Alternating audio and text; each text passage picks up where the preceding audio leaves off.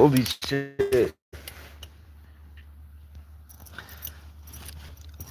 My apologies to the nice officer whose daughter messaged me and blew my channel up.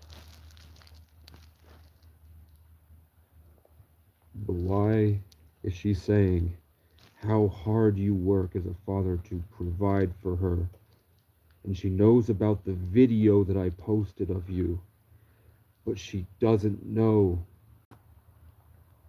that you guys have apologized for coming up here and threatening me. And you guys have finally realized that the whole time I was saying, just help me move my stuff, man. Why didn't you tell her what the police did to me? You know? Why didn't you tell her why I'm mad, man? And obviously, because I changed the title. I am not a serial killer. I'm somebody that's very mad about what has happened to me. And I'm someone that doesn't think that that way out there is the right way. And the way that I chose seems to be the right way because when I go in there, everyone I talk to figures out through hanging out with me that their way is wrong. And they don't understand why it's wrong. They don't understand why they suddenly feel anxious at the thought of not being a part of it anymore. And then they get dark and angry and prideful and they start stomping and spitting. And they can't recognize that they've gone completely insane.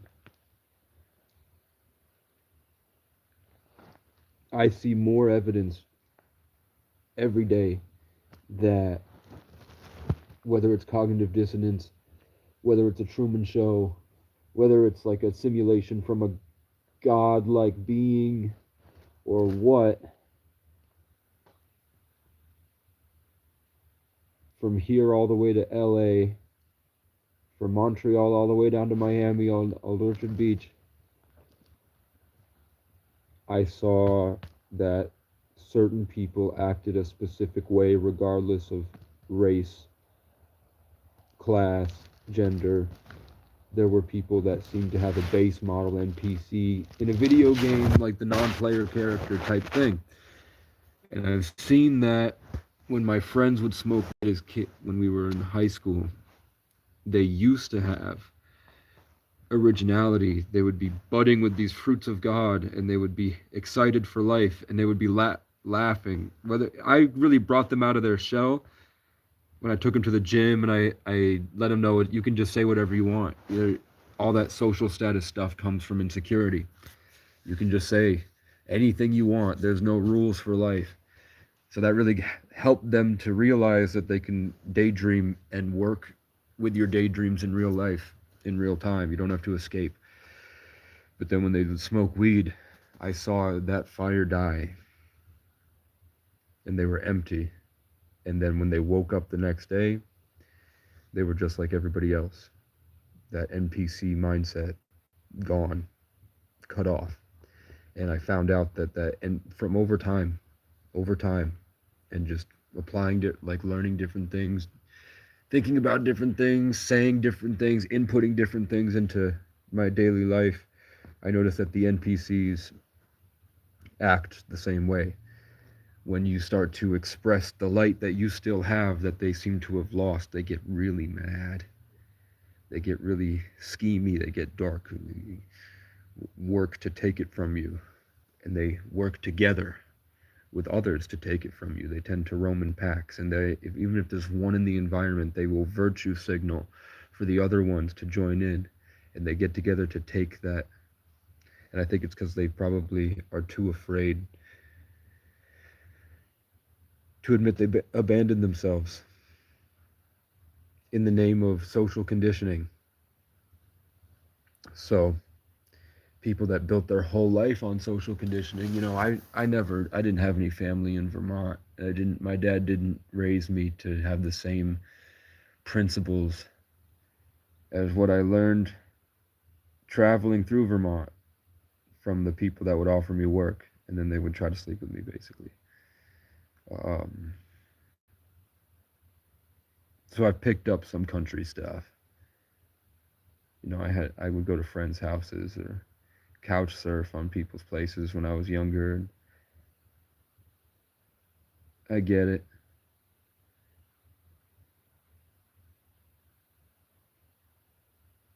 But it is like weaving in the strings of your marionette, and you forget that you're being puppeted over time.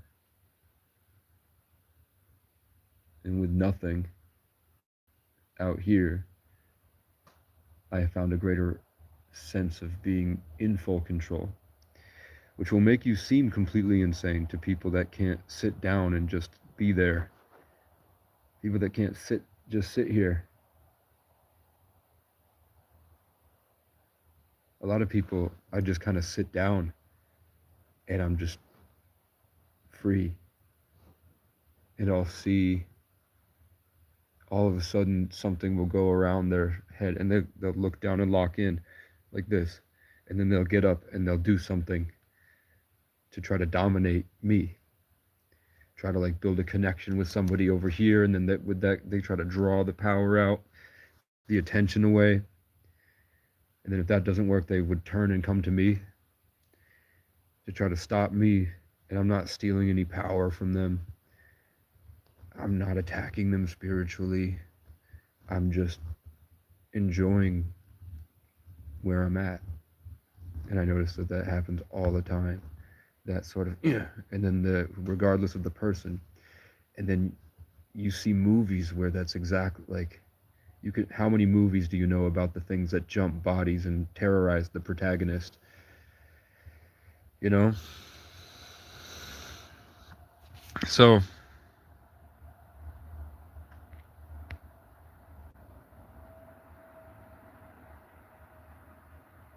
what the hell? I have to think this is AI, man. It's gotta be. It's gotta be, or it's just a product of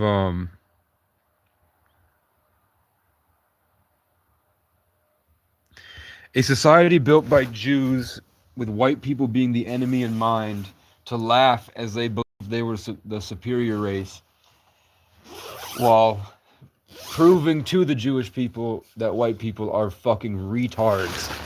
It doesn't matter how good you are, how much money you have.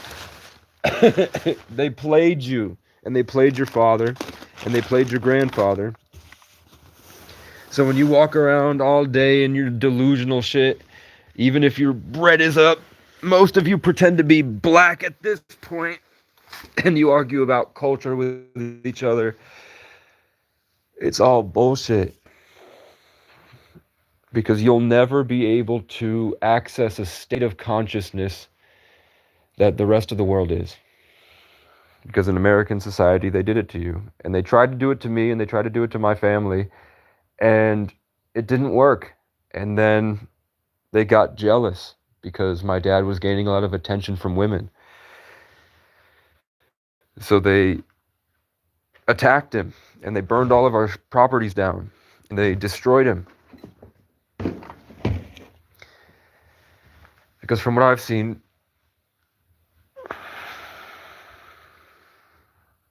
you guys are the losers. And that's true. If you weren't, what the fuck are you doing on my comment section, man? Talking shit. So, let's find my handy dandy mouse socks. And to get a handy dandy mouse to move on. I know where some are. It's weird, we had a drought for so long. For months we had this horrible drought. And then as soon as I have to leave the property, as soon as everything's getting ready, and I'm supposed to be taking my stuff and moving it down the hill over there, and into some trucks somehow to some storage unit, it's going to be raining for the next week. Which is just, it's like God is just trying to help me. Isn't that crazy? Isn't that crazy to believe? So let's find my handy dandy mouse socks. If you've never lived in a tent, it's one of the best experiences of the human condition. It's if and I'm talking about long term. Whether we want to believe it or not, American society is the picking apart and sort of brushing away the clump knots of Masonic programming and generational lies that have embedded themselves in a culture, especially people that did own slaves and were a part of colonialist society. I know personally, I meet personally, like, black people were allowed in white schools in this generation. There are old women running around that were beating black women back in the day, and they're still angry about it. And I can pick up energetically the vibes and the codes of what it was like back then. And I'm not saying it wasn't. It's confusing, because it really is. We're going from the darkness of Pisces to the light of Aquarius. People were in darkness back then. I'm sure everything felt much cooler because the emotional vibes were so intense, and identity was huge back then because we were in Pisces. Your identity was a huge part. So your life was structured in a way where you had to cultivate and keep your identity and culture, all part of your character creation, and you had to go through life maintaining that, maintaining your codes, maintaining your culture as you swam through the dark waters, interacting with each other. So part of that means the Freemasons, it was so easy to just inject fake beliefs, to just program you guys because you didn't know any better, because they raised you to be that way over a couple hundred years after they wiped out the natives. They could just tell you whatever they wanted. You couldn't call England. And even if you did, you didn't have internet or Wi-Fi. What were you going to do? How were you supposed to know?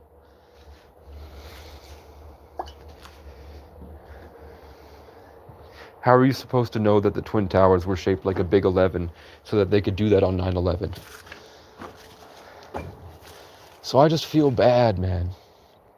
But I think it's funny. I think it's funny how many people actually waste their lives hating other people. And all I do is just sit here and enjoy what God has for me. And I try to be a better person. And I try to learn from my mistakes, and I get anxious and try to figure out why. But I was victimized. I didn't do anything to deserve what happened to me. I was just fighting to make my songs, and everyone got worse. The closer I got to making great music, the more I was tortured and kidnapped and beaten and had to fight for my life. The more my friends died. The more people would call me that were my friends. And when I'd see them losing their light inside and I saw something else take control of them, those people would call me. And they would try to have a conversation with me, but it kept getting interjected. And they would say the same things that the other people said, because it was something greater than themselves speaking through them at me. The way that they would pause and then chuckle at nothing. Or they would do the same tactics, which is rope out as much attention as possible, and then once you feel drained, they leave. They energy vampire your blessings.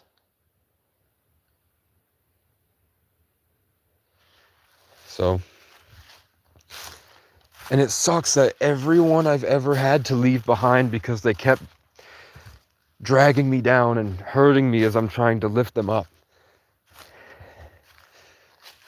they're all dead or dead inside. They're in the same comment sections now talking shit about stuff they don't even believe in. They just don't have the brain capacity to ponder and to think about it.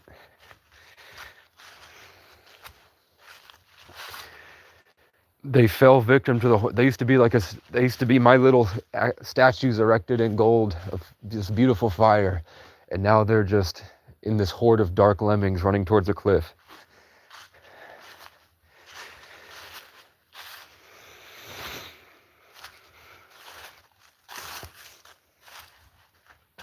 So it is what it is.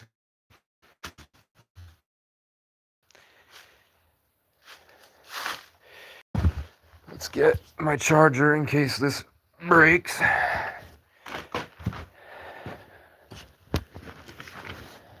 Okay.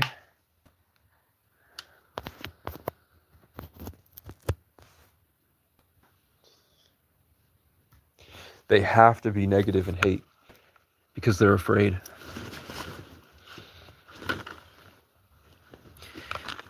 It's how they cope.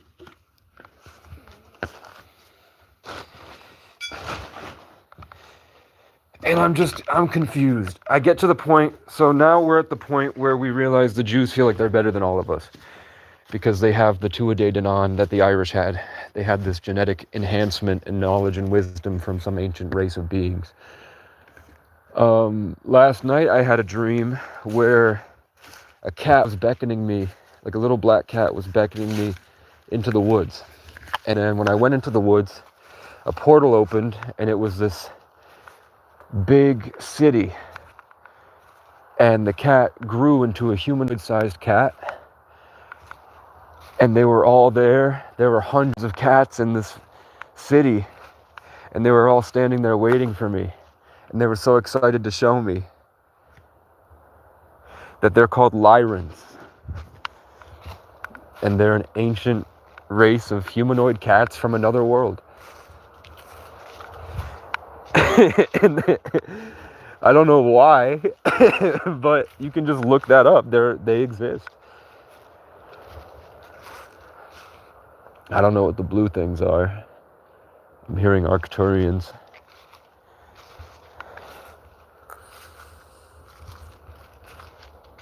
But I'm just really excited that my shoulder's healed.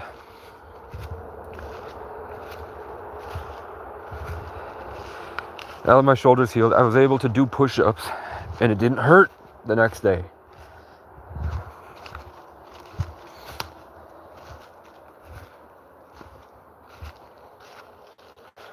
But the bear hasn't come back.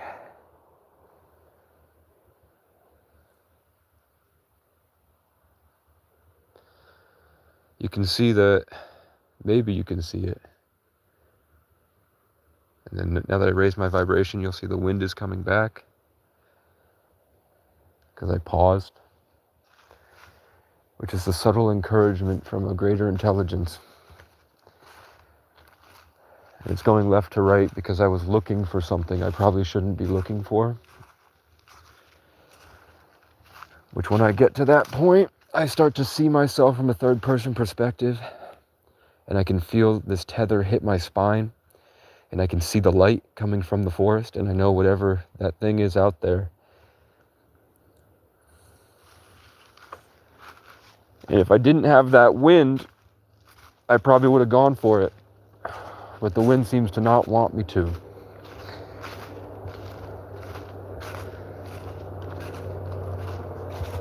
Loud noise picking up on my left side.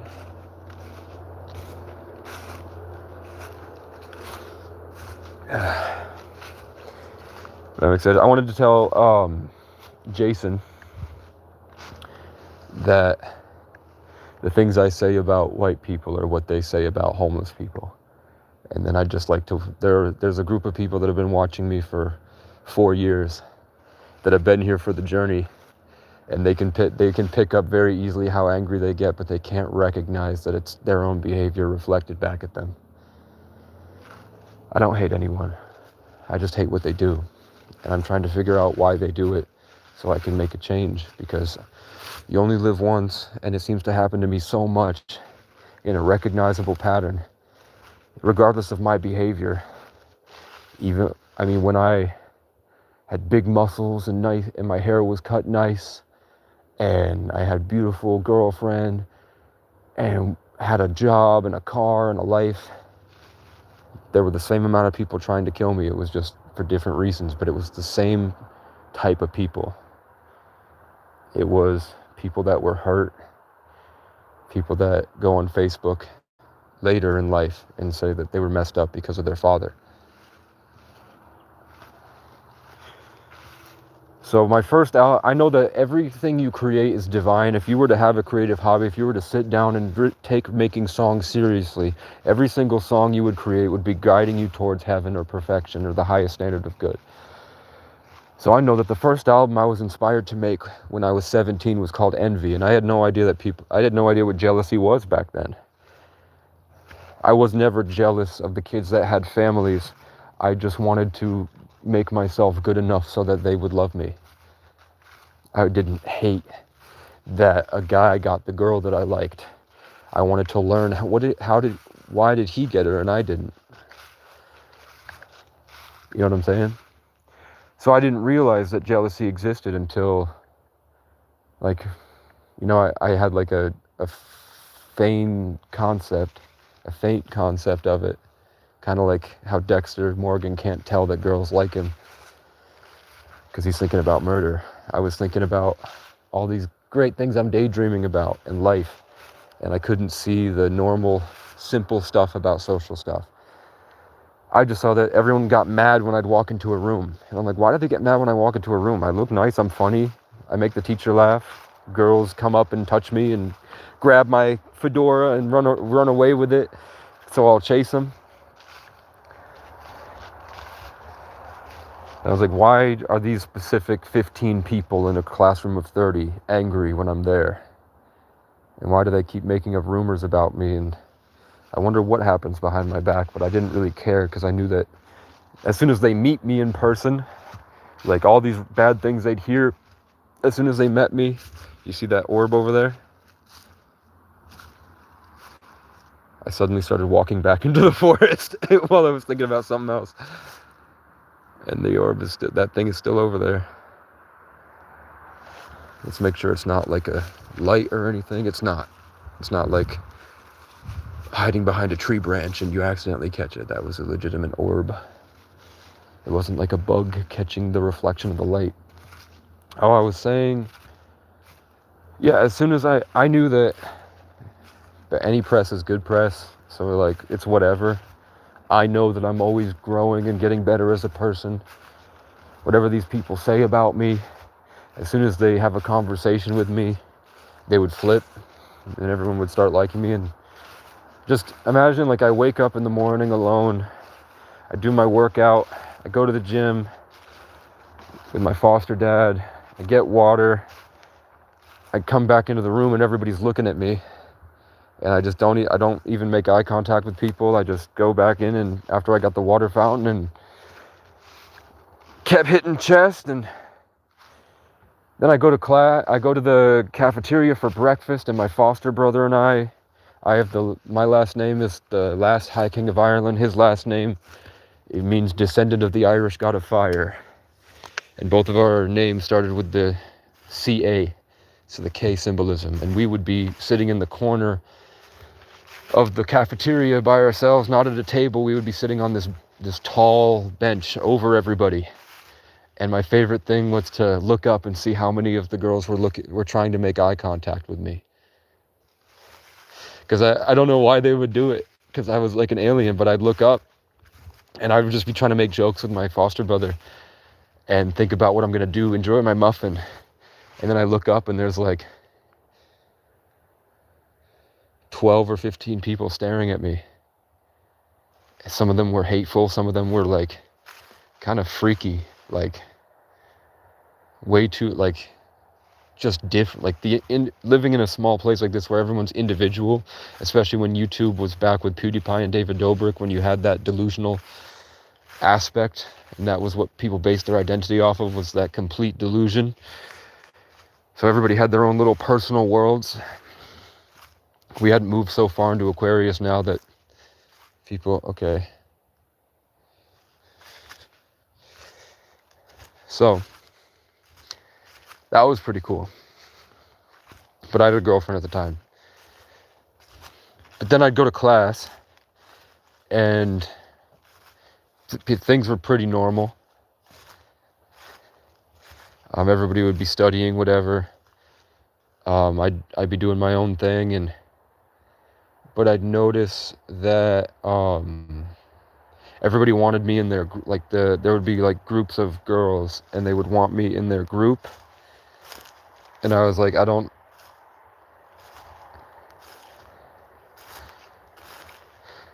know why. I thought that they were trying to get, and I think for some of them, like the really attractive girls that wanted me like in math class, I think they did like me because they kept inviting me to hang out after school. But they also, I think I was just autistic and I didn't have to study or anything. I would just sit there and then the teacher would teach the thing and I'd look down and I would just understand what he was trying to do. So I would just fill out what they wanted us to fill out. I wasn't like exploring the beauty of math and how all the patterns coincide. It was just easy for me to visualize the equations and how they worked and the process to do them. So I would do them. And I think those girls were stoned. After high school, they'd go do their sports and they'd go to parties and they'd get drunk and whatever. And they weren't taking school that seriously other than for sports, because in Vermont, all the girls play sports very competitively, at least in my hometown. But then I'm walking down the hallway and I go to my locker and somebody keyed the word baby killer into my locker. And I'm like, what the hell? Why would they do that? And then by the afternoon, some woman I've never met, like just some random girl from a different grade, runs up to me and is screaming at me about how much of a piece of shit, domestic violence, women beating, malignant, manipulative narcissist I am, that would go so far as to beat my girlfriend and kill the baby inside of her. And I'm like, what the fuck? And then it turns out just some random guy in my grade made this shit up and spread it somewhere between the morning and the afternoon. Some guy, one of the guys that was staring at me, just made some shit up to attack my reputation. And then I would be driving to work afterwards, going to Tito's to do my dishwashing job. And the guy is fucking behind me and he follows me all the way to Tito's and then he speeds off in his loud truck.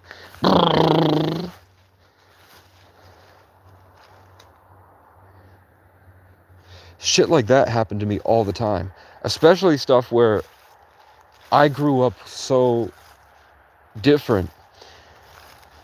Sometimes I would be confused about things. Like I don't know the right way to call people on the phone if I need to tell them something about really anything. So I'm like there and I'm trying to put on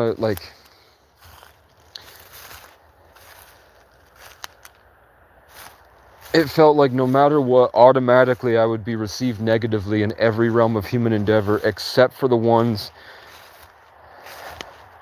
by a specific type of people, is what I'm saying.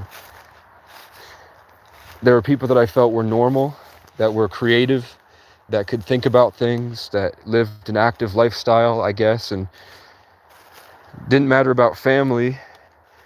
I didn't think they were weird because they had like poetic, delusional styles of their life and they romanticized their life. Like even the craziest girls you think would be like, you would consider them schizo. They were working full-time jobs. They were just artsy. You know what I'm saying?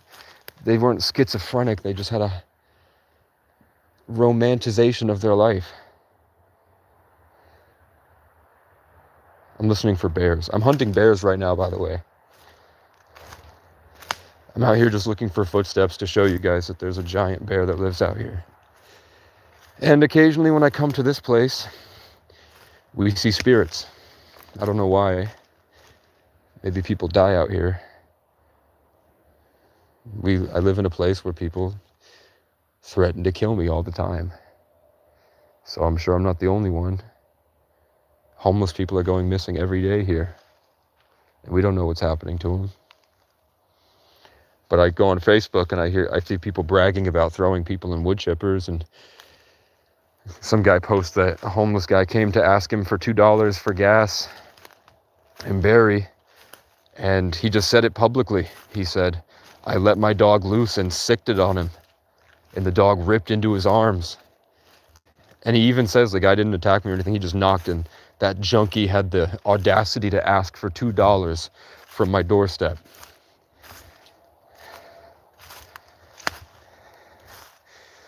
And I said, "Are you sure he was going to spend it on drugs?" And then I got removed from the group.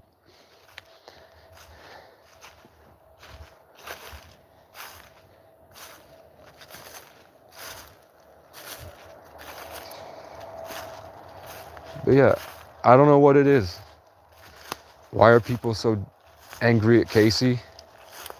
You know, anger's a cover for something else. Anger's a reaction to something inside. So what's that thing inside them that drives them to be so mad at me? And it's got to be something they're unhappy with in their lives. Are they so mad that I live in a tent because they're actually unhappy in their life? But they were led to believe that their life was the way. So even though they're not happy, they have to belittle and degrade me. Because that's the only way they can feel safe and comfortable with themselves.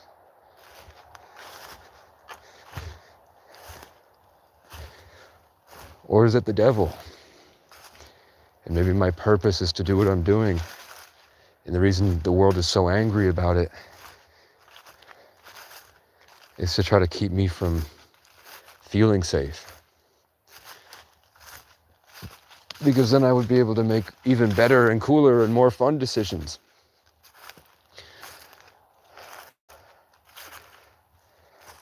But doesn't it seem to the handful of us that are like, isn't it, there's a handful of us that look on it like, this is really fucking unusual behavior coming from a massive amount of people.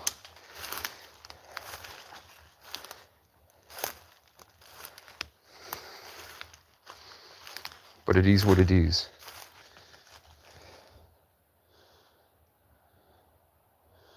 You don't have to hug me, bro. What's up with these paper clips? What are all these paper clips doing here? Are you AI?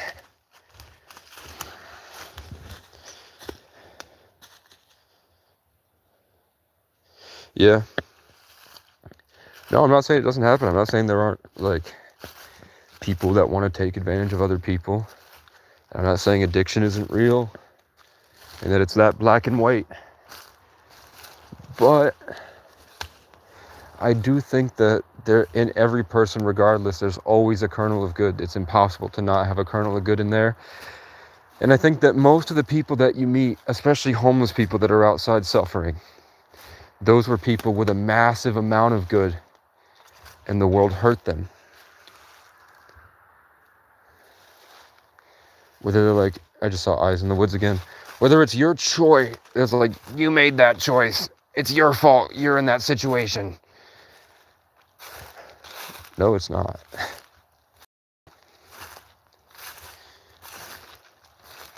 Why did those 18-year-old kids that ran away from home, as soon as I stopped bringing them to the gym, and as soon as I stopped hanging out with them every day,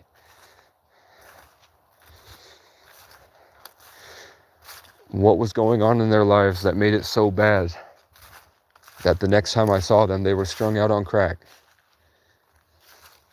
I've never seen a 40-year-old crack addict try to get somebody else hooked on crack, in my experience. But I have seen a lot of people try to get me alone and pretend to be someone that wants to help me, and then try to rape me. That happened a lot the past few years.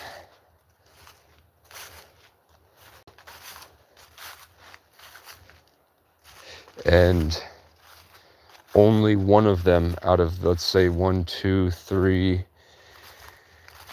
4, 5,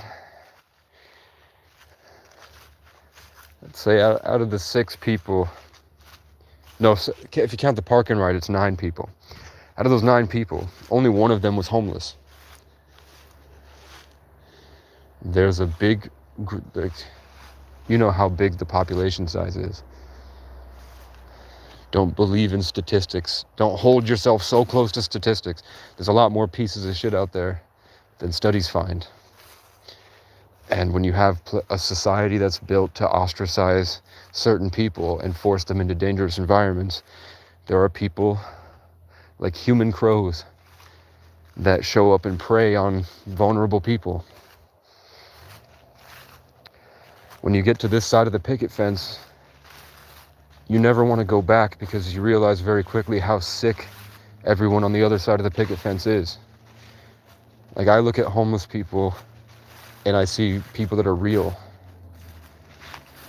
People that can sit with themselves, but they're constantly being attacked by something. And the only way they can cope is with escapes. In that horde of homeless people, there are some that enjoy it, and they listen to the monkey on their back and the demon on their shoulder. So they grow from that over time, and they become like people that take advantage of others and love to steal. But honestly, I see more 17-year-old kids in high school in their father's cars that are way worse than any of those homeless people.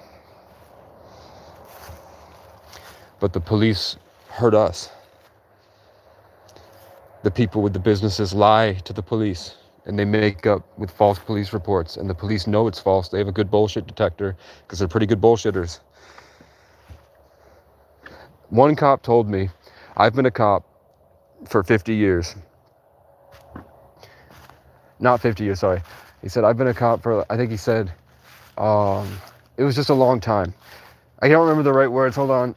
I'm trying to remember exactly what he said. It was in 2023. I'm trying to imagine, but all I keep seeing is angels putting a war bonnet on my head. Coming from the woods. Like, I just saw the trees, like in the Simpsons movie where the trees grew hands and were helping Homer escape the woods to get back home. After he did the drugs that connect him to nature, and he had the Native American shamanistic ritual to connect him to the earth. And then the trees, he realized the trees were conscious. Just like giant nervous systems. Our nervous systems are so small, and we're capable of so much. Look at these gigantic nervous systems right here. And you don't think you think these trees are dumb? I don't think so.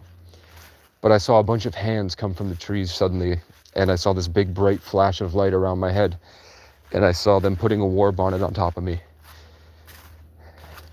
which is pretty cool. I can see the fur on it. I can see the intricate designs in the beadwork. It's white, red, black, but it's got turquoise and green inlays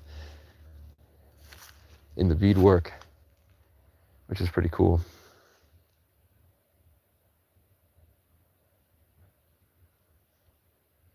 So I just want people to pay attention to the last names and realize that they're all English. They're all English people.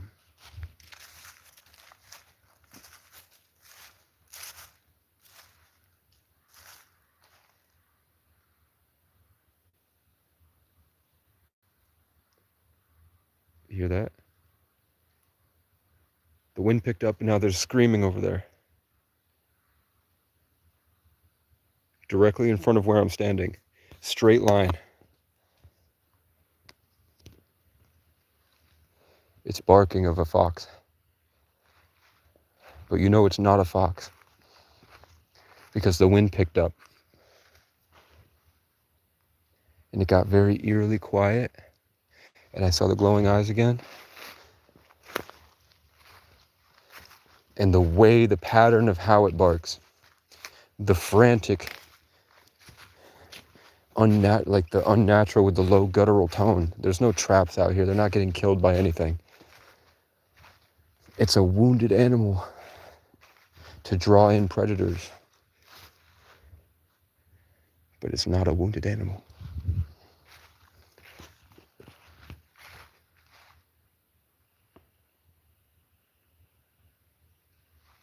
You notice the wind always picks up on the left side. But if you notice, all the trees fall on the right side. The wind comes this way.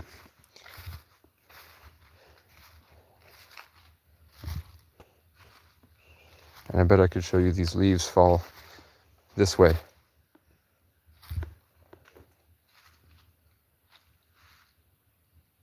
That was cool.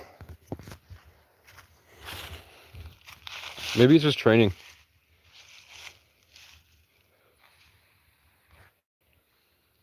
I'm not sure if it's a demon in disguise.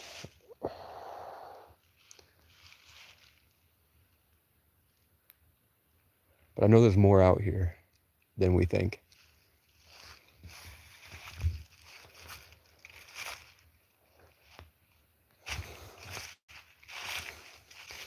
The family member of one of the police that I posted about because I was unhappy with the way they handled the situation.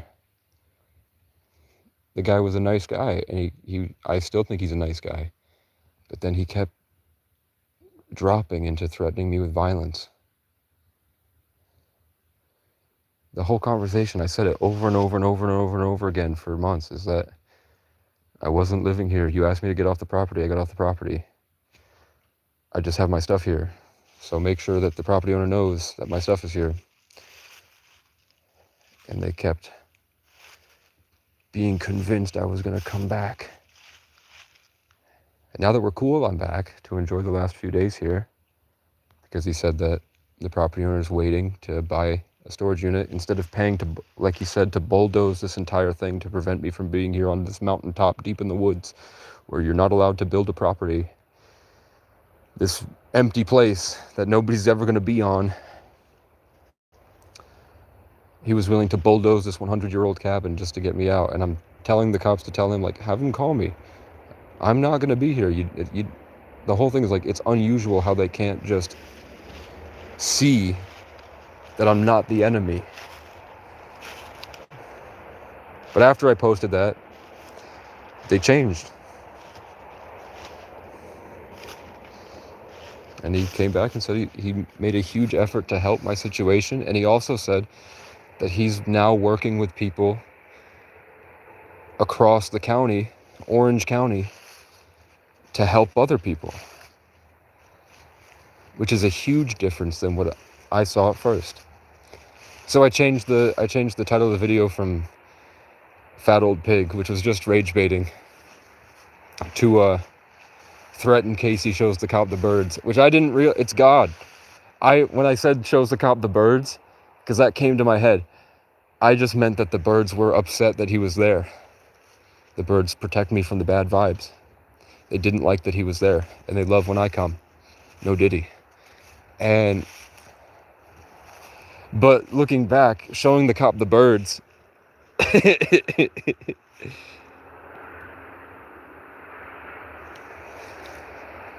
I don't know. I forced myself to tune out the spiritual stuff to function. When I get back into it, it can get pretty overwhelming. I just make slow, consistent progress to better my life. And sometimes,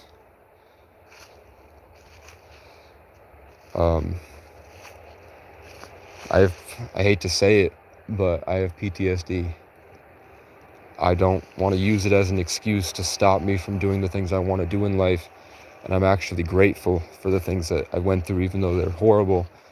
I learned a lot about life from it, and I learned a lot about myself from what I overcame. But when I say I have PTSD, when they kept coming here saying they're gonna hurt me, that didn't that didn't scare me into working overtime like they wanted. They thought they were gonna come in here, dominate me, scare me, and I was gonna panic like a mouse and freak out. I was like, that's wrong. Why would I comply?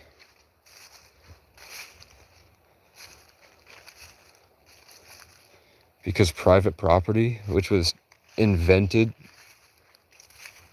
trespassing was invented to kill freed slaves.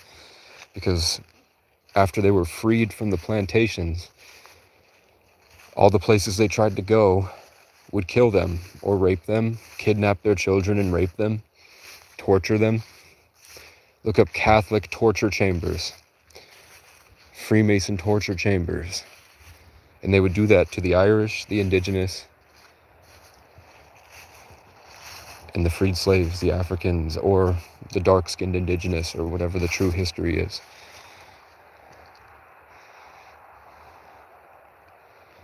You can't own land. But I'm not that black and white.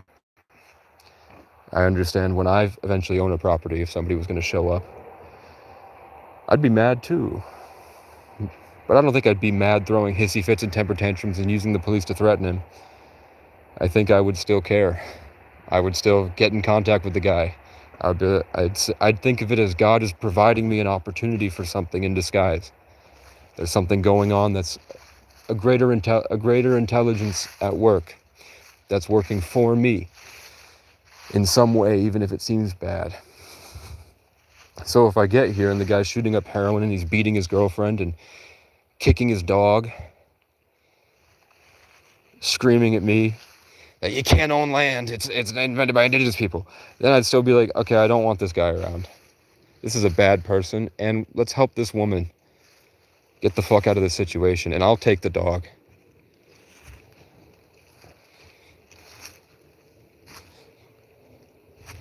So we can get that guy some help, or at least get the people he's preying on away from him.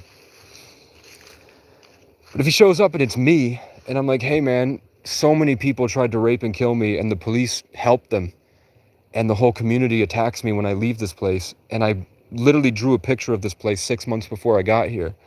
Exactly. And I've been thinking about this place for years before I found it, and how amazing it was to be here, and how much I love the area because of how much it saved my life. It was giving 200% just to get out of the car in sub-zero and walk a mile down to the McDonald's, spend money that I couldn't afford to spend just to get warm food so that I could come back and hide in my nest that's below freezing and have that little bit of warm food and watch Smosh videos while the kids are outside chucking their beer cans at me, pulling their gun out and saying they're going to kill me. They're all talking shit about when they're finally going to do it. And I'm there like, tomorrow morning I'm going to get up and I'm going to walk to the Auto Force Center. I'm going to ask the people for a job. Tomorrow morning I'm going to make it downtown. I'm going to walk. Even though yesterday they chucked scrap metal at the back of my head and almost killed me, I'm going to make it down there, because if I don't get buff and learn martial arts and finish my songs, I'm nothing. I'm not going to let my life get worse. But they were just so many people kicking me down. But I went down swinging, and eventually the only thing I could do was wander into these woods where I found this place. And then I'd say, if you don't like me being here, I'm not trying to stay here. I'm not planting my foot down. I'm just saying this stuff is sentimental to me, and I don't want it out in the wilderness to rot. And I walked around for 2 months trying to find a place to put it. So just know I won't be coming back here unless it's to grab my stuff. So stop making it black and white. If you're on the property, we're going to send 4 cops to beat you and throw you in jail and take a year of your life, forcing you to subject yourself to Freemasonic black magic court rituals and hurt you even worse. Drop the trespassing bullshit and just say,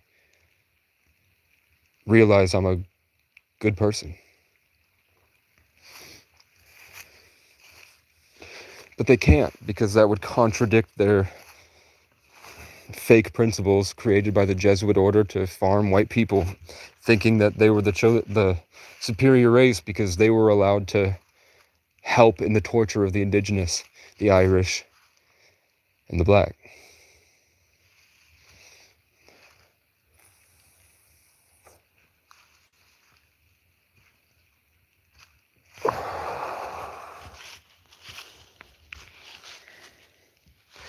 And that's all I'm saying. I'm saying the best thing you can do to help Casey at this point is just leave him alone. If you don't want to help, just leave him alone. And trust that even if he makes 1 step a day, that step is going towards a better place. I was supposed to carry all this stuff down to the tree line, but since the day that I decided to do that, it's been pouring rain every day. So now I can't. Which sucks. Because all I'm doing, I'm waiting on supposedly a cleanup crew is coming to get rid of that mountain of trash over there. So the property looks nice. The trash has been here for a long time. And then all this garbage that's here, I'm going to be throwing into whatever thing they carry up here to throw all the trash in. Because there's no dumpsters around. There is actually no dumpsters around. So I've got all my stuff over here. It's not a lot, actually. It's just 2 totes. This stuff's a fold up. This stuff will all fit in this tote. And then it's just the buck head. I have 2 pull-up and dip stations because I got a really good deal on one after I bought this one, which is better than this one. And this chair. Over here, there's not anything. I don't need that couch for anything. This cooler is somebody else's, so I'll try to give that back to them. And then my guitars. And that's really it.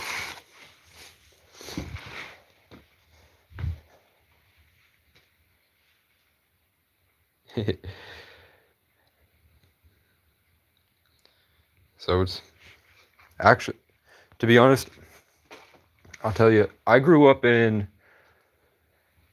I started out, I think my parents were homeless when I was born. My dad was a ski bum. I think he lived in a van. I think they bounced around my parents' houses. And then my grandmother bought my dad a triplex, 4-story barn, 40 cabins on the property. But it was only like maybe 10 acres. But there were 40 cabins because it was an old motel. So we had the potential to have tenants, 4-story barn. My dad had a giant workshop in there, whole woodworking thing, everything in there. A dream for someone like me. And 40 cabins. And the cabins were full of raccoons, which is pretty funny. That the cabins were housing animals. I like that a lot. But they could have been fixed up. And we could have started a motel. Gotten a shit ton of money. And my dad's a Leo, so that's kind of perfect for him. It's like exactly where he was supposed to be. But the tenants didn't pay. The tenants shit on the walls. Drew shit on the walls. They put their stupid Care Bear stickers all over my nice furniture that I liked. They fucking ruined the place. And they got their family in, and they both took advantage of us. And my dad was a nice guy. I'm not talking about, oh, I have 1,200, I only have 600 this month. I mean just like blatantly ignoring him. Real squatters in real properties, not like a cabin deep in the forest that nobody lives on and nobody can build anything on. I'm talking about actual tenants with contracts and shit. Then some kid burned down the barn. Then horrific trauma happened. And the family couldn't function enough to manage it. And we lost it. And then my dad got to live in a ski chalet because he's an ascended master Leo, which means he's going to take a slow movement on this ascent on his journey. So his slow ascent, but it's also for me because he had a kid that's got a Saturn and Taurus in the first house. So of course, my physical life had a horrible experience that forced me to rise to a more perfect place. So we lost that place and we moved to the very top of the mountain, and we had an entire abandoned ski resort to ourselves that we could walk and hang out on this huge open mountain to ourselves. And we lived in a ski chalet we had bald eagles that lived outside, and we had hummingbirds that came to the window every day. It was a big 2-story building that had the big point, and it was red, that had green hedges around. It was only on like an acre of land and 10 acres of forest, but it was at the top of the mountain with this huge view. And it was amazing. It was old made. We had a hot tub. And then the police showed up, and 6 of them beat my dad for no reason. They pulled him over for not using his blinker when he used his blinker. I saw it. Then the cop tried to reach his hand into the car to grab the keys. My dad, with the hand on the gun, my dad knows inbred honkies, inbred yokels are coming to kill him again for no reason. Probably the same reason I have envy, rumors that aren't true, because nobody will take the time to leave their misery. and their centuries-old programming and their vices. So all of a sudden, on top of this mountain, randomly, there were 6 cops there. They were waiting to jump us, regardless. If my dad had gotten out of the car, they would have tackled him and beat him anyway. But my dad handled himself really well. It took a lot of work for 6 trained officers in some small yokel town to get him down. And he was only arrested for fighting back. They had no warrant. They had no legal grounds to get him for anything. My dad didn't commit crimes. He didn't do drugs. I'm not even sure he really drank and drive at that point. But after that, it messed him up. So we lost that place. And I kept going back to my mom, who would panic and have freakouts, run around in circles screaming if her Farmville plants died, and she would have panic attacks, and she was like this nut job. And then she would make up an excuse like these guys do to hurt me. She'd make up some excuse. Casey's a bad kid because he wakes up 5 minutes after his alarm. Some stupid shit like that. And then she would put on this show that she's just at wit's end. She doesn't know how to manage such a horrible kid. And I didn't do anything. But she needed to put on that show with lies. She needed to lie and gaslight people to believe that it's okay for her to not want to have a son. And then she would give me up. And I'd be hauled away somewhere until her loneliness would kick in and she'd realize, I want a son again. So that she'd try to take me back. And we just go in those cycles. Bouncing around place to place, completely alone, deep in the woods.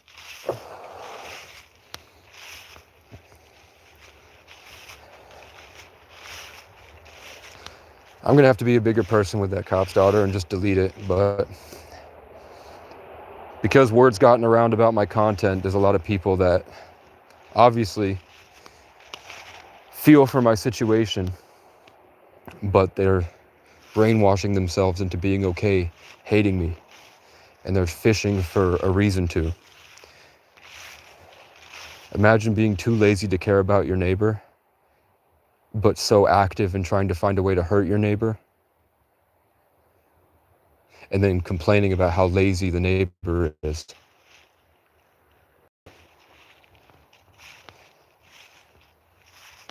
It's just weird. It's weird and confusing.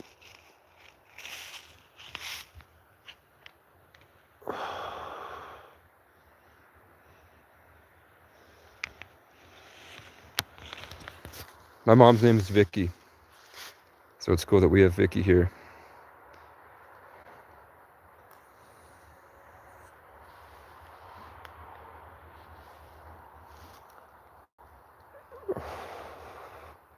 Let's see. Is there any positive comments with the 51 people here?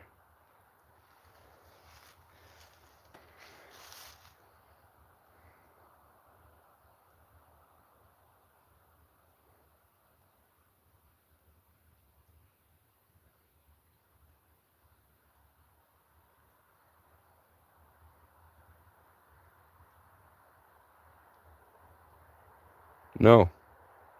There's 50 of you here, bro. See? And that's the point. Thank you, capital G.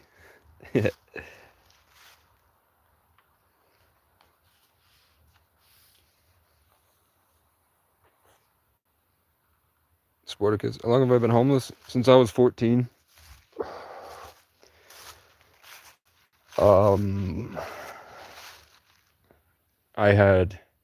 I was working doubles.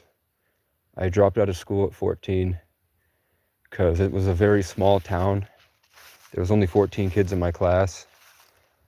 And I was not from there because I moved around a lot. I didn't like it. I figured it would be better for me if in my situation, because I was bouncing around places and didn't really have any friends. And I was kind of heartbroken because my only friends moved away. They were homeschooled, and they decided that they wanted their kids to go into school without being associated with anyone. And I was sort of the black sheep of the class. So the parents decided that they wanted to have their kids go to school full time, fresh, without anybody, and meet people that way instead of through me, because they were worried that I was 5'4". I'm 5'10" now, but that was when I was 13. They said basically, let's stop hanging out with Casey and let's get you guys enrolled in sports, and that'll be the best way to get enmeshed in the community, rather than latching on to the sick kid. But that's not how they felt about me, but their parents made them, according to one of the kids. One of the younger kids that was 7 said that's what happened, and they had a big talk about it, but they were mad at their parents for a long time. But to me, it was heartbreaking because they had a whole family, and I'd never had any family in my life. So to lose that family, I decided it would be better. Let's just drop out of school, save my money. So I immediately got a job and started working doubles at the Hermitage Club. I made like $1,800 my first week. My first paycheck was $1,800, working at a ski resort, and the dishwasher would check out. So I ended up having to be the main dishwasher on the busy nights, which was really challenging, but I had good mentors. Like that guy taught me, make sure you do all your work first so that you can be lazy afterwards, instead of trying to pace it. I was trying to do it, pace my whole night, so I would be working the whole night. He's like, no, just bang it out right now so you don't have to do it the rest of the night. So I did really good, but there was just one night where Cheap Trick was playing. The manager, Tom, was having this big freak out, violent, in the basement, just running around in circles, screaming and throwing shit. There was somebody else at the loading dock that was running around screaming and yelling. And then I got back down the mountain across the street, because my dad lived at the resort. So at the bottom of the hill of the resort, at the summit, I went to see my dad, and he was freaking out the same way the other two were. And he grabbed my leg and tried to drag me out of the house and throw me into the snow and lock the door, because he thought I didn't love him. He was like, we're gonna have a relationship as a father and son, or else get the fuck out of my house. And I was like, I'm tired. I just want to go watch my Minecraft videos and go to sleep. But he kept dragging me by the leg and dragging me out of the house and trying to throw me out with no clothes. Like, I had pajama bottoms and socks, no boots or coat or anything. And then he came at me with a hammer. And then he almost bashed my head in with the hammer, but then he froze, and then he decided to go smash everything in my room instead. So I ran into the room, and I retard strength or whatever, adrenaline rush, picked my dad up and dropped him, and he landed on the bed frame and on my guitar. I grabbed my Xbox and TV, and I walked a mile down the road in -60 wind chill. My hands were cut open, like it was cutting my fingers. Like, skin was fucking falling off. It was purple. And I got to the next house a mile down the road, and my dad, the whole time I was walking, was trying to hit me with the car, playing chicken with me. And then I got in, tried to fix the guy's landline, and my dad had a heart attack, and he burst through the door screaming. And then we got him back to the house, and then the cops showed up and took him, and then my mom gave me to the government the next day, and I hopped around homeless shelters for the next year. Institutions, in residential programs, until I could get a foster home. And then I got a foster home, and then after a few months he decided he didn't want to be a foster dad, so he gave me up. And then I went back into shelters, and I found a different foster home, and I was with them until like a couple days before graduation. They were like, no, we're just going to kick him out. They were mad that when I would go into my room, I would take all my stuff and throw it at the foot of the bed. So I had this nest, and I really liked the nest, but they didn't like that I was messy, even though it was just clothes. It wasn't like papers or anything. It was just my clothes on the ground. But that, you can see now that I live in a den out in the woods. That's just, maybe in a past life I was a bear. That's what I like. I grew up in a refrigerator. I was sleeping in a refrigerator box as a kid. And then when I couldn't sleep in the box anymore, I would hide in the blankets with just my mouth popping out so I could breathe. That's just what I like to do. Maybe it was trauma as a child, I don't know. that I needed to feel completely sealed off from the world. But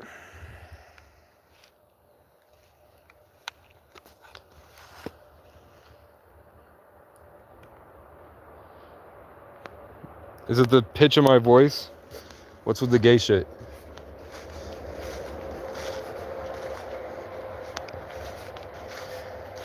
But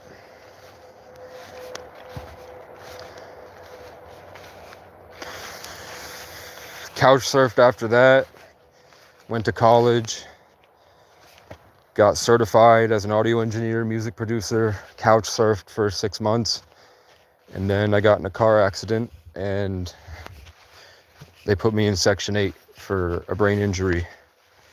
And I stayed there for, well, we weren't sure if it was a brain injury or what, because the car crash was a suicide attempt. I tried to kill myself. So they just diagnosed me bipolar after a day of knowing me. You know, I had no real evidence. But it is what it is. So I stayed in Section 8 for a few years, and it was torture. I hated it.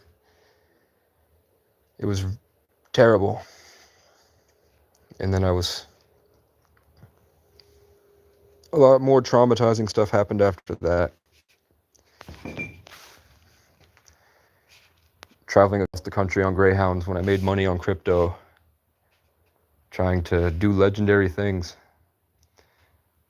I tried to meet YouTubers, and I used to hang out with YouTubers that had like a couple 100,000 subscribers in Miami. It turns out they were like pseudo sex traffickers. Like they were involved in this big fraternal thing that had this big ranch out in Montana. And they would go try to get 17 to 19-year-olds and then fly them out to the ranch. And I didn't like hanging out with them. I was more like, I want to make amazing content. I want to like make art. And I think they picked up on that I wasn't like the rest of them were like, the youngest guy other than me was 24 and I was 21. So they weren't, I don't think they were interested in adopting me. So I stopped hanging out with them.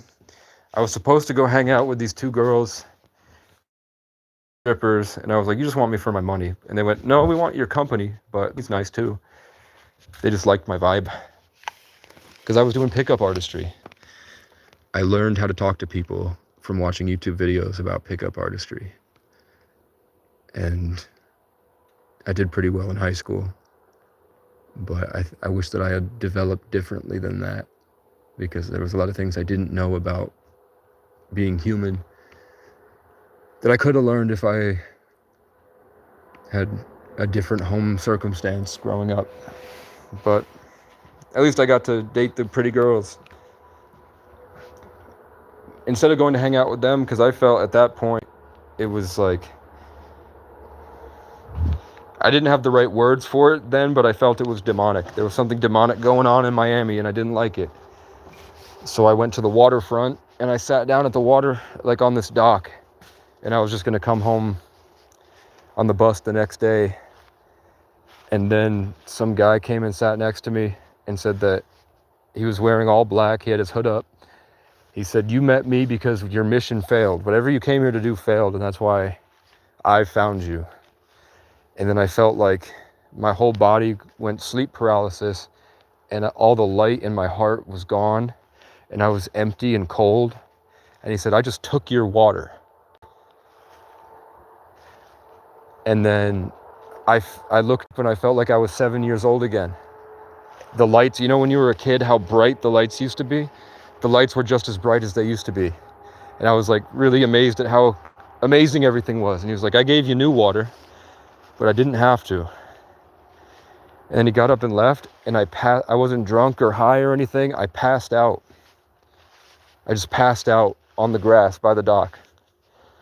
And then I woke up, and the cop was there telling me I'm trespassing. And I didn't smoke weed, but I had brought weed with me because I was like, maybe that's going to be my way in when I go party with these pickup artists and these famous YouTubers. So I had the weed on me. So he saw it and he was like, throw that shit out. So instead of, he said, I'm not going to arrest you, but you're going to have to say that that weed is yours, and you're going to have to go to we're going to put you in a hospital. Because he assumed there was something wrong with me by when I woke up. I think it was because I passed out in dog poop. When I woke up, there was dog shit on my shoulder. So I'm sure he thought I was strung out on a bunch of stuff. I think he did ask me where I'm from and what I'm doing here, and I said I don't really have any family and I don't have anywhere to go. And I was just going to get on a bus and go somewhere else. So he put me in a hospital instead. I wasn't diagnosed with anything.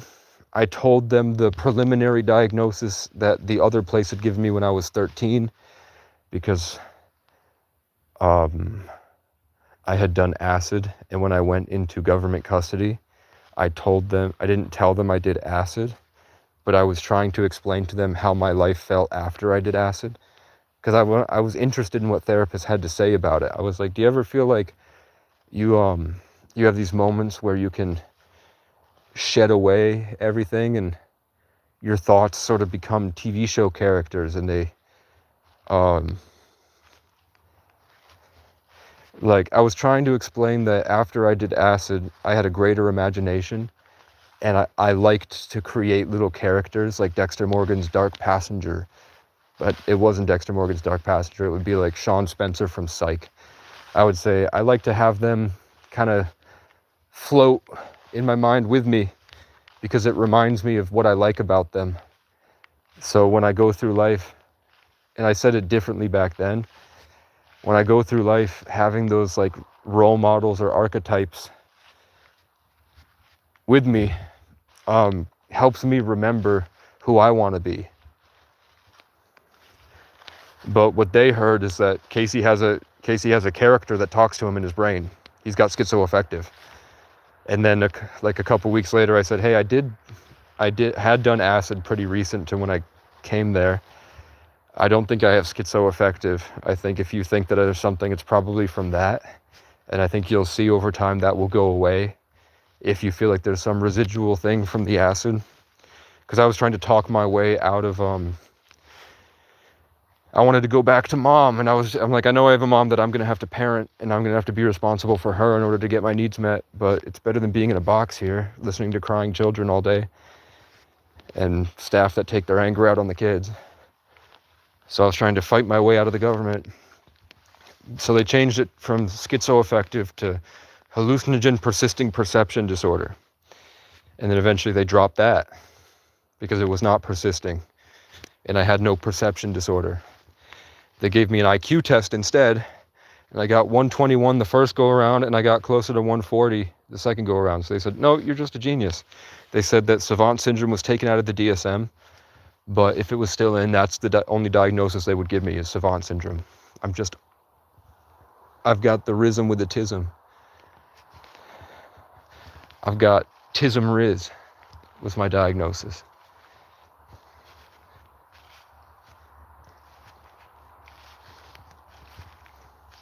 I just don't see how people can't tell that this life is valuable.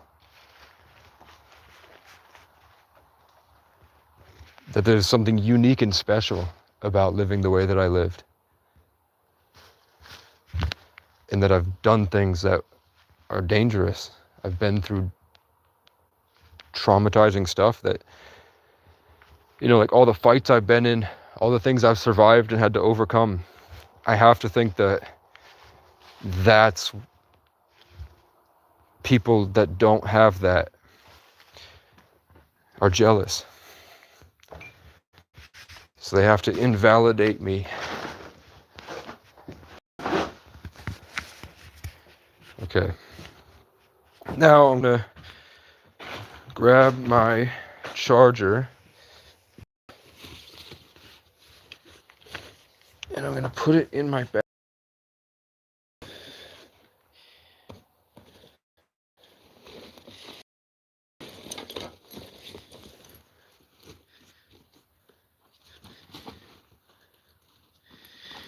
And we're gonna have to find my second one, because I missed that yesterday.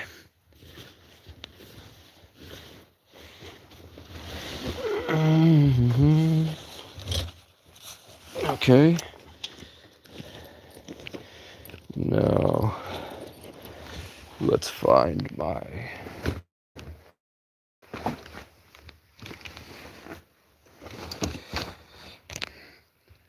other charger. I found the block.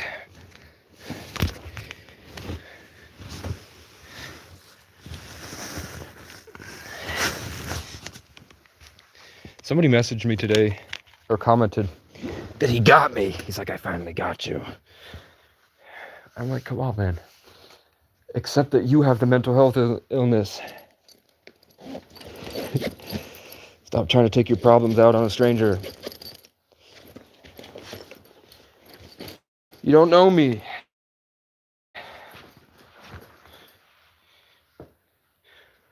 You can't possibly know me based off of ranting on the internet.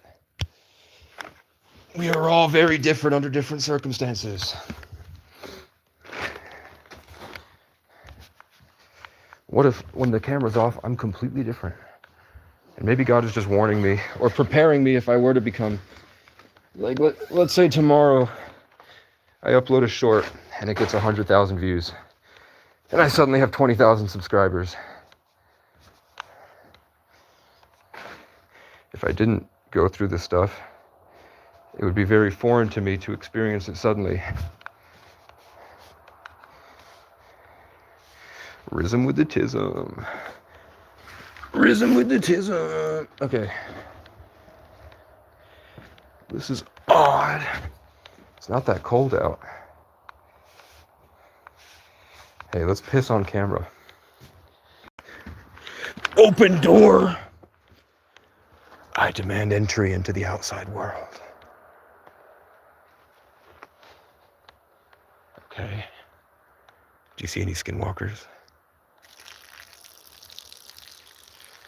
I'm marking my territory for the insectoids to know, don't come back here while I'm here unless you're here to help me.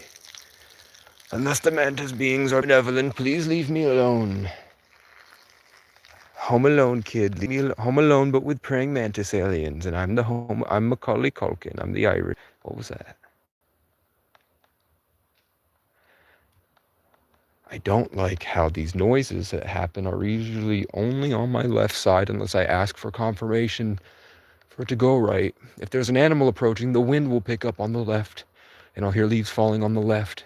But when there's these weird interactions with spirit, let's say I'm standing right here, so directly in front of me, a bird will just spawn, or I'll see flashing lights, or I'll hear a noise right there, and nowhere else. I'm hypervigilant from trauma. I'm picking up all the noises that are happening, and I'm cataloging everything that happens.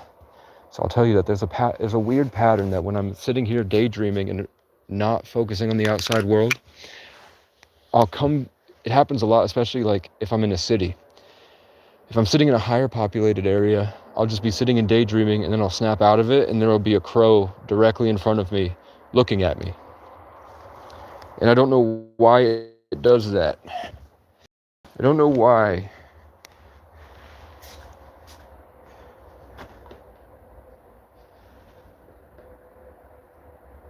Yeah, this place, when I first got here, this place was covered in dirt from floods. This place had been flooding for 20 years. Irene, Irma, maybe, I don't know. I don't know the names of the hurricanes, but I know when they hit. And it was, I'll show you this mountain of garbage. So when I got here, I meant to say that people around town have been coming here for 100 years. You can see right there, maybe you can see that 4. It's actually 1945 or 8. It looks like 1948. So it's been here for almost 100 years. Almost 80 years to be specific, but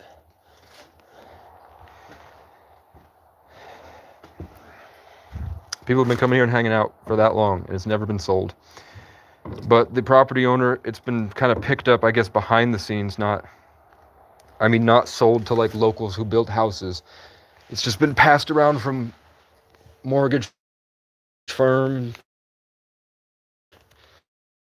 realty companies until it made its way down to a guy in New Jersey.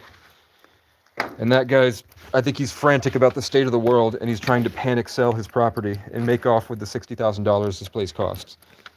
This place only costs $60,000 because you can't build a house here. You can't build anything on it. And the view would be great if you put like tens of thousands of dollars into clearing trees. Then you might have a good view.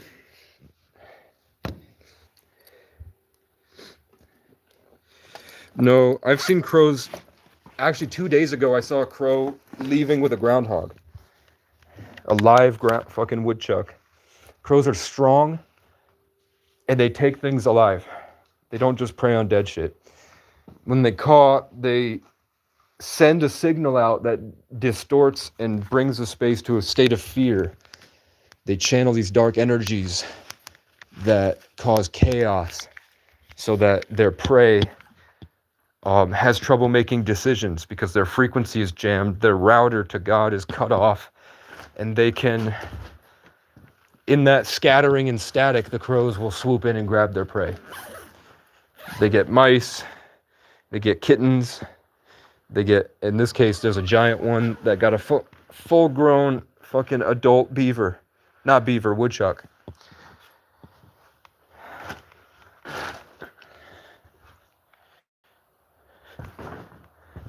So I didn't like it because I would see that when I'm at peace, the opposite happens. I have an aura of comfort that makes birds hang out with me, that makes squirrels come hang out with me. Mice move in. They always stay near me. The birds will fly with me if I move to a different part of the forest because I help them feel safe. So I think that peace the crows could feel. So when I'm focused and daydreaming and trying to do great things, you know, my voice doesn't sound like this. It goes back to the deeper register or whatever you guys are looking for. And I'm not kind of disassociated out of my body. The crows hate it. It makes them mad, and they'll show up and they'll caw and scream at me for as long as it takes. Sometimes they go for days. And I would be fighting them off. Eventually I found this bat called Vanquish and its favorite colors, which is really cool because I slam it on the rocks and on the thing here to scare them off. It's not raining, so I can take my guitar. And that's all we need because we're going to be outside all night anyway. Okay. Hello outside. Now, let's see.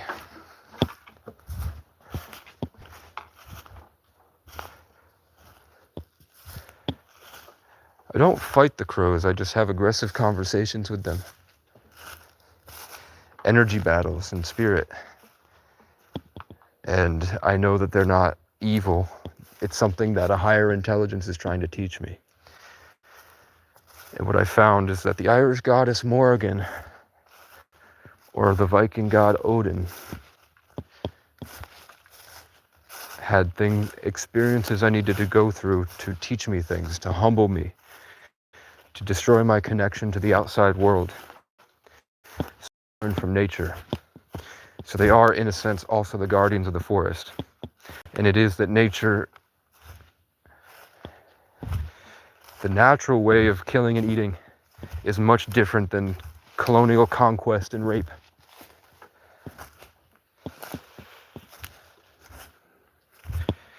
When the mice die, and they know they're about to die, they're no longer scared. I've seen cats grab mice out here. There's a stray cat that comes through, and he's got a gang of house cats that come with him sometimes. They run all the way up here, and I had prayed there was 40 mice that used to live in the cabin. And I was mad because they would make these noises, and their high vibrational stuff would really bother me at night when I'm trying to sleep.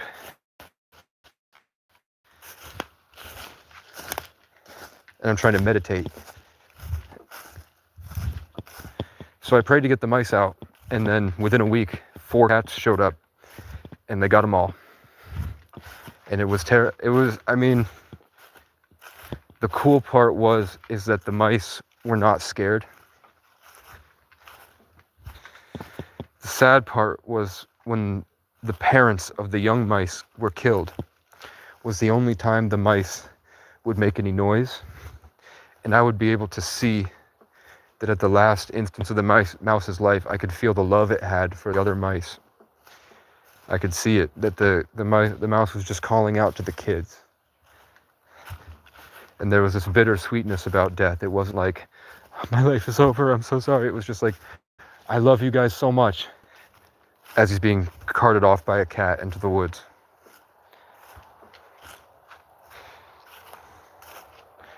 Nature is completely connected to every animal and us.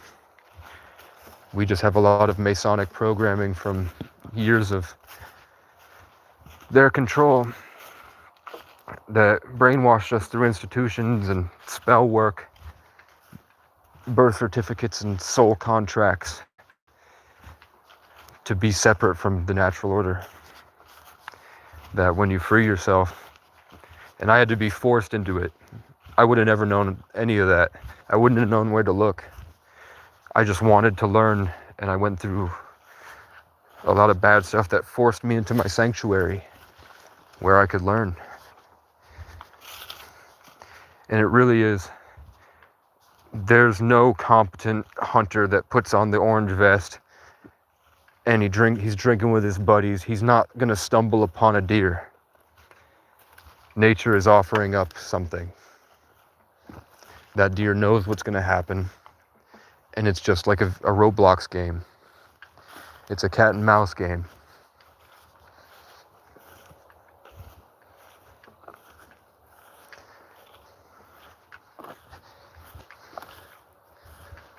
But in that, you can make a lot of mistakes. You can be a piece of shit. The deer did offer itself up. It did wander into the woods, knowing you're there, because you can't mask yourself.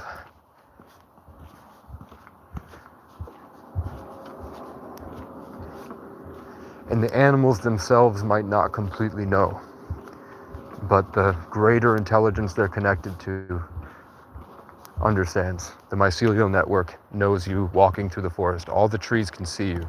You can look up studies that show that, say you have a group of house plants in your house, and you drive away 10 miles away, and you go to work. When you show up within 5 miles, so that houseplant has no eyes, it's not even connected to the ground. It's in your house, in your apartment, maybe even on a second story or third story. When you get within 5 miles, the plant starts to change and emit signals to the other plants in response. It knows when you're coming home, like a dog gets excited when you're at the door. And that's just small plants. Imagine what these trees are capable of doing.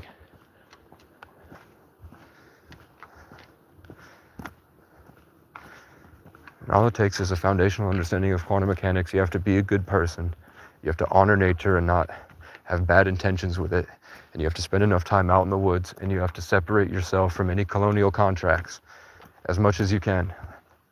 Like, when I got on food stamps, it felt like I lost a lot of it. I felt like getting on food stamps was a bad decision, but there was really nothing else I could do, because nobody would hire me.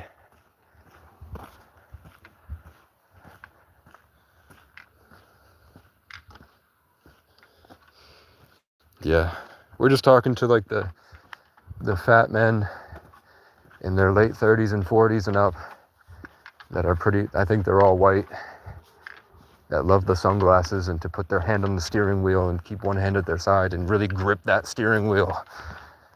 You know what I'm saying? Those guys who are sort of separate from it. And it's really just, they want that. They want to dance in Puerto Rico, man. They want to go to the bar in Puerto Rico and dance. But now they just get a bunch of money and pretend they're better than everybody else and try to flex their power over everyone in dominance games. But they're just as unhealthy as everyone else.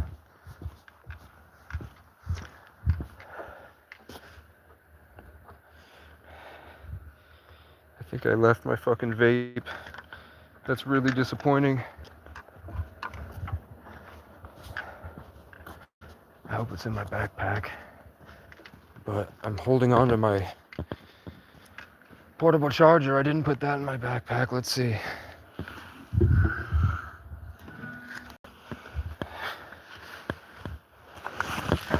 I don't know what you're saying. I'm just hanging out. Let's hope I got my vape. Did I bring my precious vape? Yes, I did.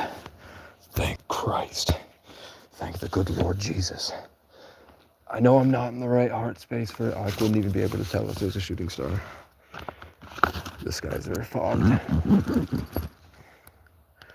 We're coming off that on the 21st of the month is one of the most potent energies. So you'll find that the forest beds are pretty rampant with electromagnetic energy, and what you think is light pollution is really God's software update. Like when you look up like this and you can see the haze, but I know because I've been here so long that that's not light pollution, that's electromagnetic energy being refreshed as we move from today, which is the release, into tomorrow, which is the master number day, where the zodiac changes from Libra to Scorpio. So we're going to be starting off from humble beginnings. In Scorpio, we're all going to be moving to the lowest point, and the process of next month is to evolve from the Scorpion to the Phoenix. That's what Scorpio is. The dark waters up into the Firebird, soaring through the air. And then Sagittarius is the righteous truth, running rampant and wild through the forest and the skies and all the different stuff. It's Zeus or Jupiter. It's the big smackdown. It's the stunt on everybody. And then once you're done with that, once you've saved everybody and they all go to heaven in the rapture, and this is every year, it's a thing about the collective consciousness, our individual souls' journeys.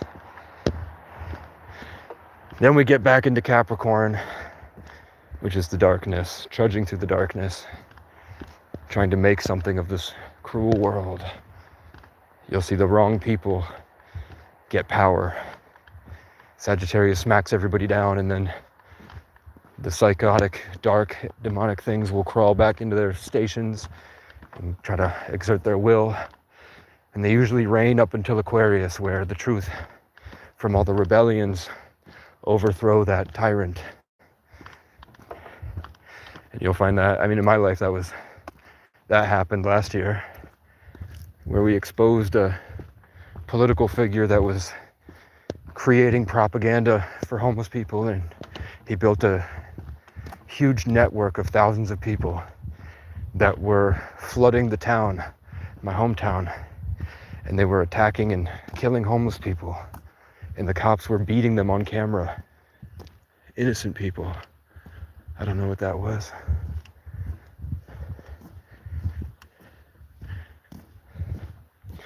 And we went up against him on Facebook comment sections for months.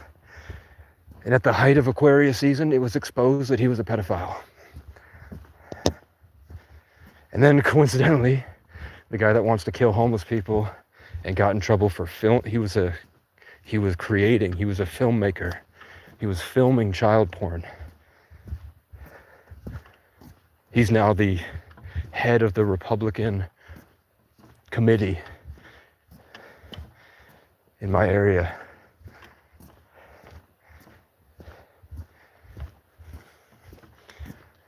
But as a Sagittarius sun, I have to assume my job is to just have fun and embody the righteous truth.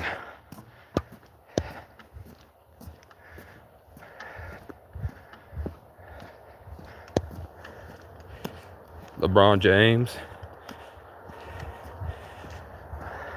It means that LeBron is a Satanist, and he's in this club that's been going around since ancient Egypt.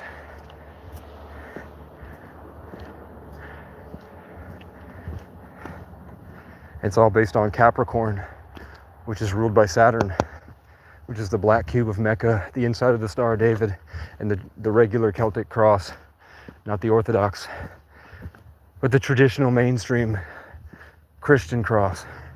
When you fold it up, it's a cube, it's a black cube.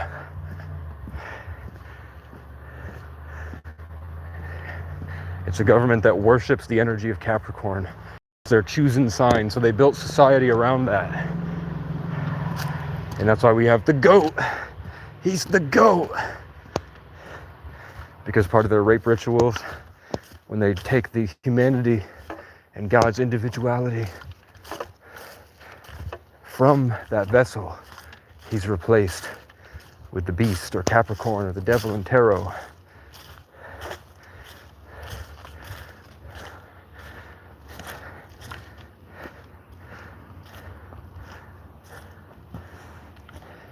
Sometimes they keep this light on, and sometimes they get mad and turn the light off.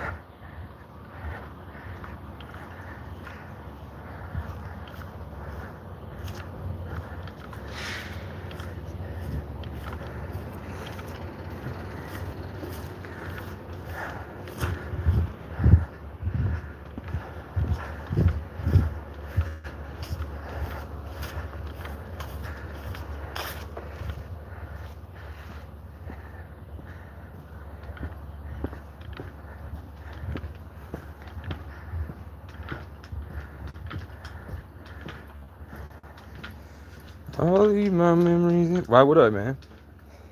What's the meaning of life?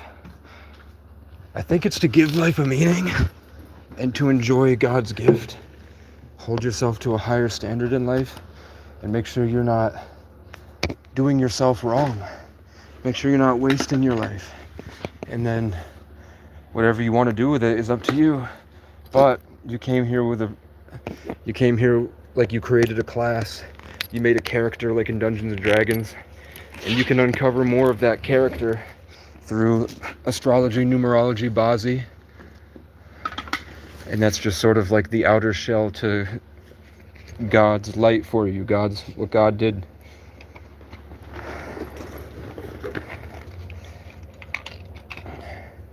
Like when you uncover your Bazi, your Vietnamese astrology, your Taylor's, your numerology, and your birth chart, and the degrees of which all that coincides, and you line that up with the story of your life, you recognize a very specific constant pattern that keeps happening. How your soul is expressing itself in this simulation lines up completely with your astrology, numerology, and Bazi, and you'll realize the spiritual part of yourself you had been ignoring was always there, but you were just running from base programming because you were unconscious. Once you can start to learn more about it, as long as you hold yourself to a standard of good and you hold yourself accountable, like you don't bullshit, then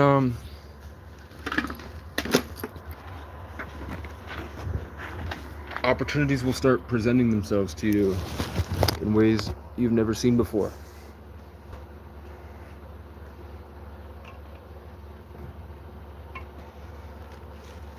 Let's hope this isn't too out of tune. I might have to go for like 20 seconds at max to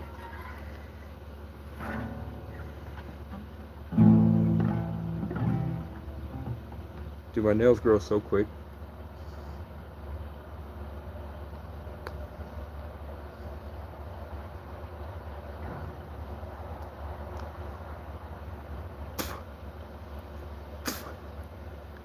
This isn't any type of channel, man.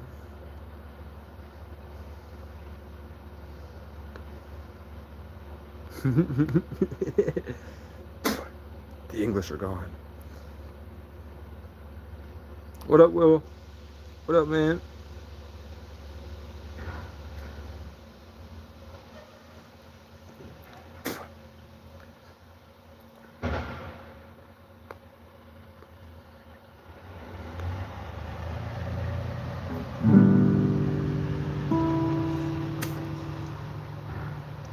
I'm alright.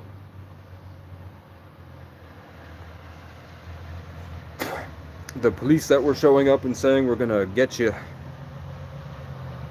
A cop who's been a cop for 50 years, he said,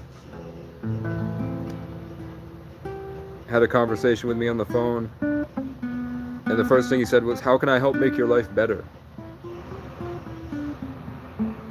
Which is it. The first thing I was like, "That's amazing. I have not heard that in so long. I don't think I've ever heard that, especially from law enforcement."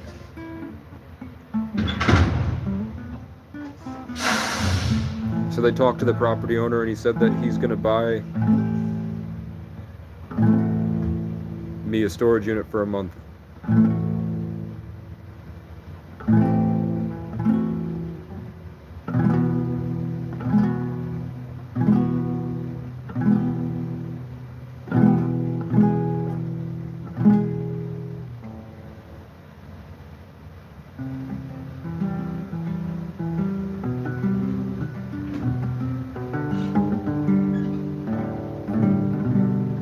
It's out of tune.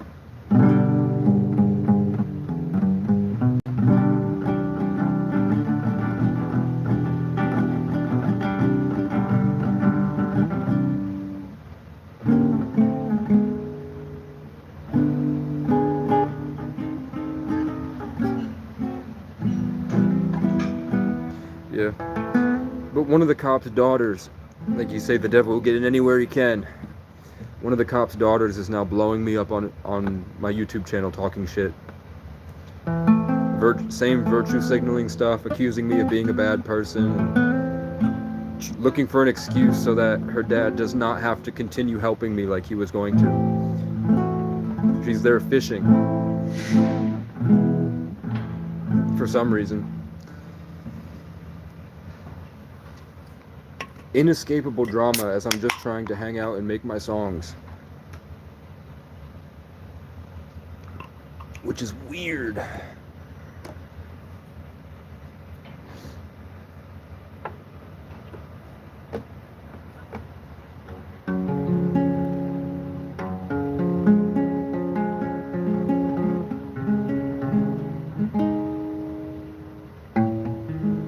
Yeah, it's out of tune.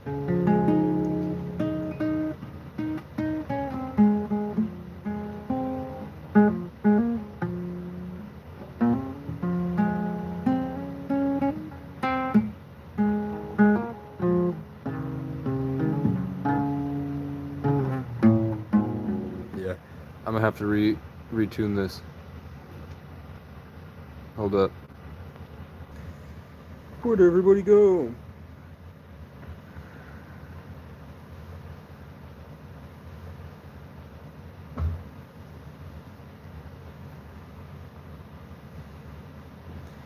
You're bad for you then. I wish, man.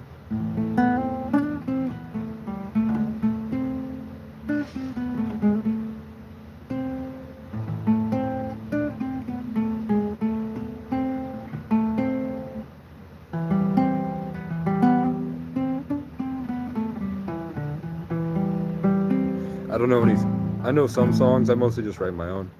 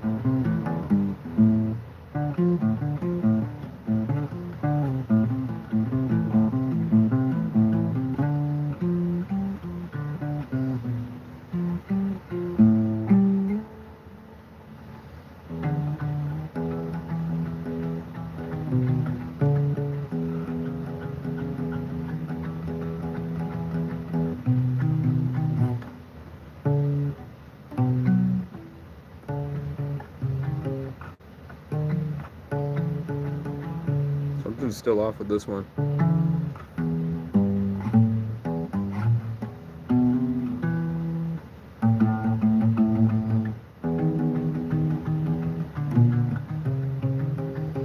Yeah, it's still it. Might just be permanently out, man.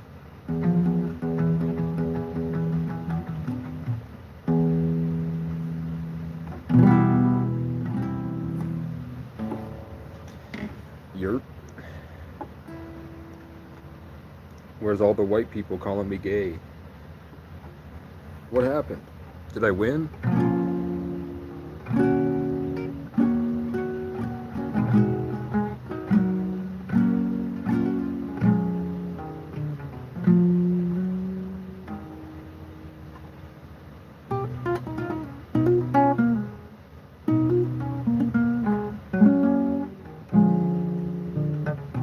Yes.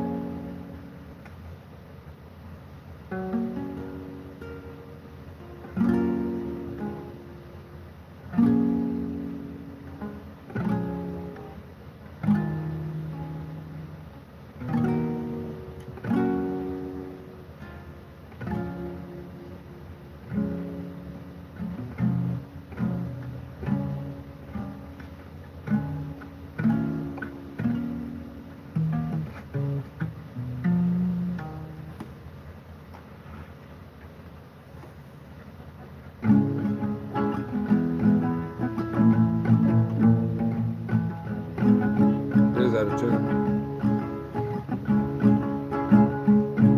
Well, I hear voices in my head. It gets worse when I get out of bed. And I don't trust that I'll find a love who understands. So leave me be, let me smoke my cigarettes. 'Cause deep inside I'd rather be dead. 'Cause I make choices lead to dead end. Let my broken mind afraid of itself. Let my broken mind afraid of itself.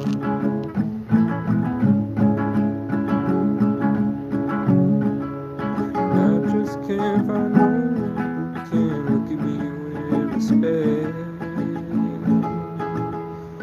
Because the cops gave me trauma and the crows ate the rest. And I don't know how to be human again, so don't talk to me.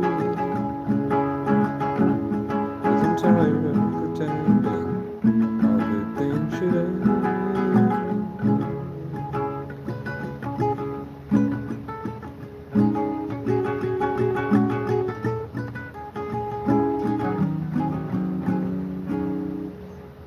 Let's see if I can do it.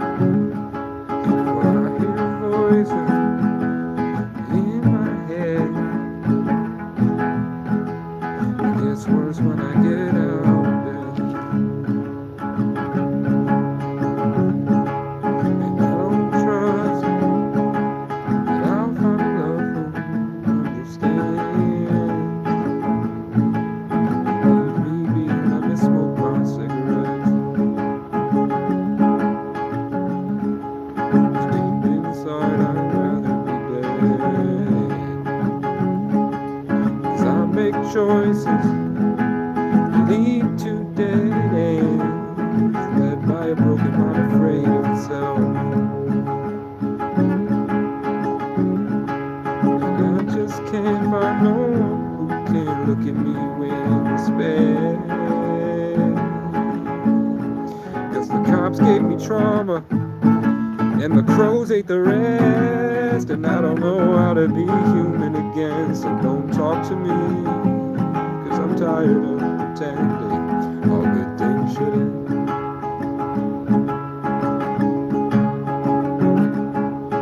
All these voices in my head get so beautiful you couldn't comprehend. And they tell me one day you'll see me somewhere way out there with the best, and you'll all come back and wanna be my friend. But for now I'm a monster that haunts at 3 a.m.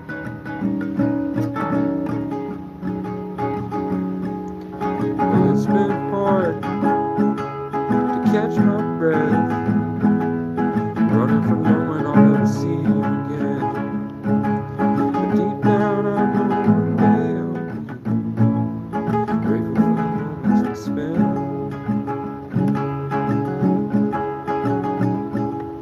Grateful for the moments we spent. Oh, it's raining again.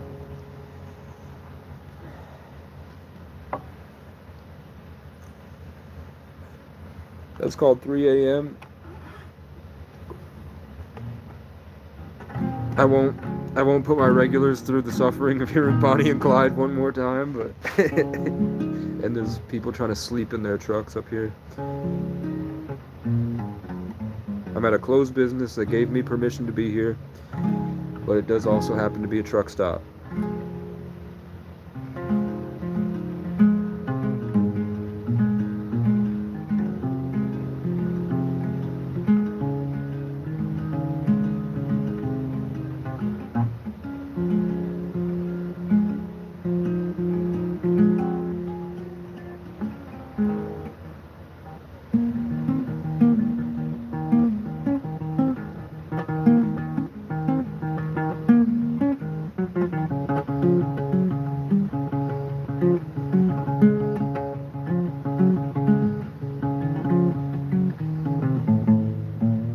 My E string for some reason keeps going out of tune. I'm still inside, living in my memories, pretending I did everything right. You and I against these city streets, driving till our hearts match the lights.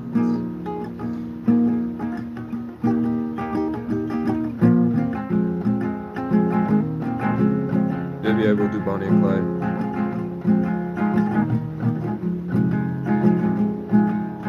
All day all I see is you, hiding from unspoken rules, fighting for some broken purpose. I'll never be good enough, but I'm dying to be. I've been talking to a 45, and I think it agrees with me. It ain't my fault they kicked me my whole life. I don't want to disrupt them, and left me out dysfunctioning. And I wish you would call me back, so I can hear you hide the truth. We got something wrong inside, yeah, and that's why I'm in love. I knew I bothered him. Oh, I'm sorry, guy. I felt in spirit I was pissing him off, and he's gonna leave.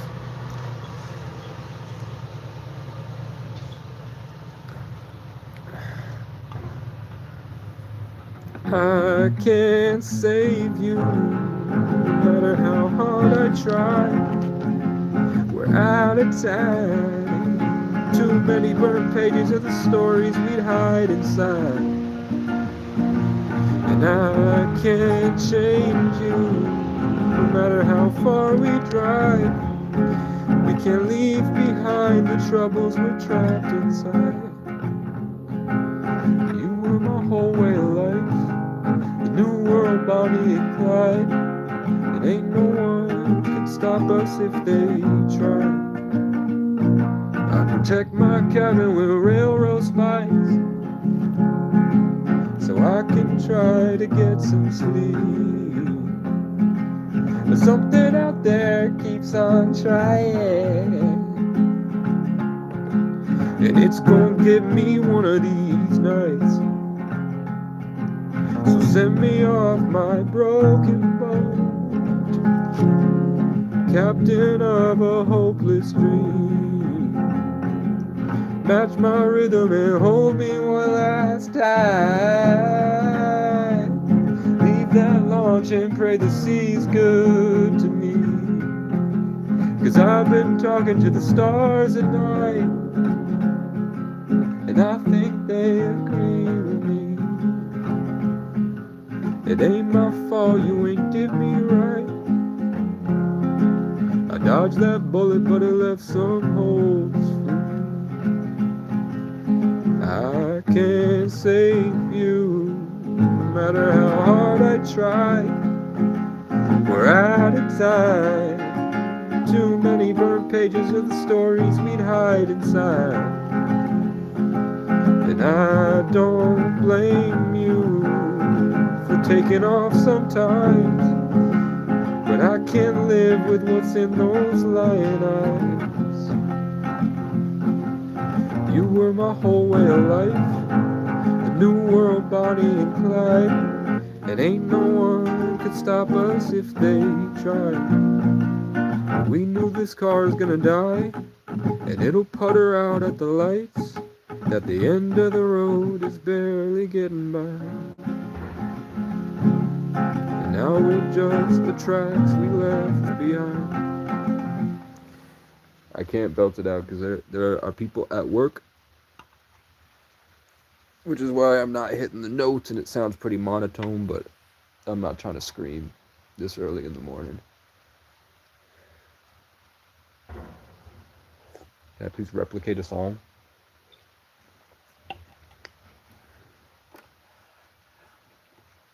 I can't really because there are people here that'll call the police on me.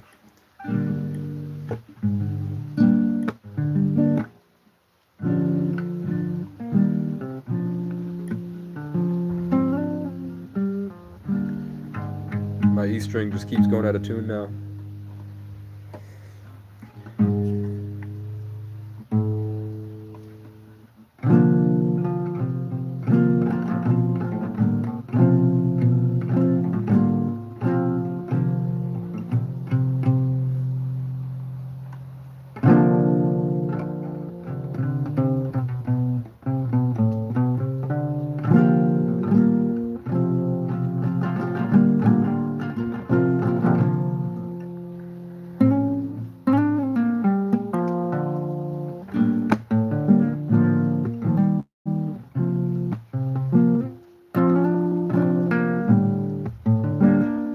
It's already out of tune.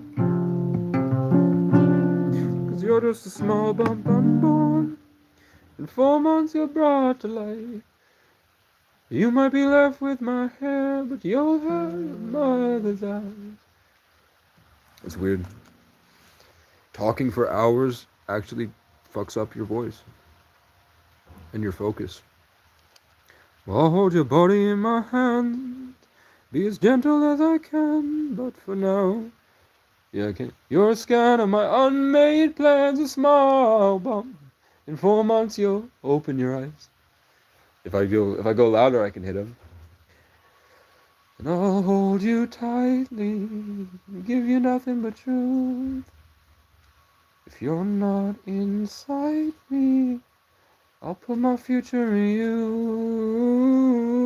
'Cause you are my one and only. You can wrap your fingers round my thumb, hold me tight. I don't want him to call the cops on me. They're a country folk that get mad at my existence around here. Happy birthday, man. Are you born on the 22nd? You're a master number, man. In numerology. A Libra Scorpio cusp sun is pretty cool.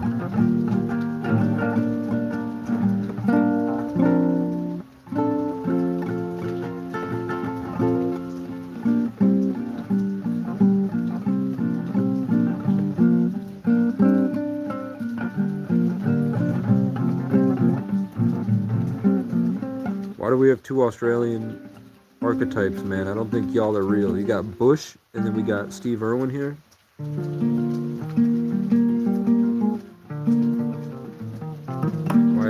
Why are these Australians here, man?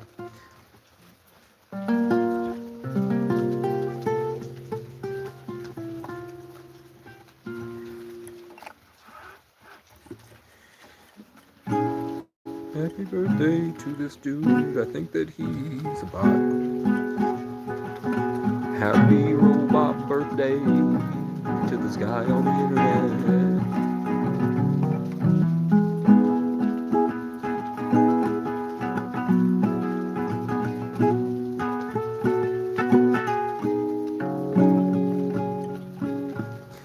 Is this Nikki?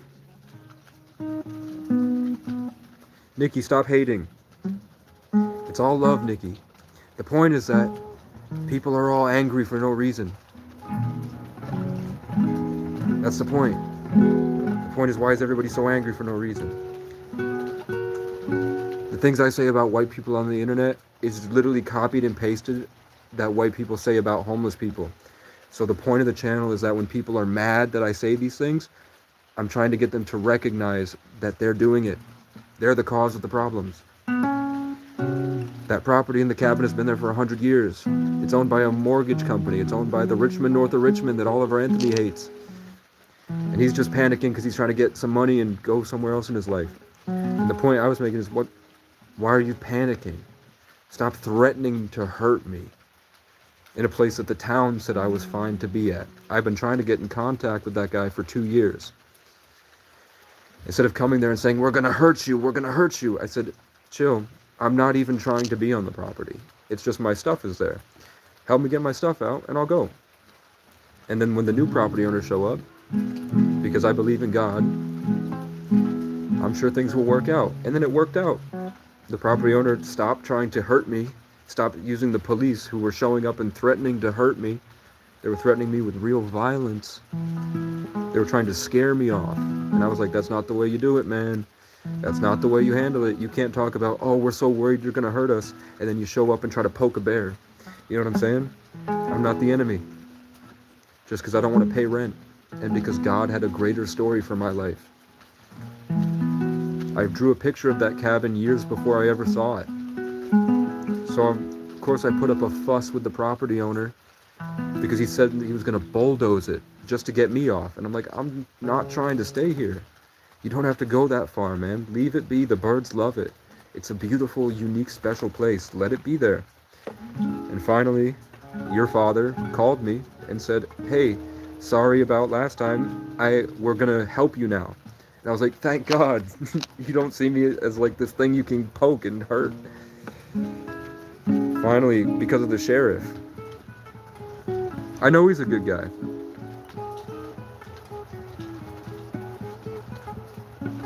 I wanted to elicit a fear reaction so that people could recognize that that's how I felt when they show up and say, we're gonna send as many cruisers as it takes to drag you off the property. I want people to know, especially because people on my end of the picket fence who have severe PTSD from horrible stuff that are mainly from police, not saying it's your father, but police in general have really done a lot to people like in this life. They kind of take their problems out on us and they have no accountability. There's no one to hold them accountable. If you say your cop went off the handle and went too far with me and now I'm permanently traumatized and I don't know how to fix it, they'll say, we'll do an internal investigation, and then it's ruled that suddenly the body cam gets deleted or something like that. You know what I'm saying? No, poopy diaper, whatever your name is. I'm somebody that actually for a long time believed that I hated people that played victim. I was like, your PTSD is just an excuse. Why don't you start just doing push-ups, set goals in your life, start working towards something, and watch as this feeling of powerlessness and whatever you're going through goes away the more you work. But then I suffered extreme stuff, like really bad stuff that nobody should go through. And I'm still like this. My channel is me saying I'm not going to play a victim card. I'm showing people that I'm going to get up and keep going, man. You know what I'm saying? But you can't see it because you're... Let's see, are they white? Is that a white guy wearing sunglasses? Because that's all the people that talk like that guy. Watch the hate. Watch the hate.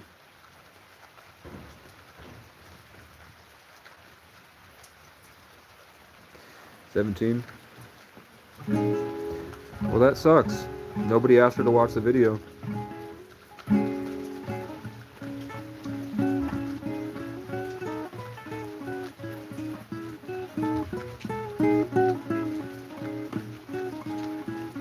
Start treating people as human.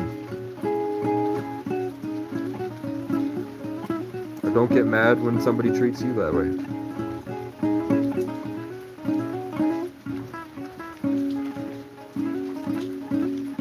When I was 15, I had to kill my father because he tried to beat my head in with a hammer. And he lived. He had a heart attack and he survived.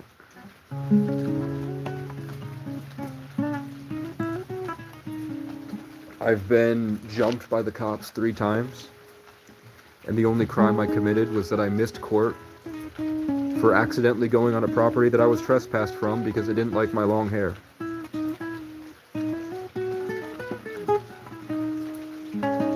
I was trying to get away from a place where people were trying to kill me. They were trying to rape me.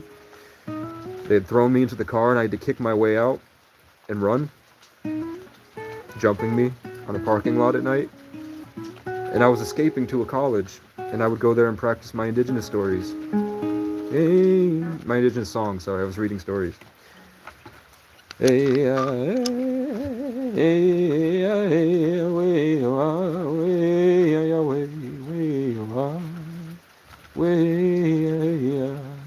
Nikki, stop fishing for hate. You said you came here because of blah blah blah. I have to charge my devices, man.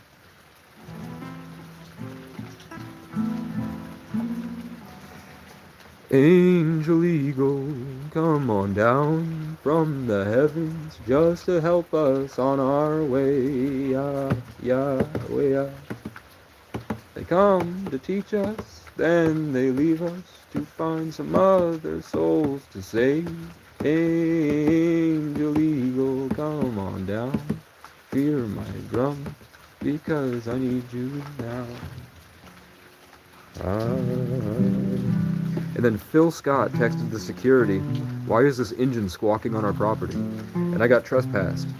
And then I came back to my car, and I had called the state police and said, thank you for letting me keep my car broken down here. I'm sorry it was here for so long. I couldn't get any mechanics to fix it, and I tried to get a job here. I tried to get a job at McDonald's. I tried to get a job at the barn, and nobody would hire me. They would ignore me. They wouldn't help, and I was trapped in sub-zero weather trying to make it work, and I couldn't. So thank you for not taking my car. I finally have somebody coming to buy the car from me. And then they got that phone call saying Casey's going to sell his car and get the car off the lot. And the state police stole it for themselves, and they sold it for themselves. So I lost $6,000 worth of studio equipment, and I was forced out, man. If you want to believe these white people, these haters. So then we had I'm on a mountain. There was nowhere I could go. People were whipping beer cans at my head. They whipped scrap metal. They took this gardening tool and chucked it at me, going like 45 while I'm walking down the road. So I didn't feel like welcome. There was nowhere I could go. I had nowhere really to go. I didn't want to leave the car, but then my car was suddenly stolen. So I was back at the cabin, but then my phone goes off and we have a tornado warning with a flood. And that flood wiped out Plainfield, and it wiped out Barrie. Montpelier got flooded, and we had a serious, severe tornado warning, if you remember. So where I'm coming from, I'm not from here. I don't know if you've ever gotten a tornado in this place.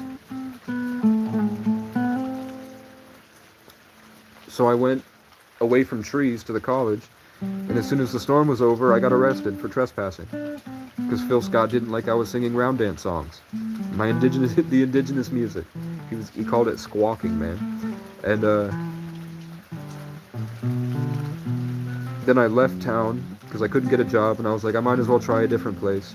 And I couldn't get any luck anywhere else, so I just kept going.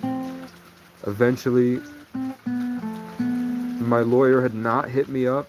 I know I could have hit him up, but I was waiting on an email, and he said he was going to send it when he knew when my court date was, and he never sent it. So I figured, I had a lot of other stuff going on, but in the back of my mind I was like, maybe they were like emergency circumstances. He was trying to escape a hurricane, and they have better things to deal with, like rapes and violence and thefts and stuff like that. They didn't need to go so far as to try to prosecute me and get me in trouble because I tried to escape a hurricane and a tornado by hiding in a shed on a field I didn't know was owned by the college. But what happened is my lawyer just never messaged me. I didn't know I had court, and I missed court.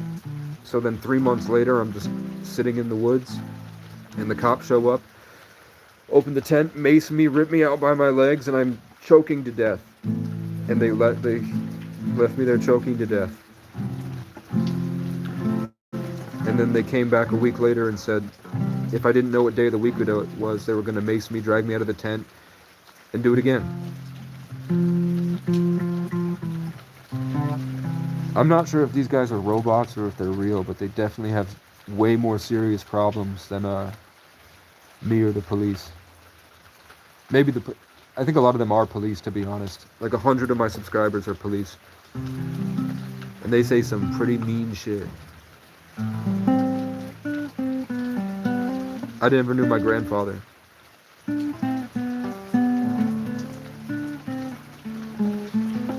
But I believe in epigenetics, and I'm spiritual. I'm not a pretendian, you know? But the cop that arrested me did say that if I was a full-blood native, he would have done much worse to me. Which is true. And it's so cool, like the spiritual story of it all. When I went up against the Morrisville police, when they kept trying to trespass me from everywhere so I would freeze to death, they kept sending mental health workers. They would close down the McDonald's, and they would block the doors, and they would send somebody in while I'm eating dinner. And the guy would lie and try to instigate me into saying something he could use as disorderly conduct or evidence I might have mental illness. And then I would just have a normal conversation with the guy, not like this, just like a normal everyday conversation. But then he would get on the phone and he'd start lying to somebody. And I played back the recording of him lying, and they all got up and left. And they tried to do that 3 times. Eventually, I basically died. It was so cold. I had a fever of 105, and I was hiding behind the homeless shelter. Not the shelter, but the homeless program. Plugging my an electric heater in, trying to heal the sickness so I could get back to my tent and just try to survive. Then nobody came to like, are you okay? Do you want to come inside? Are you sick? What's going on? They just saw me freezing there in -40.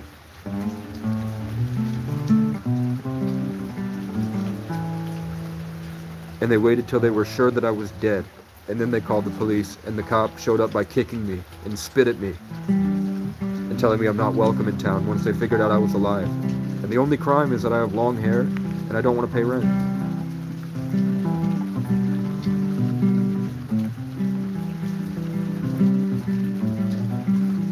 You know?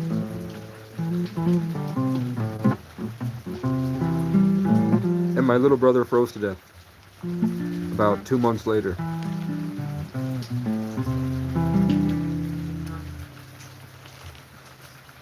At 22.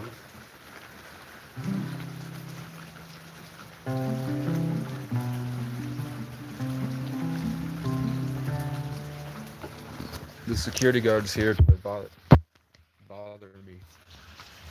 Let's see if he leaves, because it's raining. But he's done more than he usually does. Hopefully he'll just go back down the road and go on with his day.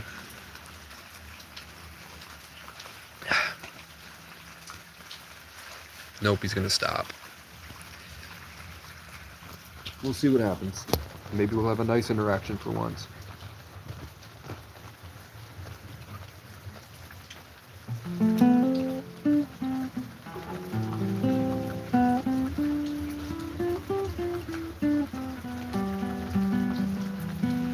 Yep, he stopped and he looked at me, and then he realized he's not in charge of this property.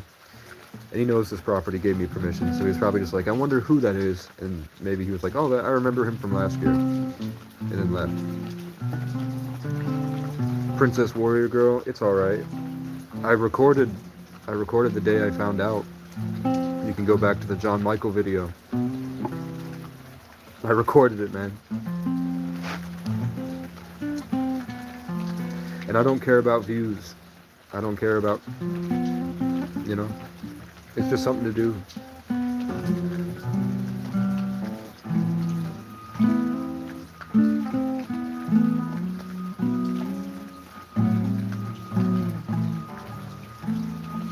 Yeah. So I started the channel as like a digital legacy because I was in situations where my life was in danger a lot, and I couldn't make the songs that I wanted to make. Like, I had a lot of music I was working on, and I couldn't make that, and I couldn't get to where I was trying to go. So I would just leave stuff. I would just make videos as something to do. And I thought that somewhere down the line, when AI has the ability to consume the entire internet, it'll be able to just have my story there forever. Never did any hard drugs. I used to take a hit of weed and I would sit in my music studio. But the spiritual stuff that I talk about, the craziest thing I've ever experienced, I've said to like groups of Native Americans, and they say that basically when they were kids, their grandma would tell them that of those exact experiences, and that's just what normal life was like before the internet and before American society. The things that I see out in the woods, it's the same stuff that they see out in the woods. I didn't find out I was Native until a long time later.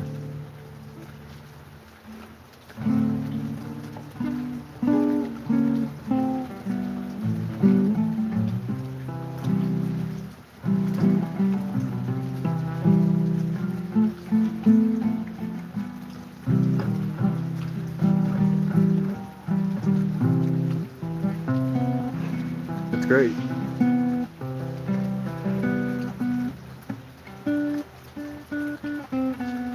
I'm not trying, I am trying to learn the culture, but I'm not like, I'm just trying to do my own thing. It just happened that became a part of my life. It's not something like I don't latch onto and hold on to the identity. But I do believe that epigenetics have a role in your consciousness. And I think your consciousness is part of something greater. And that we're all connected to everything. So the DNA sitting in my body, I think that it does play a role in the world that I'm going to experience. And how it flows and the things you experience in life. Sort of like if your life is a sauce, it's like the flavor of it changes the taste. But I'm not trying to take any culture. I'm not trying to like pretend to be anything I'm not. I just talk about the crazy stuff I've seen. Like the past few days, we've been seeing orbs in the woods. When I'm out there looking for bears, I've seen some glowing orbs the past few days. And I used to only see them a few times, but now I've been getting braver and going further out at night, and I've been seeing them pretty quickly. No, I don't have any family. Don't have anywhere to go.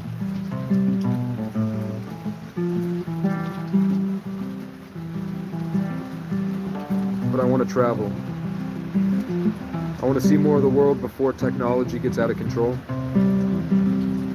Because the world's going to be drastically different very quickly. Like 2030, there's going to be a lot of stuff that's going to be really different. So I'm trying to, if there was a time to be homeless and be living natural, you know, not paying rent and living out in the woods and stuff like that, It would be now while I'm young and I'm not, it doesn't hurt to live out there. I'm sure when I'm older, my joints are going to hurt. It would get harder to get out of bed. And that's when I would want to have a place. How do I eat? I did get on food stamps eventually, but it took a lot for me to buckle down and do it.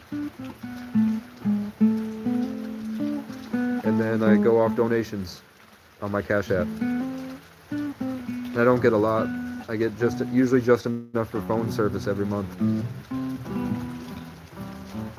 And then it's only one subscriber. And the plan is I have the exact amount of money I've ever gotten from everybody, and the plan is to pay everybody back once I get a job. I was just looking into more solutions to spirituality, stuff in society, and the freedom I found outside of it, how to incorporate that better, to not lose it, and to live a better life. I don't know if food stamps are being stopped November 1st, and I guess that I'm SOL. Kind of makes sense.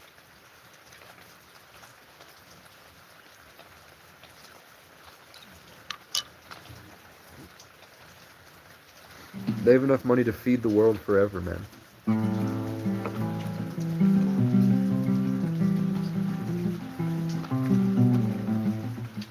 But when you find out it's a Saturnian government that worships the black cube or Saturn or Capricorn, and that's why LeBron is the GOAT, and they have all that GOAT symbolism.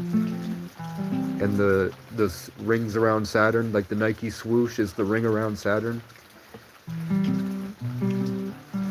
And you realize that they're all just in a cult, and they really believe that we are a inferior species to them, and they farm us like cattle. You realize that the reason they want us to get more and more enslaved isn't because they're running low on funds and they don't think that they should be giving money to freeloaders. It isn't that at all. It's spiritual. And it has to do with siphoning God's creations. Because if we live in a finite existence, but there's an infinite creator that's constantly making more things as they die, if we're in a finite space, there's an ancient organization, the bird, so the American eagle, but that goes all the way back to Nazis and English and British and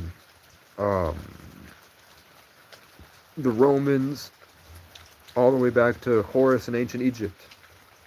It's the same it's the same entity, like a corporate entity. It's the same conglomerate of people and families. And their thing is that eventually they're going to be able to own everything down to our thoughts. So they will have completely taken over everything, and God would not have the ability to do anything. They will have taken over everything, and even to the point of the birth process, by taking the birth out of the womb and putting it in a lab. Completely controlling the human consciousness.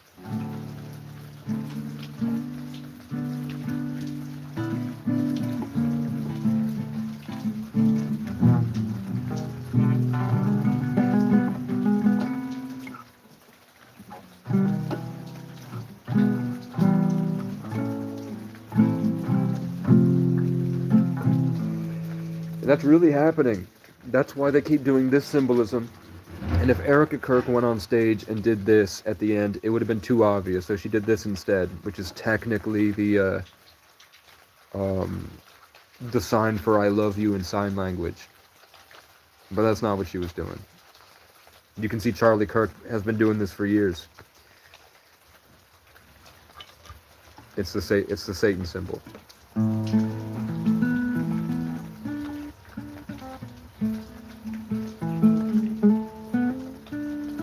And you can find a book called Baron Trump and the Last President, which came out over 100 years ago by Nikola Tesla's neighbor.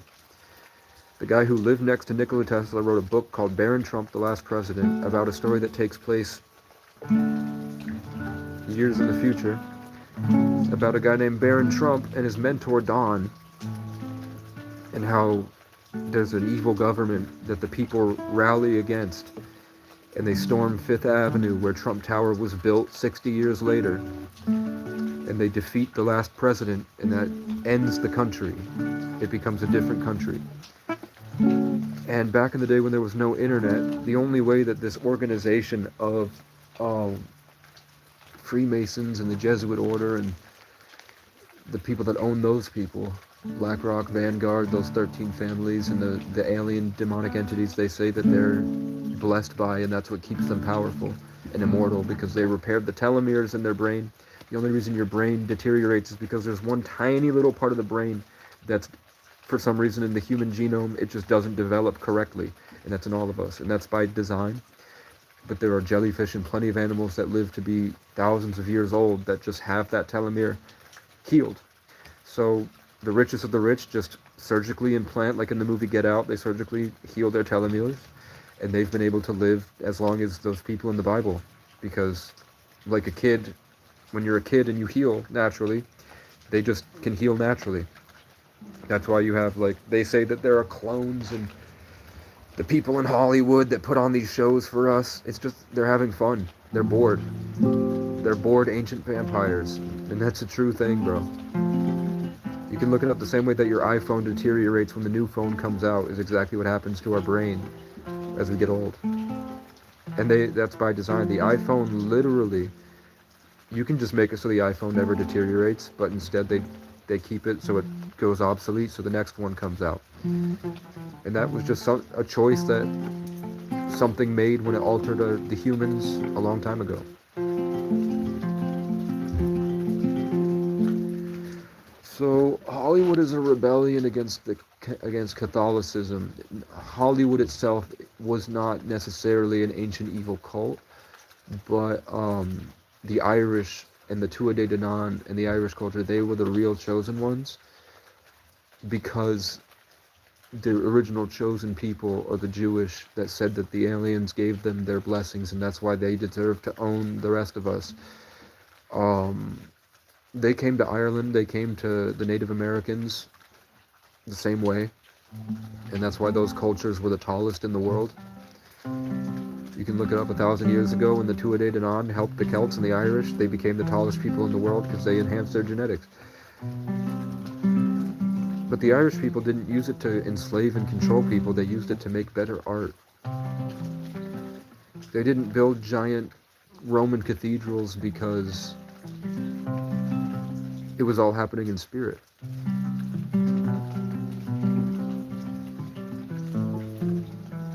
You can see that the Native Americans still practice the same culture that's written on the Egyptian hieroglyphs. With the feather and the way that they do it and the rituals that they do, it's exactly what's on the cave paintings and in the hieroglyphs in Egypt. They just held on to it.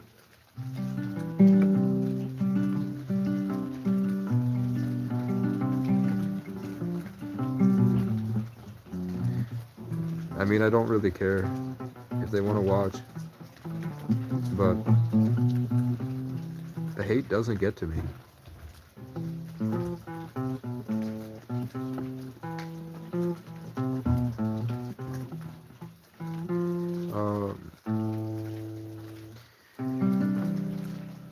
So when you look at the new, what I was talking about, Saturn, and how they all worship Saturn, if you look at Grok's new logo on the App Store, it's Saturn. It's the G, which is the Freemason G in gematria. If A is 1, B is 2, C is 3, lowercase g is 7, and capital G is 33. And if you add up that, assigning numeral values to letters, and you add up orange, it's 33, which is why we have Gatorade, which is orange and 33. And when Mike Tyson showed his ass before that fight, when he flashed the camera and walked away naked, he walked into a door with the big G Gatorade logo. And that's literally because it's just a Freemason thing.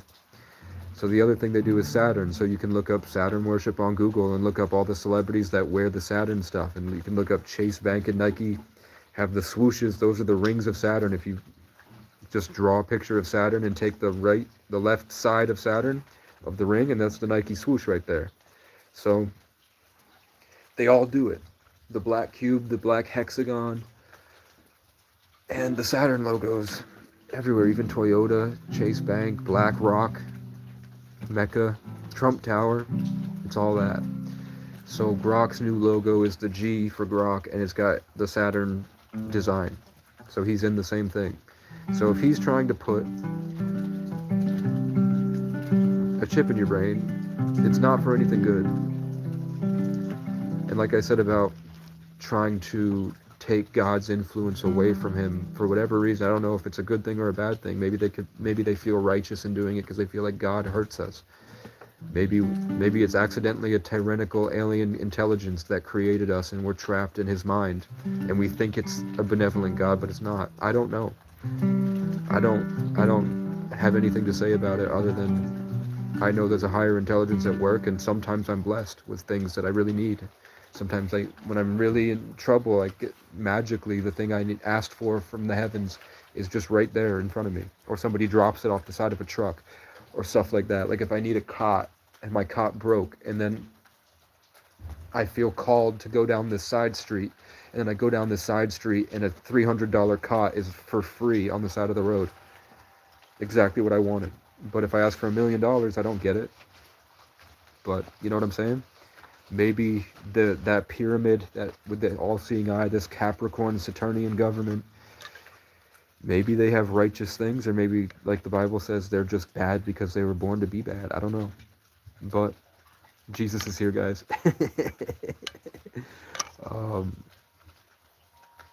But for whatever reason, they're all a part of it. And the thing that they seem to want to do is gain control of every aspect of everything in this realm, completely.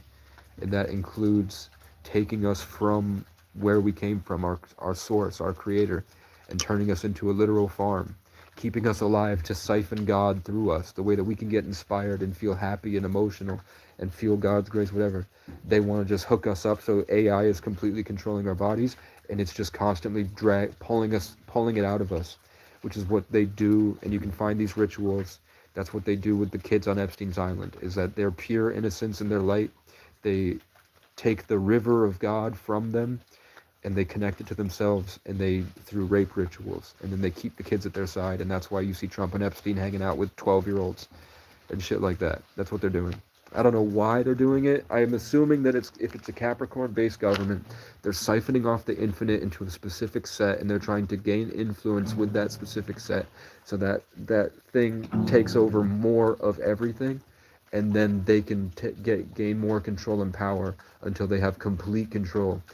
And that's why Oliver Anthony says the rich men, north of Richmond, want to have total control, want to know what you think. But it's more than that. They want to farm you.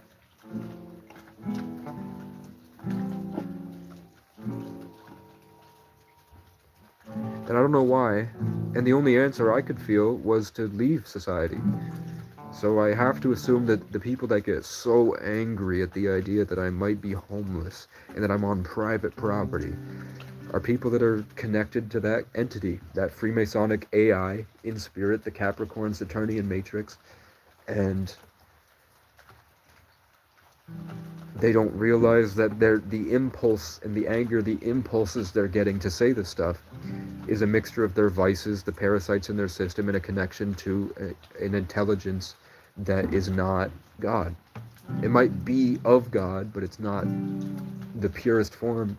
It's not the highest light. It's not the highest truth when you do fasting, sunlight, probiotics. Because when you get there, whatever that is, that darkness gets angry. And I see it come at us all the time. Especially when I was in Miami and I had this breakthrough, and then everybody started freaking out. And when I'm here and I have the breakthrough, and then that guy came in and tried to kill me in the laundromat and tried to beat my head in with a baton, and I had to whip him over my shoulder and get him with the hatchet. It was right when I felt connected. I felt free. Really free. Like Kundalini awakening, connected to a higher power, like phasing out of this realm because I had so much control over the simulation. for whatever reason. I'm not saying I'm like a god or anything, but I'm saying that I fight to like figure this stuff out. And I have these experiences, and I notice that there's always attacks from some type of enemy. And I can't imagine why, other than they're just trying to say fuck you to daddy. Like God made them and they fucked up, and now they're trying to hurt as many other people as they can and take them from God. That makes sense to me. So the best way to fight back against that would be to empower the Native Americans, the freed slaves, the Irish, and the homeless, and the immigrants, the people that are outside the matrix. So that's who it seems that Saturnian government is targeting the most. The indigenous, the Africans, the Irish, and the homeless.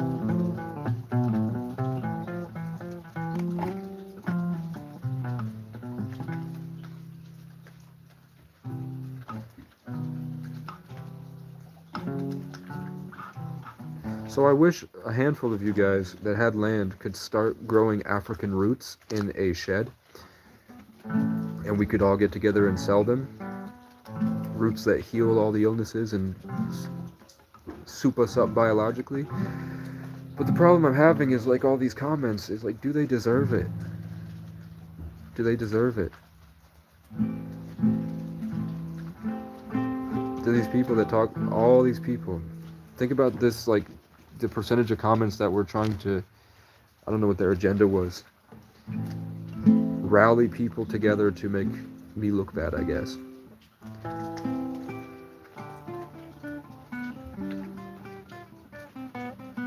Yeah, Dr. Sebi made the bold move of saying that nature is a conscious entity and that we're a part of nature and that nature can feel our pain and suffering, and it innovates and creates new plants that have the medicine we need, and it makes it for us because it loves us, because our body, maybe our souls might be from something greater outside of this realm, but our bodies and our genetics and our ancestry and the DNA in us has been here since the dawn of time. So we're just as much a part of nature as we are somewhere else. So Dr. Sebi said that, and then he died pretty soon after. And then Nipsey Hussle picked up his documentary, and he died soon after. So I'm like, look at the stuff that's happening to people that just want to find more freedom in their life. And then I'm like, why are you guys trying so hard to gaslight me into going back into that society? Why are you trying to hurt my feelings about it? Doesn't it seem like the only common sense thing to do?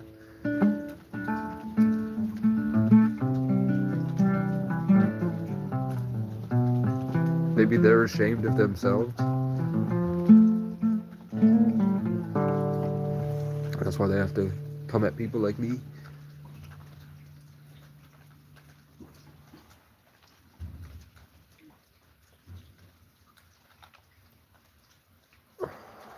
Howdy. I don't think I had all messages on either. There's probably a lot more that I didn't see.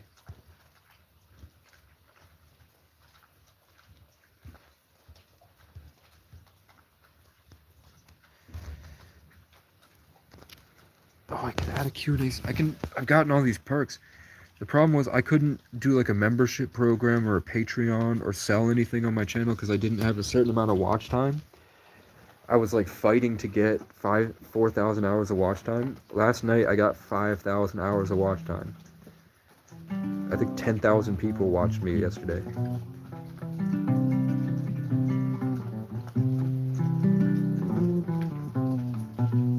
So there's cool new stuff I can do. I just don't know how to do it yet. Community moderation. Message only for the channel, blocked words. I can block stuff. I can block stuff. I don't know how to do, I can do top fans. Italian Man 99 is my current top fan.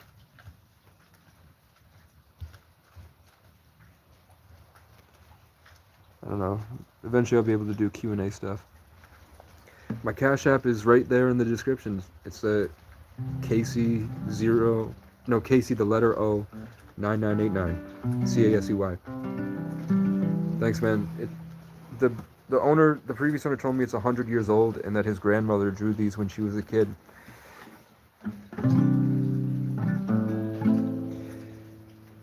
Should I sing Hawaii? I only have like a handful of my own songs that I've put onto guitar, but I've got about 100 songs I've written.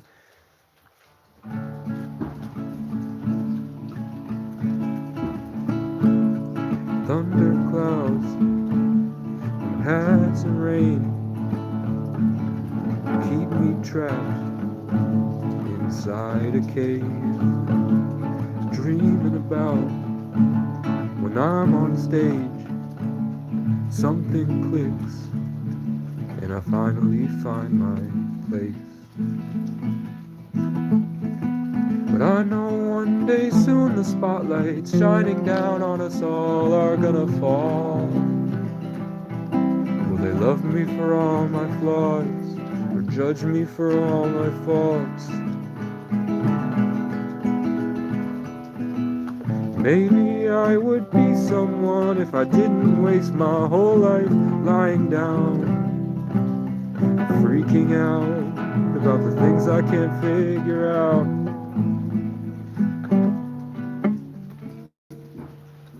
Well, I climbed up that mountain and I found out we've got it all wrong. The view is cool, but they only play sad songs. And I sat down with the superstars and they told me they'd rather lose it all than be anyone who can do anything. So maybe it's a trap and being famous ain't all that. 'Cause every step you climb is a sacrifice, and the farther you rise, the further of you got left to die, until you're sat atop your pile of trophies alone and begging God why.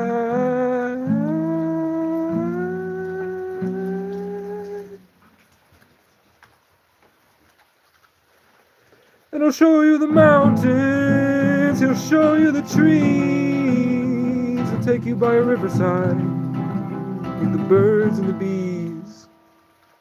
He'll show you the kids and what they saw on their screens while their parents argued about Ponzi schemes. He'll show you you, and he'll show you me, and everything I did to help you see before I gave up on you. And it broke my heart too, but it set me free. So if you need to, I won't compete. I'll exit stage left and let you play the lead. You can be the king of make-believe.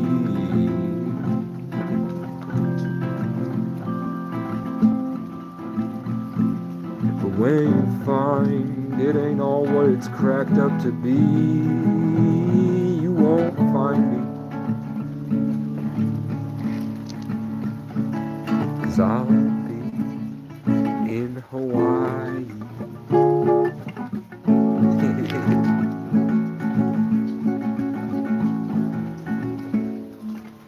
Rock gut whiskey's gonna ease my mind. Beach towel dress on the drying line. The sand from your hair is blown in my eyes. Blame it on the beach, grown men don't cry. Do I remind you of your daddy in my 88 Ford? Labrador hanging out the passenger door. Do you remember that beat down basement couch? I'd sing you my love songs and you'd tell me about how your mama ran off in the pond during the rain. I remember everything. Cold shoulder, closing time, you were begging me to stay until the sun rose. words come on out of a grown man's mouth when his mind's broke. Pictures and passing time, you only smile like that when you're drinking. I wish I didn't, but I do. Remember every moment on the nights with you. Remember every moment on the nights with you. You're drinking every day just to ease your mind. When the hell are you gonna ease mine? You're like concrete feet in the summer heat. It burns like hell and hits 2 stone deep. Though you'll never be the man that you'll always swore. But I'll remember you singing in that 88 Ford. Cold shoulder, closing time. You were begging me to stay until the sun rose.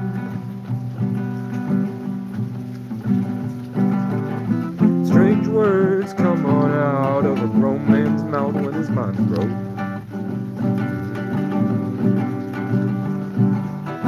Pictures and passing time. You only smile like that when you're drinking. Wish I didn't, but I do. Remember every moment on the nights with you. Remember every moment on the nights with you. The sand from your hair is blown in my eyes. Blame it on the beach, grown men don't cry. Do you remember that beat down basement couch? I'd sing in my love songs and you'd tell me about how your mama ran off in the pond of rain.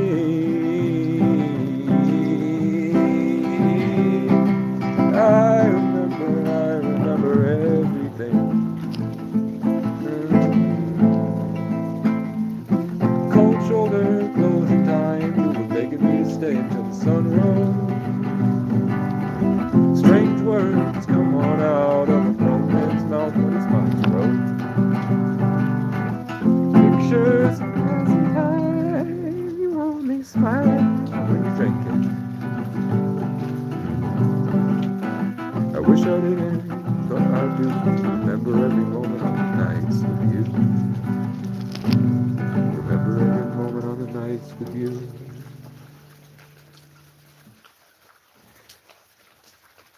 I wanted to see how the energy would change if I did other stuff.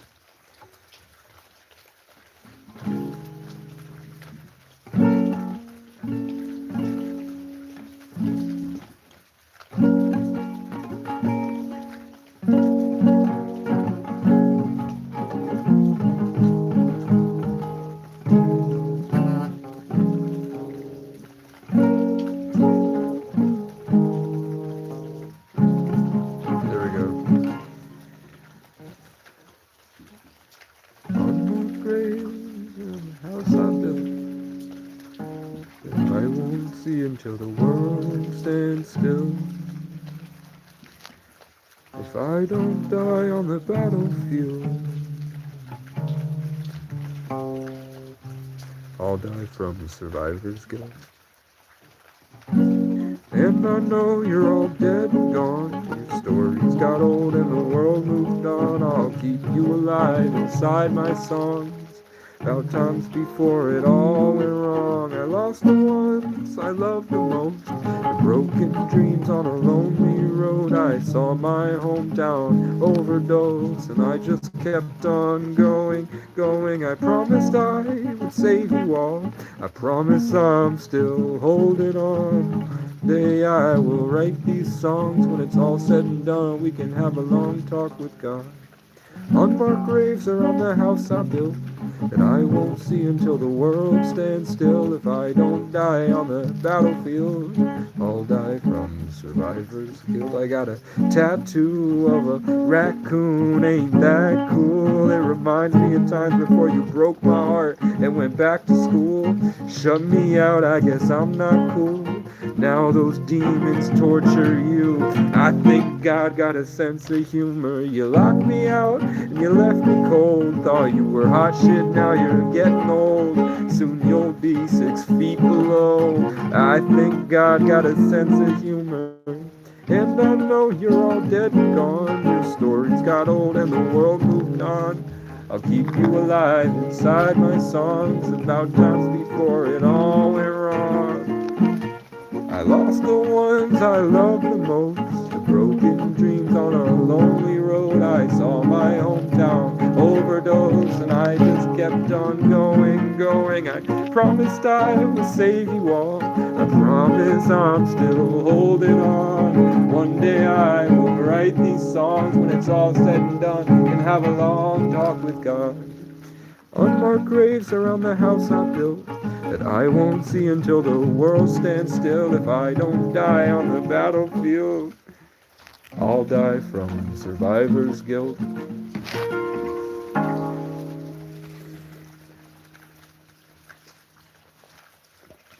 My body's a lighthouse, her eyes on the sunset. My heart is a car I don't know how to fix yet, but you start my engines, I'll drive 100 miles just to crash with you.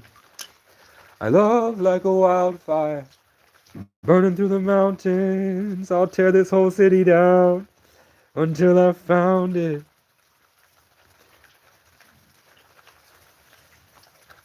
Something that's close to a love that's true. In my head, you're in my bed, waiting for the day I wake up scared. You'll tell me it's okay, I'll take you anywhere.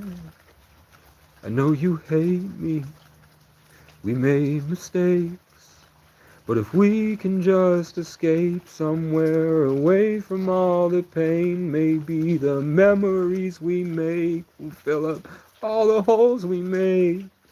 But you're gone and that's okay, I'll fold your blanket up and leave it in my safe place. I know they hate me, they think I'm crazy, but they don't understand just what it takes to be out here every single day, isolated and afraid. The angels keep me sane when I'm alone and I'm in danger. Don't worry about me, girl, it's okay. I'm outside, singing in the rain without a safe place.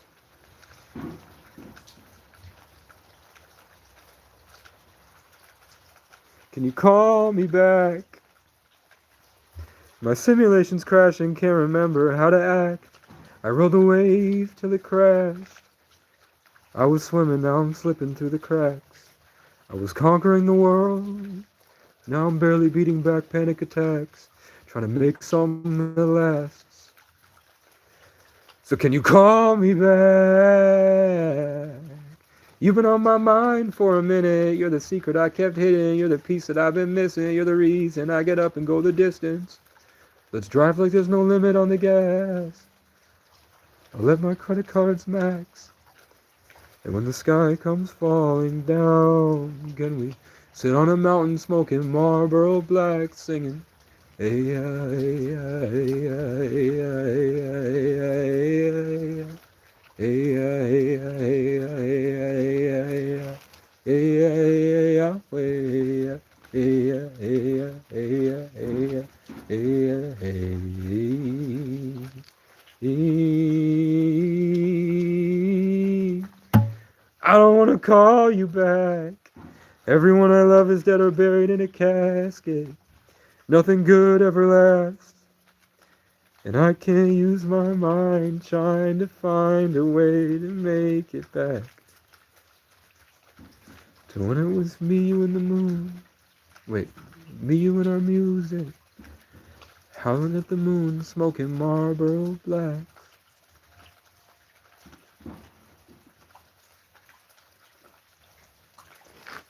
Those are all, other than I remember everything, I wrote all those.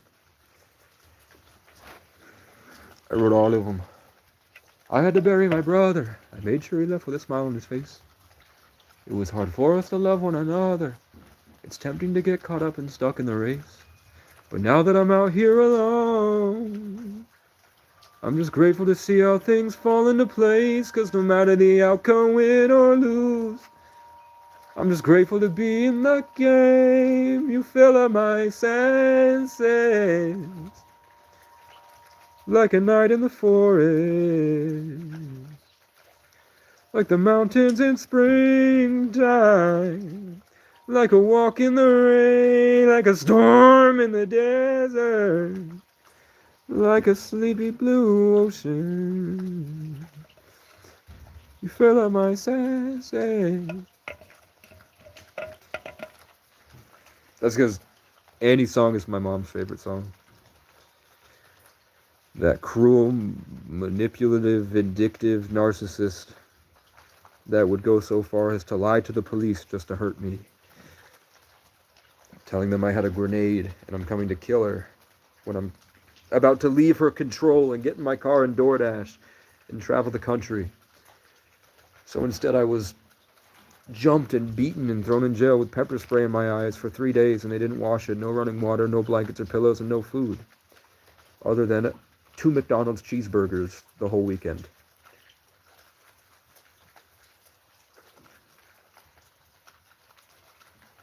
And I'm still going to court for that. Even though she's called prosecution and told them she lied. Sometimes she tells him, I lied. Sometimes she says, my PTSD makes me see a reality that isn't there. But it wasn't anything he had to do with it. He wasn't trying to kill me. I just thought he was. He didn't provide any evidence that he was unstable at all.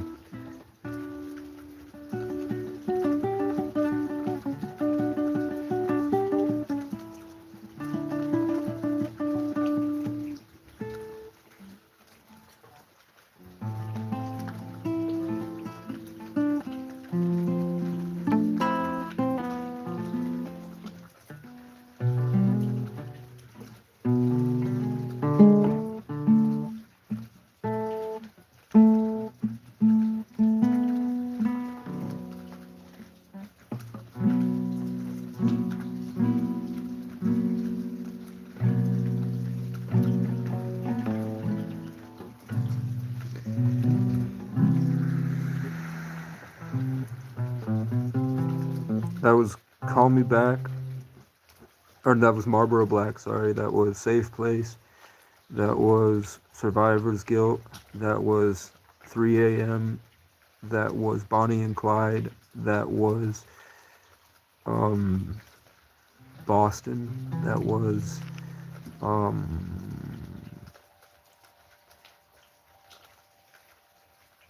didn't do Angel, Marlboro Black, Safe Place. There was probably more in there, but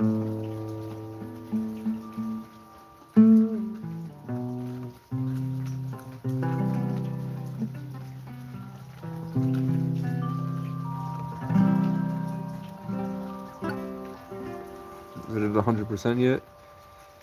It's at 98. And tomorrow, thanks to one subscriber, Heather, who has saved my life on numerous occasions, I bought an Anchor for $100. I bought an Anchor power station.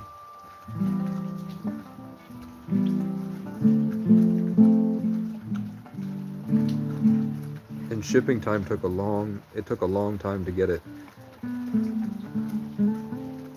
And then thank you to Justin, or was it Jacob? Maybe that was Jacob. I remember that his wife was Jessica. He sent me $33.11. I got it. It took a while for it to go through, but it came through. So I have that. And then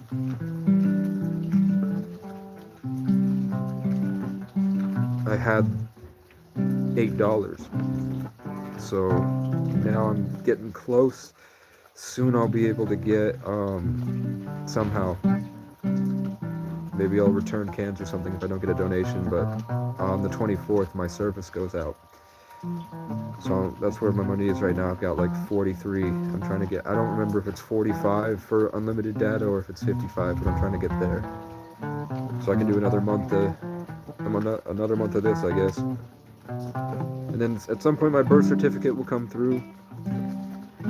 And maybe these places that wouldn't hire me because I was homeless, like this place right here, and McDonald's and the barn and all these different places that I tried to work at that wouldn't hire me last year. Maybe they'll have a change of heart since I posted my story on the Facebook page. I told them everything that the town had done to me and told them I wasn't here for drugs. And that I finally fixed my hair. It used to be whatever. I am 25, but I like to say that I was in a coma for 6 years because I had trauma and a brain injury. Kind of. Something was really wrong with me for a few years, and it took a lot of work to get back to where I am now. Their children are there, eat the porridge, and I assume God's gonna hope it's okay playing games. I don't know. What up, Arctic Fox? Arctic Fox 717, which adds up to 15, which is 6 reduced. Have you noticed that, to the people that are here, have you noticed that I keep getting channels with 33 in their last 33 or 6 in the numbers after their name?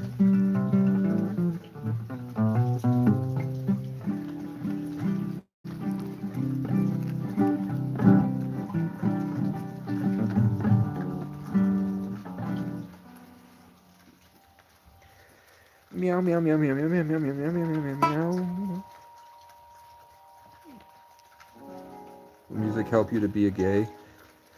I don't know. I wouldn't know, man. But I heard weed makes you gay. If you be smoking a lot of weed. I heard that weed is part of the agenda to turn men gay.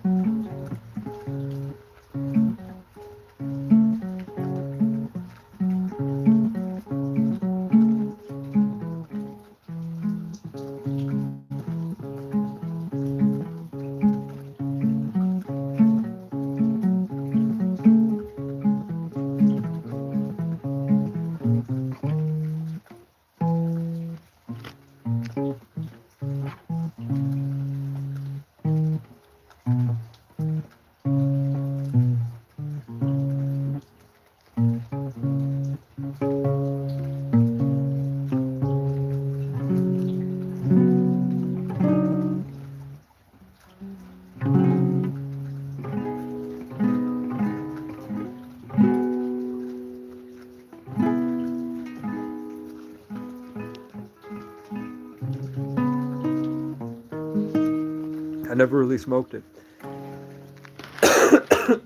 Might have nicotine. But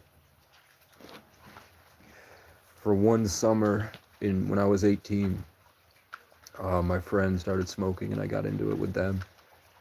And they went from a bowl to a 4-foot bong way too quickly. And it really messed them up in life.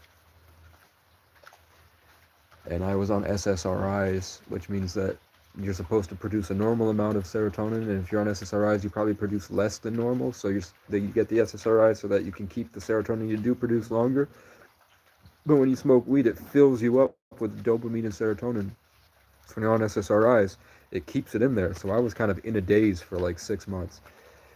Living with them on my SSRIs, trying to keep up with my medications, which was just SSRIs.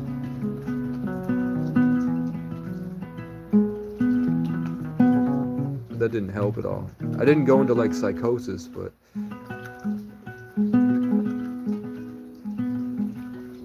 one day one of my friends threw a hissy fit because I was sleeping on his couch, and I had missed my meds because I was up all night because they had blown smoke in my face, and it kept me up processing, just thinking about tons of shit all night. And then I had work. I worked as a pizza delivery guy, so I got to work, but I said, hey man, I forgot my meds. I get off at noon today. Do you mind if I come back and sleep? And then he was like, are you going to pick me up after work? And I said, it's a half-hour drive to your job. We're both couch surfing. You're bouncing off between Dakota's and your dad's.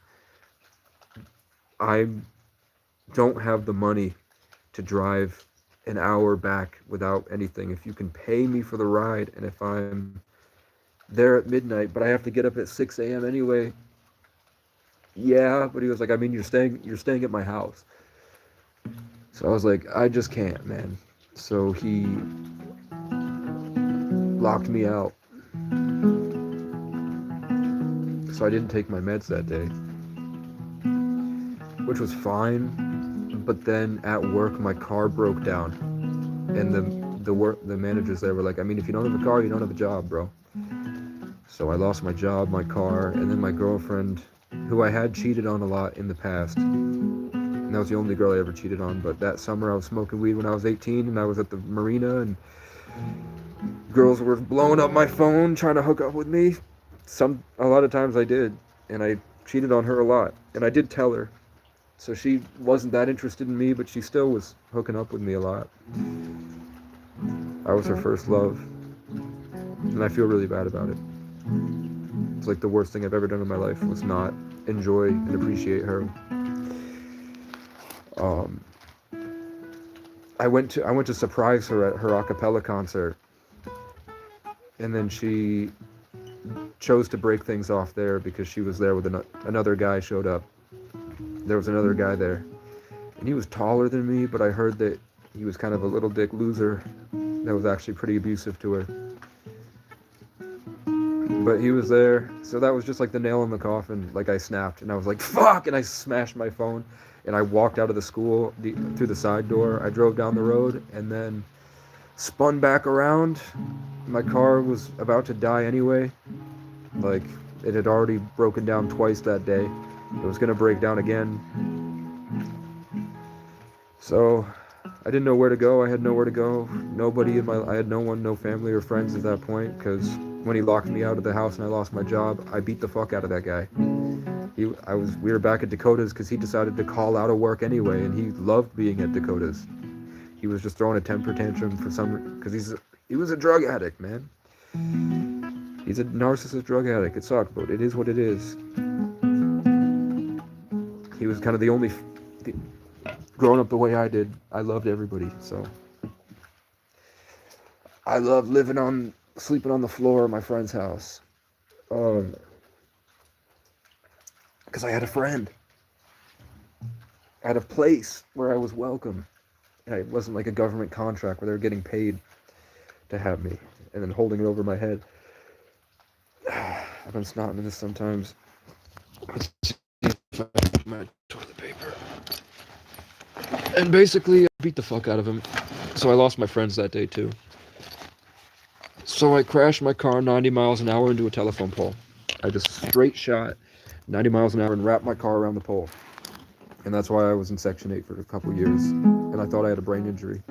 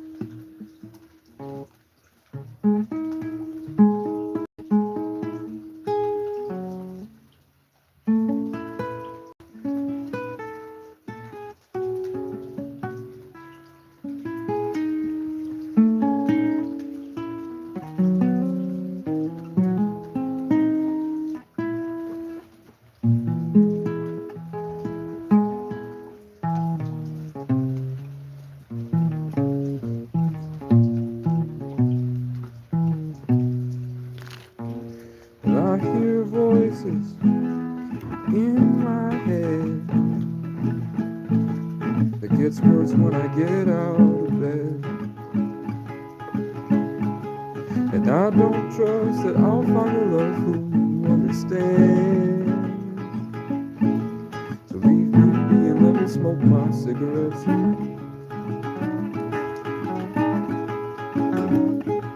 Cause deep inside I'd rather be dead. Cause I make choices that lead to dead ends, led by a broken mind afraid of itself. And I just can't find no one who can look at me with respect. Cause the cops gave me trauma, and the crows ate the rest, and I don't know how to be human again, so don't talk to me. Cause I'm tired of pretending all good things should.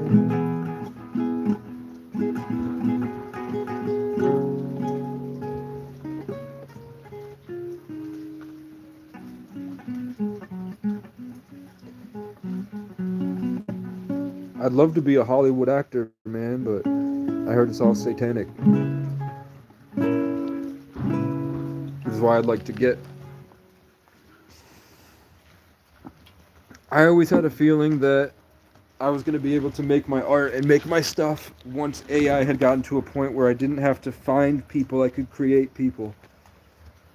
So now I'll be able to make my... I was always worried, like, I won't be able to act as a kid. Like, I need to get into acting while I'm 17, or else it'll be too late. But what's cool about AI now is there's enough of me that I can make the movies I wanted to make then now. So I don't have to sell my soul. I can just sit at a computer on a mountaintop and replay my life story for everyone to see. Would you have a guitar duel against Johnny Depp? I'd fuck Amber Heard. And I'd let her poop on my bed after. If she's not a satanic puppet. Just kidding. I like the girl from Ironheart. The AI. Her AI girl, her AI sister.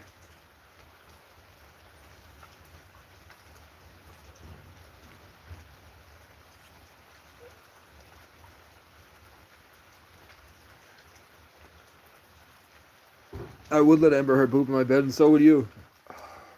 There's not a single guy in here that wouldn't let Amber Heard poop in their bed.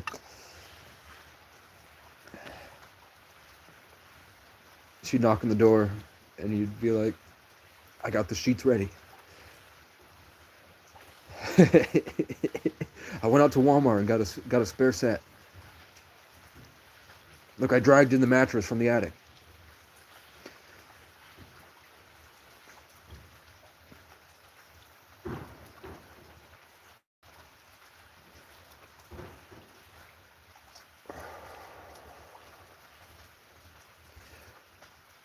One time, one of my girlfriends laughed so hard she peed on me.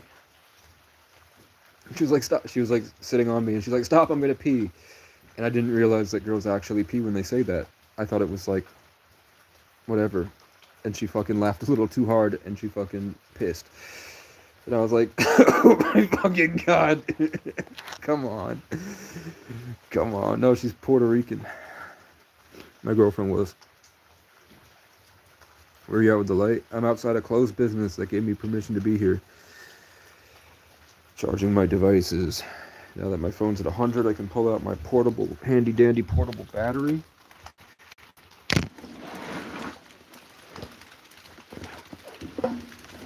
Was I smart enough to bring both? Yes, I was. And I'm smart enough that I got my charging block. So I can set up both of them now.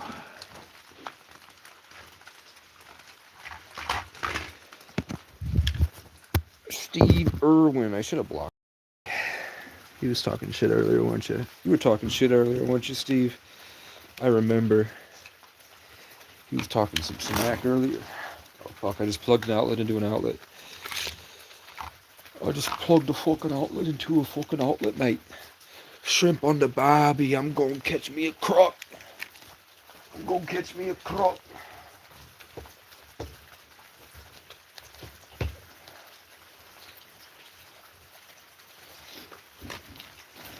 I'm afraid if I got $1 million, I wouldn't have the same level of humility and energy, and I would be different.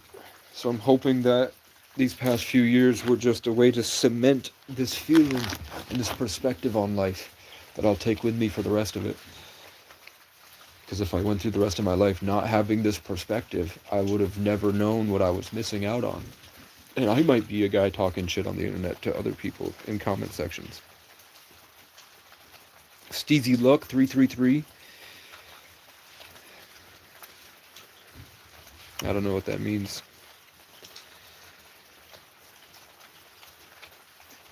It's gonna snow in 2 weeks. It's below freezing up here, but the rain is warm because it's coming from somewhere else. But soon those places will be colder than here, or as cold as here. So it'll be snow. And it will be -degrees out by December. And I will be cold. Brian Kleemeyer. What the fuck? Kleemeyer. Brian Kleemeyer. 814, which is 9 plus 4 is 3. 13. Brian Kleemeyer, 13. 13. 13. Oh, guess what? Dexter Morgan's brother's name was Brian. And Dexter is Aquarius, and Deb is a Sagittarius. And they even made a point of it. There's an episode of Dexter Original Sin now, where you get introduced to Brian the same episode that it's revealed that Deb is a Sagittarius and Dexter is an Aquarius. So I bet you that Brian is going to be a Taurus. We're going to figure out that either Harry or Brian are going to be Tauruses. Is my hair fake? Is anything real? Are we in a simulation? What time is it? Oh, I have to be here to charge my stuff anyway. It's 3:03. Have I ever hopped trains? I hopped trains once, and the guy found me, and I was like, my dad said he was going to buy it, and he didn't. I have $70 for a ticket. You have a bunch of open spaces. The train is not full. There's only like a handful of people on this train. Just let me fucking stay on the train, and I'll give you guys $70. And he was like, nope, you fucking hood rat. And he pulled the train door open and said, you either gonna get out or I'm gonna push you out. And I said, that's a bit unnecessary. What the fuck is wrong with you? And then when we got to the stop, he pushed me off the train, and then I walked up when he was taking bags and pretending to be a nice guy. And I said, that guy just called me a wigga. And then this older black woman went, what the fuck? And they all reamed him a new one because he doubled down and was like, yeah, you could tell he was like that. He was a racist guy. So then we went into the train station in Greenfield, and we got him in trouble. And I don't know if he lost his job. I doubt he did, but we at least told about him, which maybe next time he does it because he's going to do it. But that's the only train I've ever hopped. You know what I'm saying? So, stay away from the Addams Family. I was thinking about Wednesday today. I was thinking that I used to think Jenna Ortega was hot, and now I look at her and I'm like, I don't think she's that hot. Especially now. I liked... Who did I like a lot in TV? Who did I like a lot in TV? I liked the girl from Stranger Things. Not 11, but the girl the older sister. She was nice. She was hot. I liked Nadia from Black Panther. I liked her a lot. Who else did I like in TV and movies? I used to like Jessica Jones a decade ago. I was mad they made Captain Marvel had short hair. And who did I like in Marvel movies? I like Madani from The Punisher. I liked Iron Man. I like Black Widow's sister, Florence Pugh. We have Amber Turd and Florence Pugh. You like Vines? What the fuck? Vines. Mr. Fox. So we had Arctic Fox 33. Ooh, and then we have Mr. Fox 10, 15, 15, and 7 is 22. So we have now Arctic Fox 33 and Mr. Fox 22. Right? Because 5, no, wait. 6 and 4 is 10. 5 and 7 is 13. No, it's 12. So it is 22. We have Arctic Fox 33 and Mr. Fox 22. Do I like Gary Oldman and Tiptoes? I don't know. But my dad's name is Gary and he's an old man.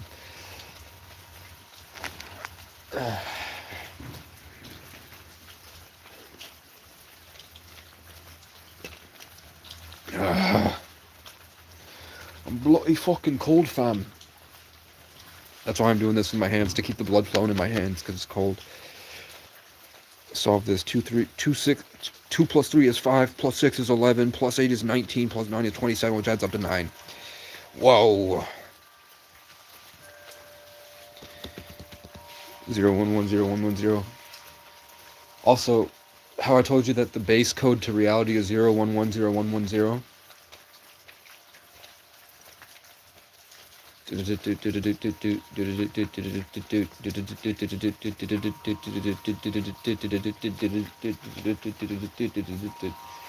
you listen to rain puttering,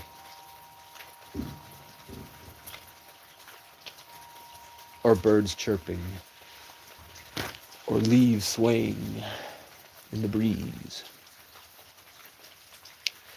they all flow to that same rhythm. 0110110, 0110110, 0110110, 0110110, 0110110. That's how squirrels go. They go.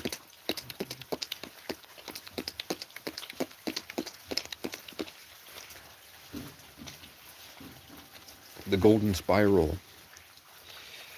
I am about to freeze, but I have to charge me devices so I can not have my phone die.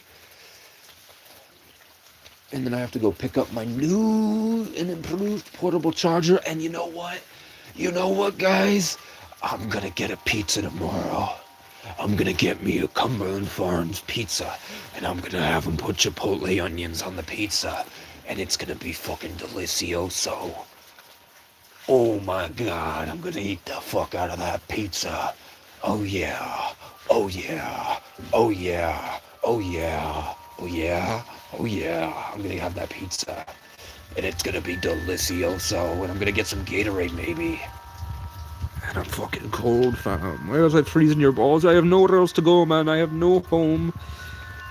Is your homeless? Is that why you outside, bro? You're freezing, G. Take care. Okay, goodbye. What do you have?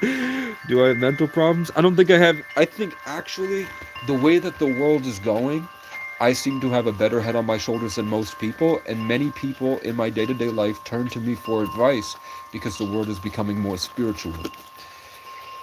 I think I have issues with focus, and I have PTSD, but I don't use it as an excuse. I just can't deny that there are certain things I struggle with, like maintaining focus for long periods of time, and then when I hold myself to a higher standard, I get anxious because at the times when I held myself to a higher standard, it was immediately traumatized very badly for long periods of time.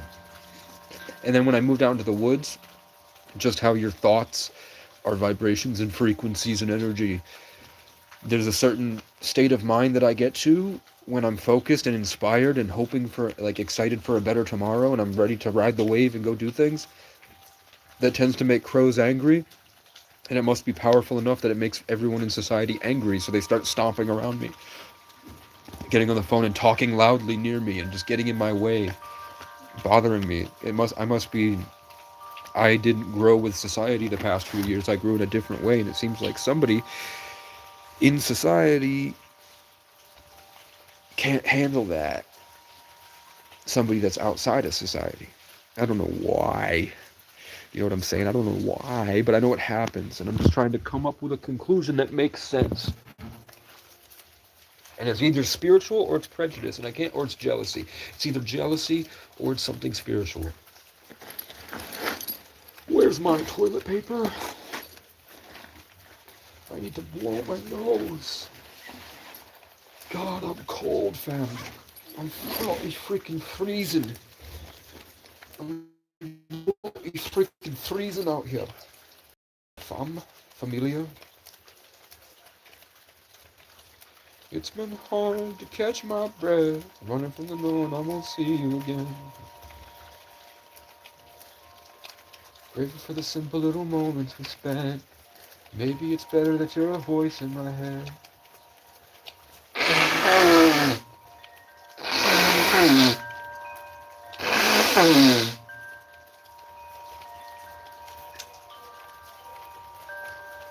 A Tyrannosaurus Rex.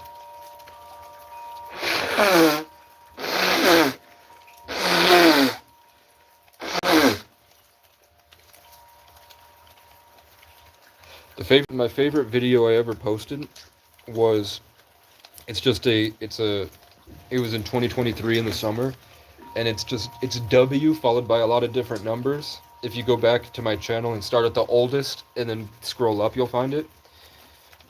Some guy named Ken gave me a hit of acid, and I connected to nature, and I started speaking to some shadow person out in the forest. And I could feel the energy so vividly that I was connecting to people telepathically. And it was really cool that even though the other people weren't on acid, they could tell, they could feel it. Because everyone in Vermont has done mushrooms and has a greater connection to nature. It's a really cool part about living in this state. Other than the fat, chubby, beer-drinking colonizers, there's a huge amount of normal people that are really cool, that have a greater, they're just enmeshed in the natural mycelial network. You know what I'm saying?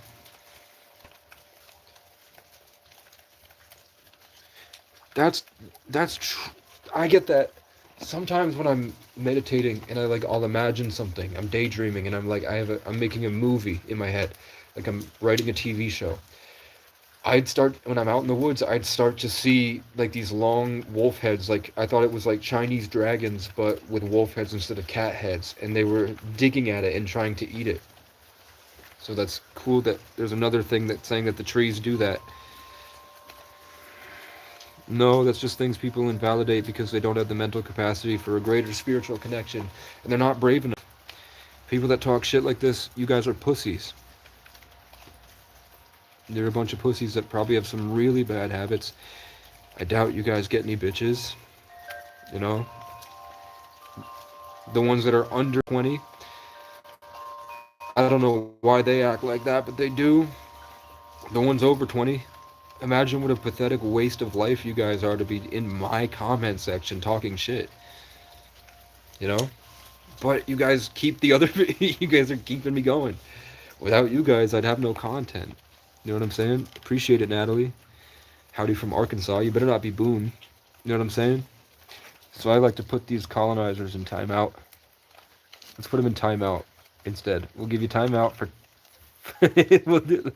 we'll do 5 minutes.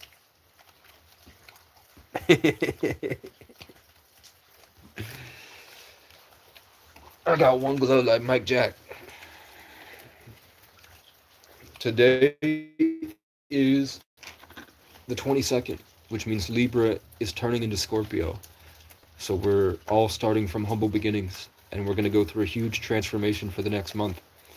And then at the end of it, we're going to find this high vibrational righteous truth, and we're going to go wild through Sagittarius. And I'm excited because how that's representative in my 3D space is that I have to leave my mountaintop cabin and move into a storage unit at the bottom of the mountain in the valley. And I guarantee you by the end of Scorpio season, I will be on an adventure. What up, Scorpio? Your sign is not just the scorpion. Scorpio is about transformation. You're not only a Scorpio, you're the transformation from the scorpion to the phoenix. It's so much bigger than just the scorpion on in the dark waters at the bottom. You're actually the fire water, the passionate, deep emotions that transform from this dark evil place to this righteous confidence, or this righteous truth. And then once you've gained confidence, then it's Sagittarius. Sagittarius is the master of Scorpio. Once you've mastered Scorpio, let's say, and I think it is set up that way, right? Because we have Aries, we have Pisces as the first sign, Aries, Taurus, Gemini, Cancer, Leo, Virgo, Libra, Scorpio. So Scorpio is the ninth. So it's that rising of the 9 into the completion of the 10. So once you get the 10 and you've got the confidence and the mastery over all the other 9 zodiacs, you become the Sagittarius, which is the confident, righteous truth. The one that sees that life is just an adventure and sees that life is fun. And they just have fun and adventure. They live in momentum because they know that who you are is not stagnant. And because of that wisdom, they have this deep connection to the heavens and the earth. So the Celtics called Sagittarius the elder tree because it connected the heavens to the ground. But Sagittarius is fire and it's air. And it's grounded. It's not very emotional. It's like you have the Sagittarius, like the but you don't have the deep, vivid, emotional, complex, big world of Scorpio.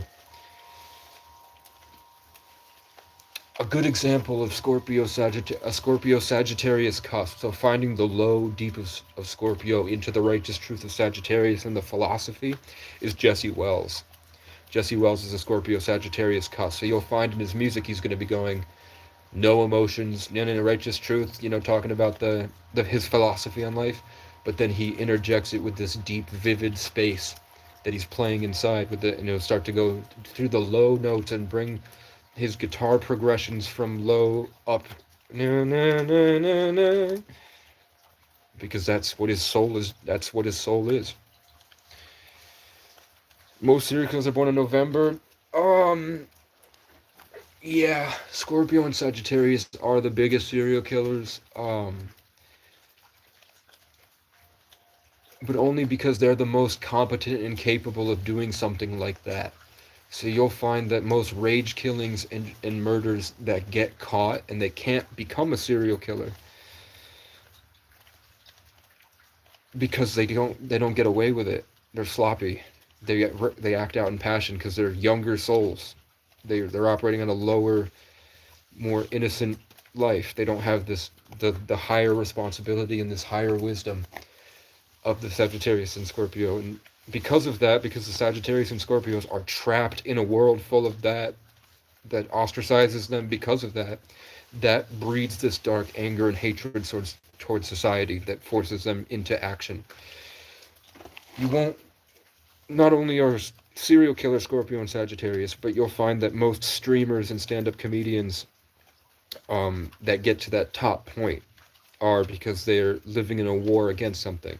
Caseyo9989 got successful because as a streamer, he was at war with the world. He started off homeless, running. He said when he was in college, he was homeless, and he had to charge his devices on an outlet like this, and then he would get up and he had to sprint through the college campus so he didn't get in trouble to upload his videos. And that's how he kept going. His crowning moment, the thing that he attributes to his success, is his running, that sprinting from charging and uploading in a place he wasn't allowed to, at war with the world, ostracized, and then running to his destination. He said that's what helped him stream and keep going and running and running and running, because he's a Sagittarius. And Gideon is the same way, but I'm sure Gideon is he's got earth signs, because Gideon did it. He still had to maneuver through a chaotic environment with momentum.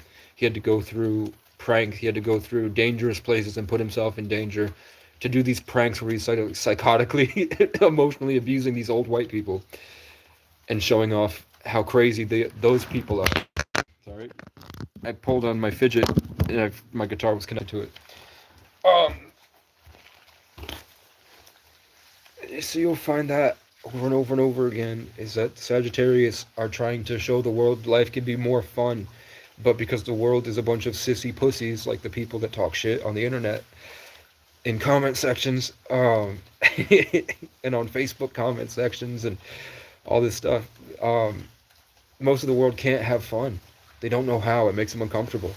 So Sagittarius turn into psychotic serial killers in life because they are momentum based, but in a structured, stagnant world that they have to fight through. The reason that they became content creators now, where there were serial killers, is because, look, I gravitated towards it too. This is a way to channel that. It's kind of the only way.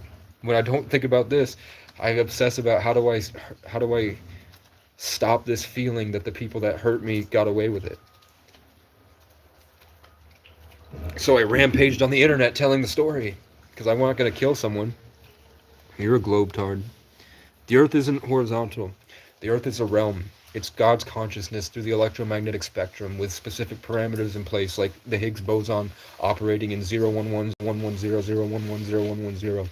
And it's the will of that entity that's from all which everything has grown. And now it's all this very complex super system of the Big Bang and all these different bodies of energy and information and spiritual structure interplaying with each other. It's not a globe, it's a realm. Like GTA. Is GTA flat? Is GTA a globe? It's a game. You could just change it to a globe if you wanted to, and we wouldn't fly off the side of the planet if suddenly it went from a globe to not moving at all. You could just change it because you can just say, change it, and it changes. You know? That's all it is, man. It's a fun, enjoyable experience, but you have lessons you have to learn to make your experience more enjoyable. You know what I'm saying?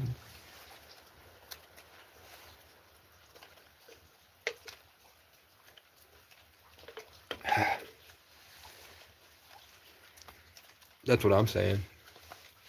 And when I think that way, I can ask shooting stars to go right to left if I'm on the right path. And then if I can get to a meditative space where I have spiritual wealth and I'm actually present in my heart and I'm looking out actually as me, and that part of me is able to yearn for a spiritual connection and ask, I get shooting stars all the time. And I taught my subscribers how to do that, and they get shooting stars all the time. The OGs now that have been here for years, they get shooting stars on command. Do I connect with crystals? I think that in the infinite there are things you can do that channel the infinite in a certain way, like a filter or a funnel, and crystals can funnel that through a certain way. The same way, if you believe, like literally a 5G tower operates because of the crystals inside it.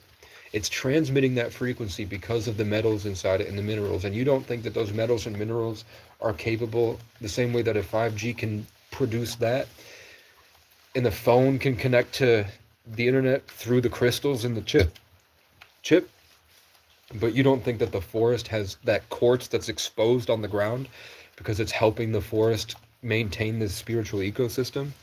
So I don't know about like praying to crystals and worshiping through crystals, but I think that having these things in your house does change the environment. And I think that placebo also affects your consciousness, and your consciousness is producing reality. So if you do add different things with certain intentions, there it does make a change. Like I think, I'm not sure about moon water.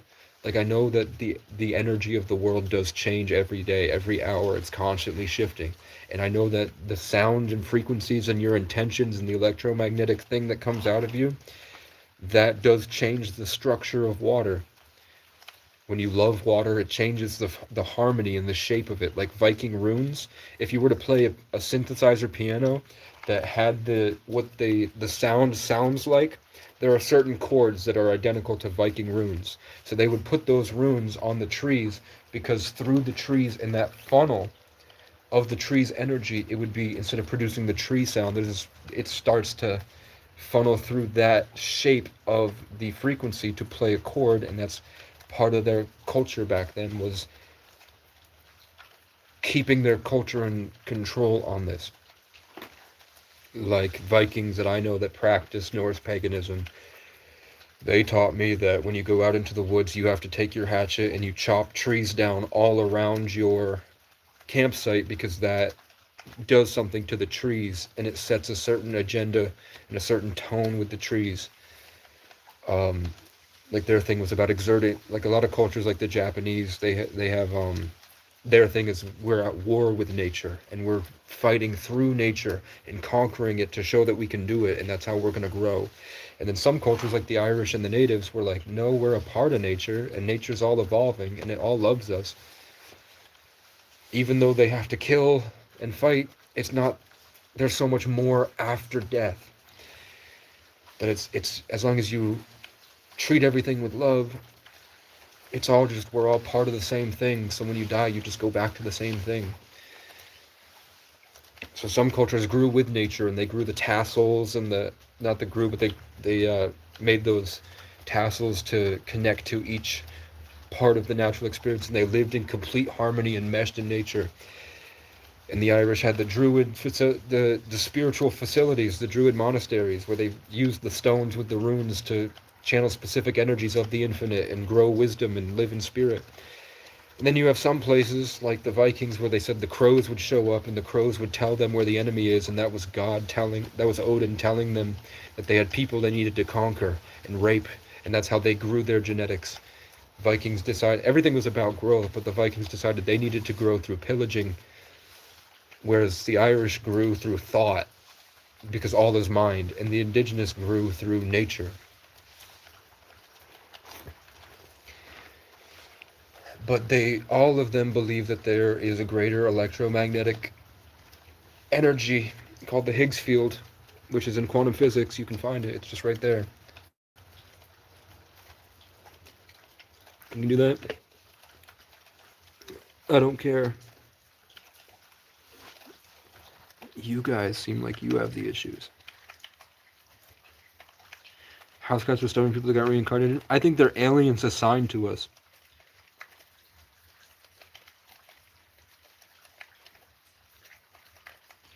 I don't know.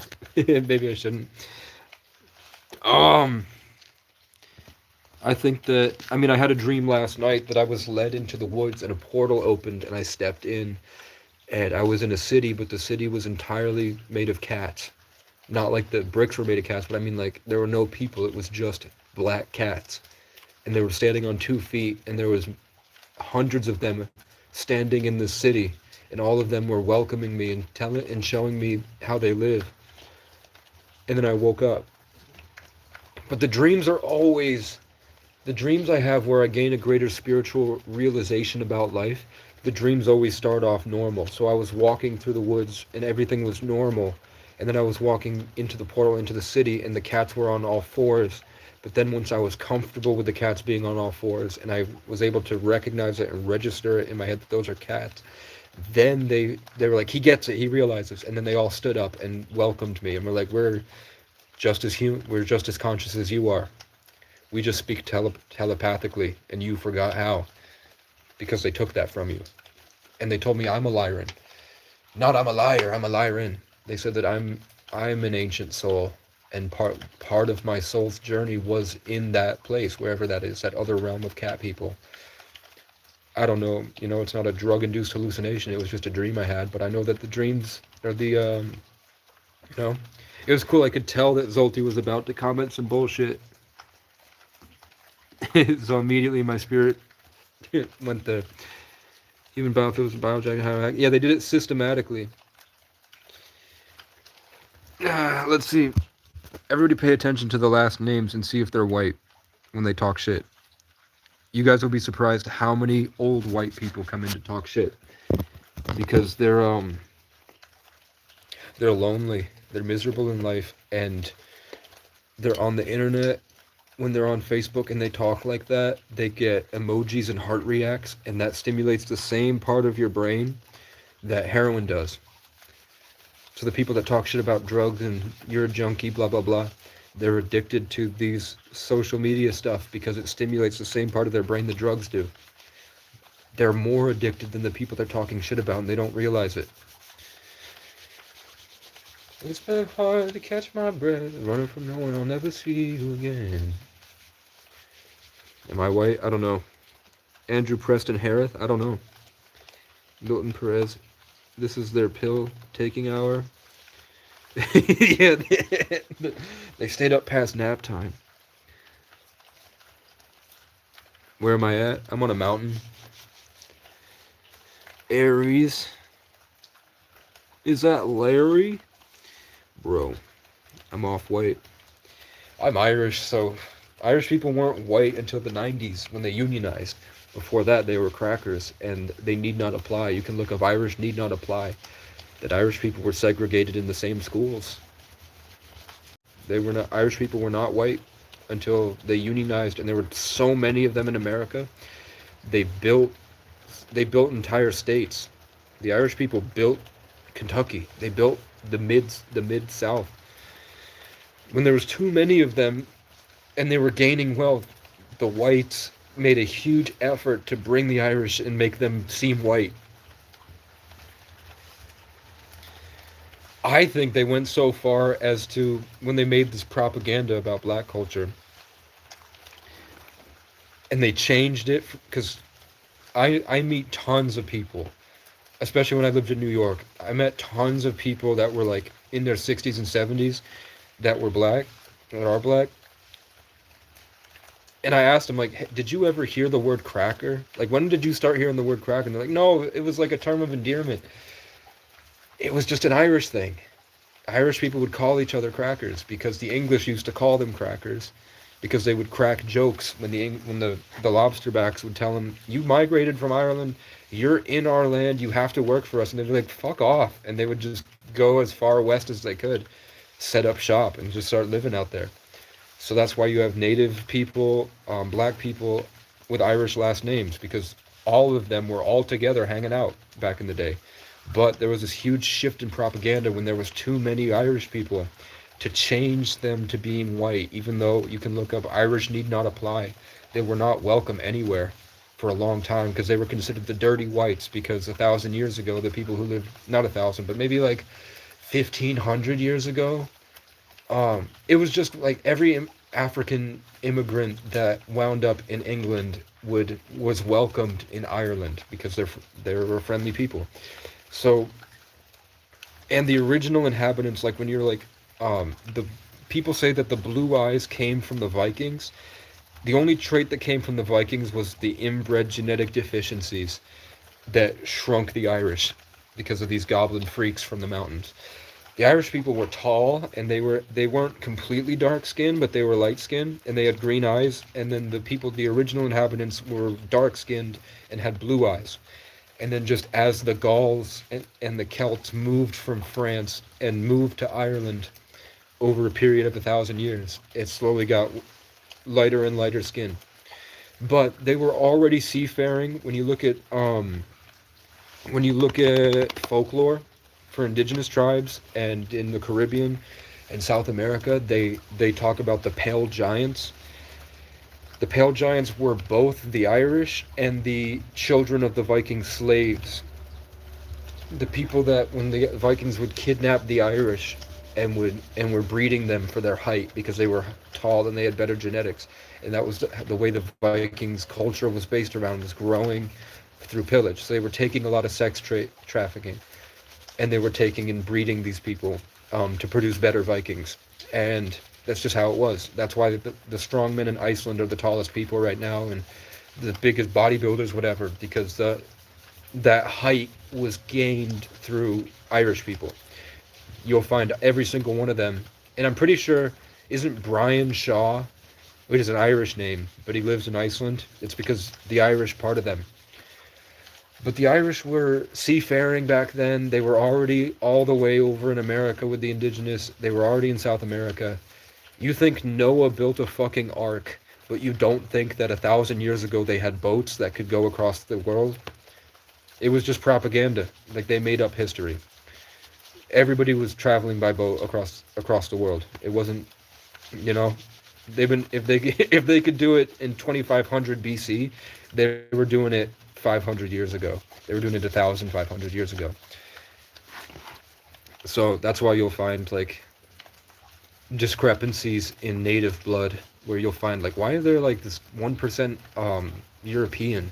Where the fuck did that come from? And it's because their folklore was they didn't have history and textbooks. They had passed down, kept sacred stories, and a lot of that was like the giants would come through, and some of them would attack us, and some of them would come and help us, and it was hard to distinguish the two because they were Irish and they were Vikings, and they spoke a different language. But there were some that came in, and they'd have kids, they'd have families, and they would make the Irish slogan, and you can look this up too. The Irish slogan is, "We make the world better for the Irish people that come after us." So they would go to these places because they were trying to escape the Vikings and the English. They were sick of it. So they would go over this. The Europeans didn't find this land, man. The native DNA has been here for 200,000 years. They're the ancient Egyptians, by the way. Look at their traditional feather headdresses and the practices they do, and then go look at Egyptian hieroglyphs 2,000 years ago. This was originally the original Egypt. And that's why we have Memphis here, Lake Memphredog, and we have all this Egyptian words and sounds for the native land. Because the natives are the ancient Egyptians, and that's why the Freemasons had to cut the nose off the Sphinx. Because of the indigenous people have the very obvious different noses than the rest. Because they rewrote history to say that, no, we did that. It wasn't them. We did that. So, Irish people have been migrating by boat, and then when they would talk about goblins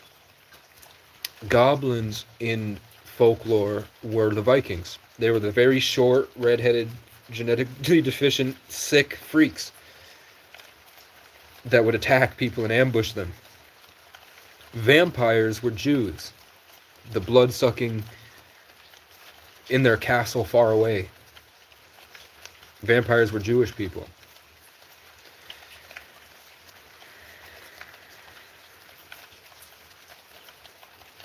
By the way, what is a woman? I don't know.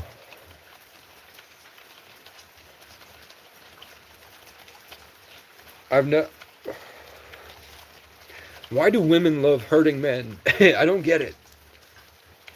Why do they like making men feel bad? But I guess they probably grew up with the people that are now taking their shit out on homeless people. They were probably like the same way that I have a genetic predisposition to go run through the forest. I bet they have a genetic trauma through the female side of their ancestry that they hate the patriarchy. And it must suck. It must suck to, like, I'm learning more about it now that I've gone through this, to feel like at war with the world, and to have been preyed upon when people thought that they could come rape me out in the woods. That's their whole life, is that at all times there's just people that want to sleep with them at all times. You know? It's different. I don't know if women are inherently evil because Eve bit the apple. But I would say until trans men are capable of that, that Eve biting evil, they're not women. You know what I'm saying? But I love women.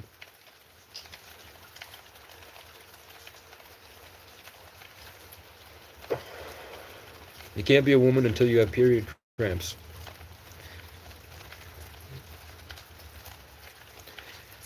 I don't like trans. I like people, like I've met people that are trans that are pretty cool. But the concept of like trying to destroy the good parts about gender dynamics, I don't like that. I'm not saying that the world is wrong and there needs to be a change. I think the world is wrong and there needs to be a change. But it just seems that it seems like there's a better solution that when I get close to finding, the world doesn't like it and it attacks me. I'm not saying gay and trans is wrong and that they're bad people that deserve to suffer or like be persecuted or something. But I think Irish people are the chosen people. And I think they're chosen because of their ability to create and have fun. I think that's a gift from God. And you'll find that all the other cultures that people love, which is for their ability to have fun, is India, Jamaica and the Caribbeans, the natives, and all the other places where a predominant percentage of their people have Irish last names. You know what I'm saying? I think it's just years of survival with the culture based around having as much fun as possible and trying to enjoy life. And they've always been at war with people who strive for conquest and ownership of other things.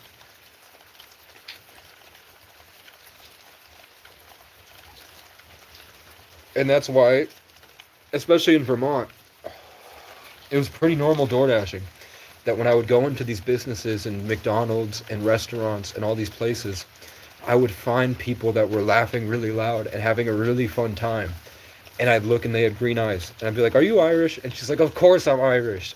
And then I could see the people that were blonde were like anxious and sitting there like angry because the other person was expressing themselves so much. And then I watch TikTok and I watch that people that are having fun that are of color. There's always a group of people that are really rigid, that are white, that are really anxious and upset that the people are having fun because they can't let go, because they feel like they don't want to lose that sense of power that they have based around their wealth and the belief that at some point they were superior, even if it's just a subconscious epigenetic leftover of the past few generations. It's still in them. So the chosen people would be the people that are just having the most fun and righteous, creative perseverance. The people who can have the most fun, that are laughing the most. And I don't see that. Maybe it's by design. I don't know. I'd have to go to, why is Israel killing an entire country just because 12 people are in there? I don't think that's why they're doing it. I think that they're doing mass human sacrifices, and I think that the robots that they have on the battlefield, you can Google human biological harvesting robots on war zones. They're collecting the bodies and they're scrapping them into genetic material and they're harvesting it, and the robots are going in, taking it. And there's not enough cows in the world to be producing as much burgers as McDonald's is selling. And we have a testimony from a rich Jew that came out years ago and said, yeah, our culture was just based around cannibalism and eating children. That's been around and we just kept it. So we still do it, and we put it in the McDonald's. We put it in fast food, and that's why The Walking Dead and all these different shows from the 2000s, the big reveal was that we're eating people. Because you're eating people, man.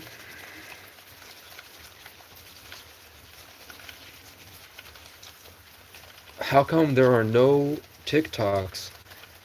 Wouldn't it be so easy just to put a burger under a genetic test and find the testing results for a burger? And that would blow up. But you can't find them. And the ones you do find are like promoting the same stuff that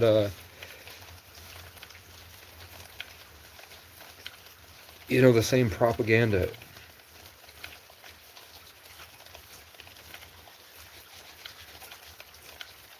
But at the very least, if you don't believe that, which I have no proof of that, but that's what makes sense to me.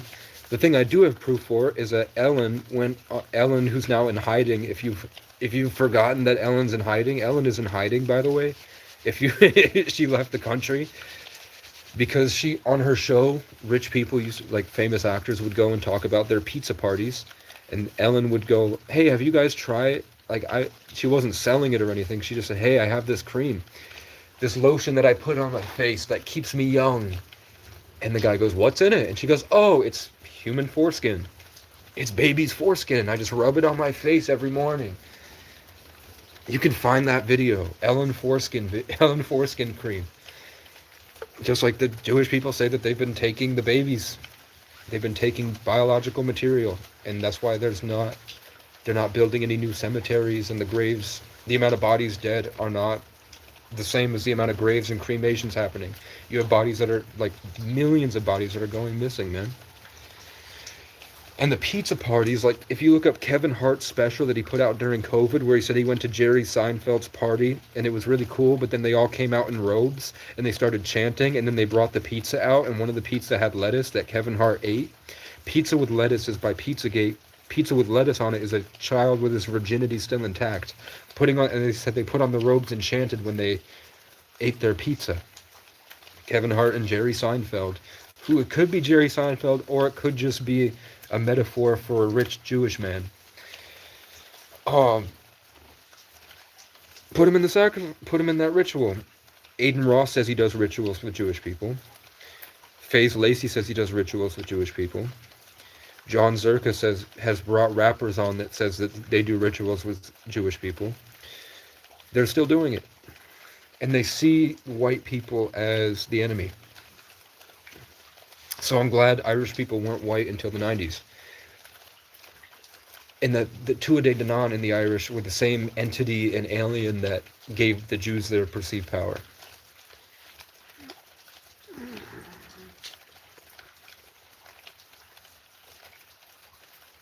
Lonely, drunk, and tired of women being treated like I'm a dog. Yeah, it's tough. It's tough.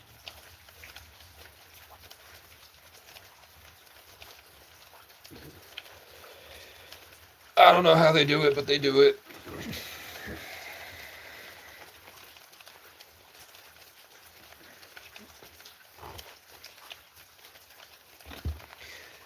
And most guys don't know anything about what it's like to be a woman. So now that I've understood more, like I've hung out with more people, I have a more diverse life, I lived with my girlfriends and stuff, and now that I've been homeless and became victims of prejudice and have been the enemy, where everyone treats me like shit, I get more about it and where they're coming from.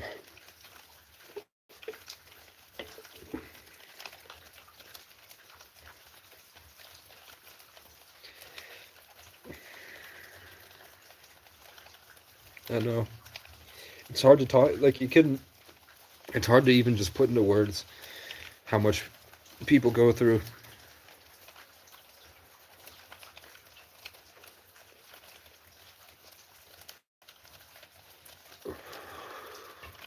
Hey, maybe this is God trying again. F you, man. God's trying to wake you up again. F you, man. It is what it is. Cheers, everyone. Later, Beyond Ether 22. If anyone's interested, I have a Cash App. I'm trying to get a computer. I'm trying to get a bus ticket at some point to a warmer place. I'm trying to pay for the storage unit while I wait for my birth certificate to find work. I'm trying to get my phone service if anyone wants to donate, but it's not necessary. I just feel like that's what streamers do. It's crazy. These famous streamers, people that have like thousands of people watching them, they just say, somebody send me 100 gifted, which is $600, and somebody just sends them $600. Like, call me, my phone service ends in 2 days. Call Me Carson is a YouTuber. His screen name is Gary. That's his character, and then he has employees. Code Husky, Loki, and then Gavin and Quacks. And his assistant, he has an assistant named Matt. I've seen streams where he just asks people for 100 gifted, and they send him 200 gifted. There are people that just send Call Me Carson makes like 5, I think, after he was canceled. So in 2020, he was making millions of dollars a year. 2021, he got canceled because he was 19 and he was talking to a 17-year-old girl on Discord. So he got canceled for it. After that, when his viewership dropped by 90%, he still made $500,000 that year. And he donated all of that completely to charity, which is how he came back from his being canceled. Is at 100% of his proceeds because he was already insanely wealthy. He just moved back in with his parents and donated $500,000 to Alveus. No, it wasn't. I don't know. Maybe Maya Higa, because Maya Higa is Ryan Higa's cousin. Ryan Higgett, to be a famous celebrity, you know you're in the cult. So I'm sure Call Me Carson posted for a while he was a practitioner of the dark arts. That was his channel bio for a while. He said wielder of dark arts and ancient spells on his Minecraft channel, which was kind of weird. And Call Me Carson, CMC, M, McDonald's, the 13 families, 13 zodiac, M is a big symbolism, and then Call Me Carson, CMC, CC 33, 33, C is the third letter. So it's there. I'm not saying it's not. But he does get a shit ton of money. He makes a lot of fucking money. And all he does is play Minecraft with his friends.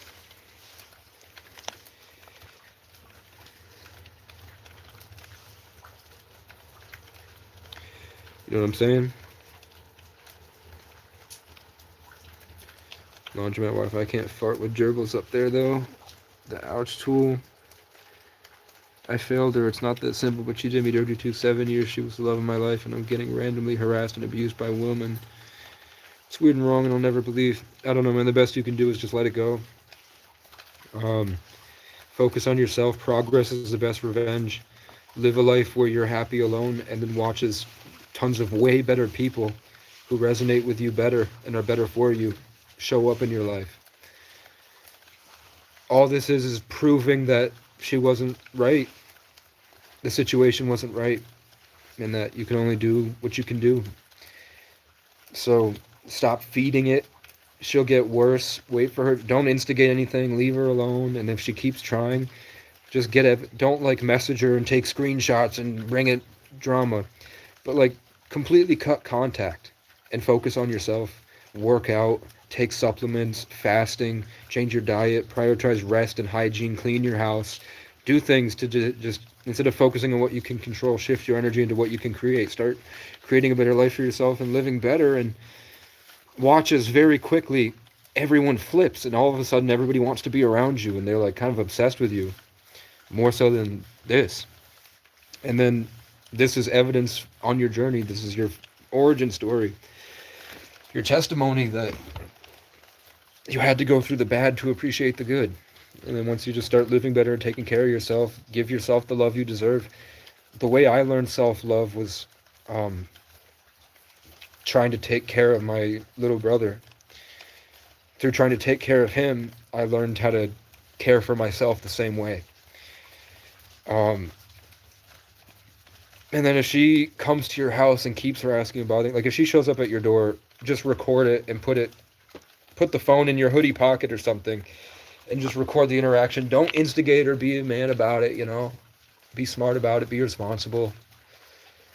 Don't fall into the drama, and don't just like be like, okay, hey, we weren't meant for each other. There's just something going on.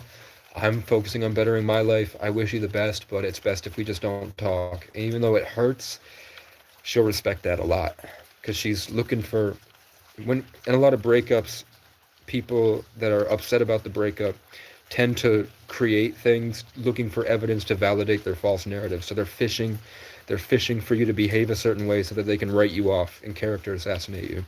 When you just leave it, hey, sorry, it's over with, things aren't good, and I'm doing better in my life, I wish you the best. Watch as everything changes, man. It's hard, but you gotta do it. I do it. Even if I'm only taking baby steps, I still strive to do better every day.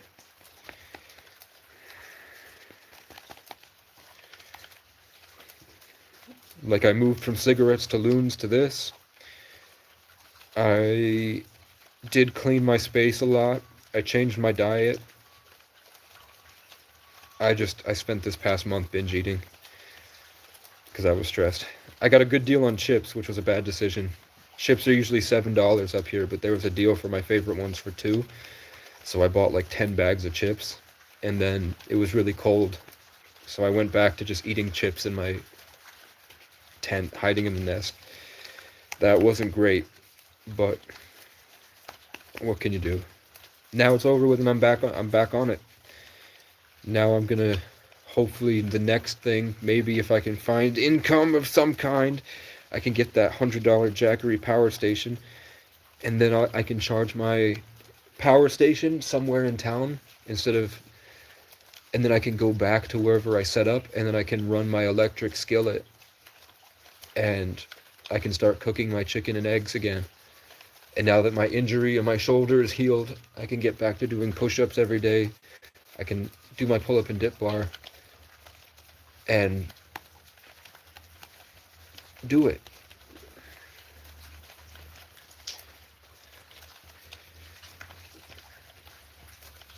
Because I still have goals I'm working towards every day.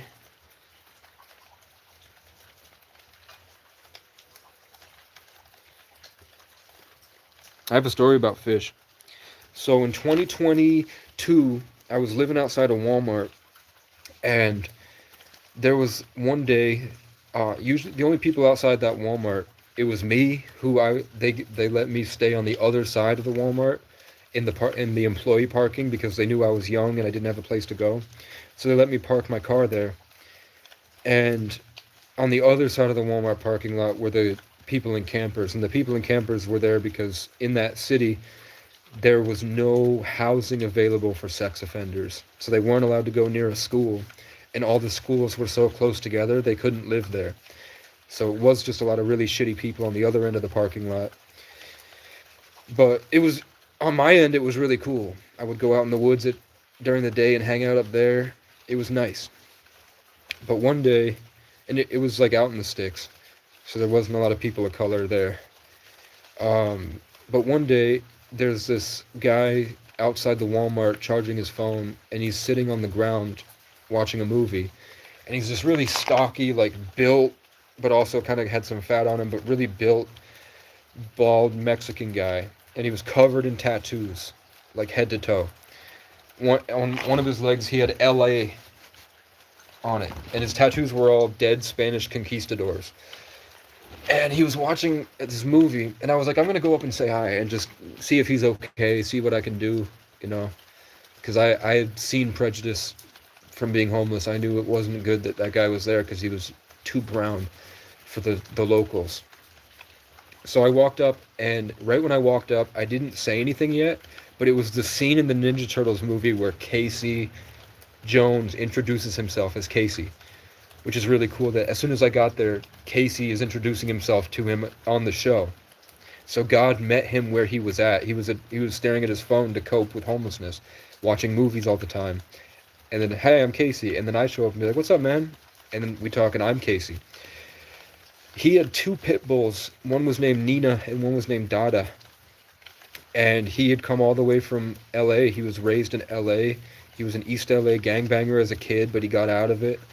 Then he had a lot of spiritual experiences happen, which they labeled him schizophrenic, but the stuff he saw was just his ancestors.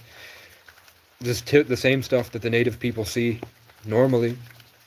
Nothing different from what I've heard from native stories about what they see. You've just seen the same stuff. Genetic predisposition to the ancestors. And I was like, okay, I bought him something. He was making bank, though. A lot of old ladies would come and give him like a bunch of shit because of the dogs. So he had this grocery cart full that he would put the two pit bulls in and he would take around. One of the dogs was pregnant, and the dog was kind of just laying down all day, and then that was Nina. But one day, some rednecks came up and said, you got until sundown to get the fuck out. And they cocked a pistol in his face and said, we're gonna fucking kill you. Get the fuck out of town. And he was like, just sitting there. That guy could have beat the fuck out of all of them. But he didn't. He told me his name was Inteliqueja. He came to my car and was like, bro, they just did that to me. We got to get the fuck out of here. Can you bring me somewhere? And I was like, yeah. I mean, do you have money? And he was like, yeah, I got gas money. So I took him down to Brattleboro, where I'm from, my hometown. And I let him meet my dad, who's in the motel program with his two cats. And my mom cooked lunch for us, some spaghetti, but then his organs failed. He was a drinker, and his pancreas failed, and he fucking threw up and shit himself and passed out. So I took him to the he didn't want to go at first because he was like, the white people are going to hurt me. They don't like me here. And I was like, I mean, Brattleboro's much different. It's full of African immigrants and multi-generational black families from the Buffalo Soldiers. Brattleboro's like, They call it Brattle Bronx because of Albany and Springfield. It's much different than the rest of the state. I think you'll be fine. So we put his dogs into the Humane Society for a couple hours. I talked them into letting them board the animals, and then him dying in my car smells disgusting. We brought him to the hospital, and they didn't help him. He's dying on the thing, yelling like, oh, like barely like half in and half out. And they sent the fucking sheriff's department to scan him for weapons and run his name. And then they kicked him. They wouldn't help him. They kicked him out dying, and I had to bring him 2 hours back up to Burlington, 2.5 hours. And he got into Dartmouth and UVM Hospital. And then after that, but before his pancreas failed, we went fishing because we didn't have any money. I didn't have any food stamps, and we were hungry. So he was like, let me teach you what I do. So there was a paper clip in my car. We put the paper clip to a piece of string, and we put berries on the paper clip. And we put it we went to the marina, and there was a bunch of fish swimming under the dock. This is a true story. There was a bunch of fish swimming by the dock, and we put the paper clip in, and Inteliqueja is going to yank, and he's going to snag the fish. And every time we tried, there was this bigger fish. This is a true story. All of it, what I say is true. At the bottom, sitting at the bottom, there was this larger fish that had a giant hook in its mouth. Huge hook still in its mouth at the bottom. And that fish kept looking up and seeing the other fish going towards the hook, and that fish would scare them all away. It would come up, it would look me right in the eyes, and it would scare all the other fish away, and then it would look at me again, and then it'd go back down to the bottom. And we would try again, and we did it 3 times, and finally, I swear to God, the fish looked at Inteliqueja, it looked at me, and it bit it. It let us snag it, and we killed it, and we lifted it up.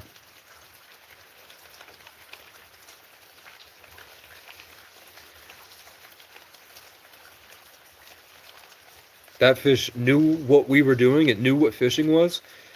It scared the other fish to protect him. It realized we weren't going to stop. It looked us both in the eyes, and it killed itself because it already had a hook.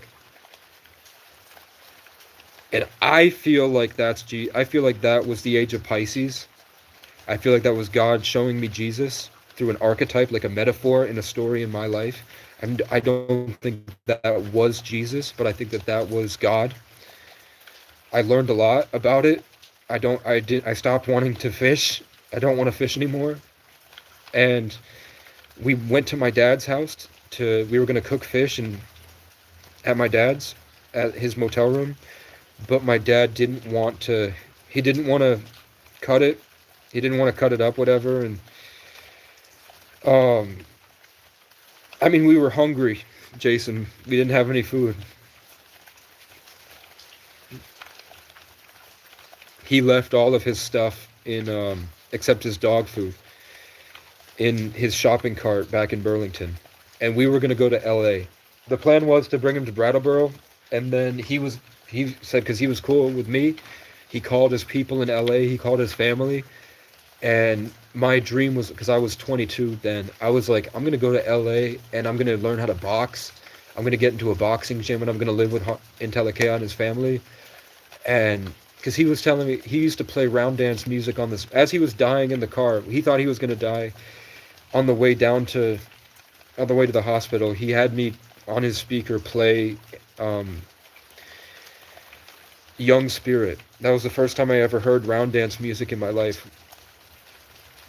And we actually, on the way back, we stopped at this gas station, which is funny because the road name next to the gas station is his first name, which is really cool. And it's a true story. So we don't end up going to LA because his pancreas failed. So I brought him back up to Burlington, and then afterwards, he told me his name is actually his first name and his last name, and I won't tell you what it is, for his sake, but I'll tell you that his name, even though he's Mexican, and he said his grandmother told him, he's like, we the last of the Mohicans. His grandma told him, when he watched the movie Last of the Mohicans, his grandma told him that, and taught him a bunch of sacred teachings. That when I would sit with him and tell him my stories, and tell him what I thought about life, he was like, how the fuck do you know that? He was like, my grandma told me that when I was little. But he said he liked to go by Inteliqueja because after he got to San Francisco and he got on SSI and he started traveling and he got his dogs, because he's been traveling for 8 years, 9 years now, no, 10 years now. He's been traveling for 10 years. One of those years he spent on the Navajo reservation. So they called him Inteliqueja there. And but his name, he didn't like his name because his name was Scandinavian. His name means, but when I was like, do you even know what your name means? And he was like, no, but I know it's a Viking name, so I don't like it. Because he had a bunch of dead Spanish conquistadors tattooed all over him. And we looked it up, and his name literally translates to warrior of the turtle god. So I'm like, it's not a coincidence that you live the way you do and you travel fighting off colonialism because across Turtle Island. This is called Turtle Island. Your ancestors called this Turtle Island. Your name means a warrior for the turtle. It's all there. And he was a Taurus. And to top it off, the last day that I saw him, we were sitting outside Shaw's, and he was teaching me how he panhandles with his dogs. And a woman that looks just like my ex. And it could have been my ex, because I haven't seen her in a long time, and I know my ex did become a combat medic in the military, but this girl seemed to be older, even though they looked really similar. She was way built. She had a lot of big muscles, and I hadn't seen her in years. It could have been her. But that girl was also Native and Mexican. She had Native and Mexican ancestry too.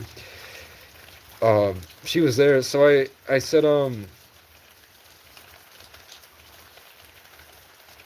I asked her if she was from the town that my ex was from, as like a way of saying, is this you? Without going, I'm saying, are you her? But she went, no, I'm from Alaska. And she gave him this Carhartt jacket for the winter, because it was going to get cold soon. It was the fall of 2020. It was like September. And the fucking shirt, the Carhartt coat had a turtle shell on the back. So we got Casey Jones when he's watching the Ninja Turtle movie. We got figuring out his name means warrior for the turtle god.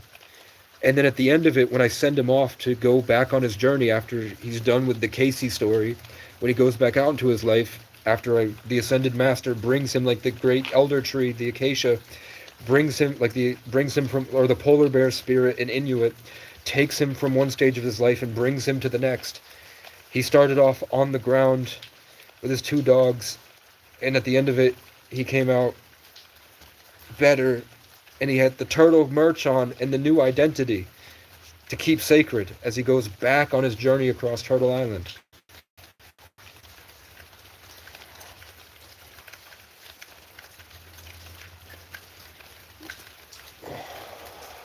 And I learned round dance music through him. And then 2 years later, I found my indigenous roots. I found out my indigenous teachings. And I had my living in the deep forest when I learned my connection to nature. And I would practice the round dance singing. I would listen to the songs he showed me. And I didn't realize until later that I was walking down the road that's his first name.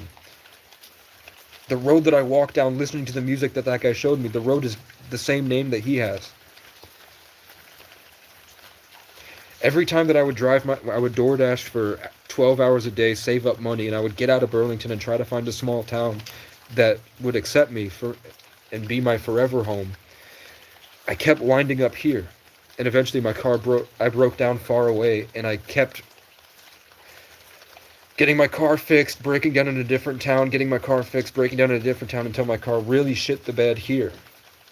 So I was literally forced here, forced up, and then forced into this cabin. And now I'm being forced out, so I don't see it as a bad thing. I see it as an opportunity to show that I have something special and that there's a better way of life through me. I don't think I'm a god, but I think that I suffer for a reason. And I do hold myself to a higher standard. I'm just getting back into the swing of things because I spent a year healing a decade's worth of trauma. So, whatever.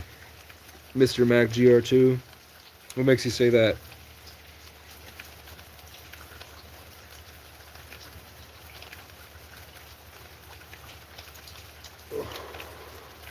What do I do, Stephen Hodges? Hey, you're back.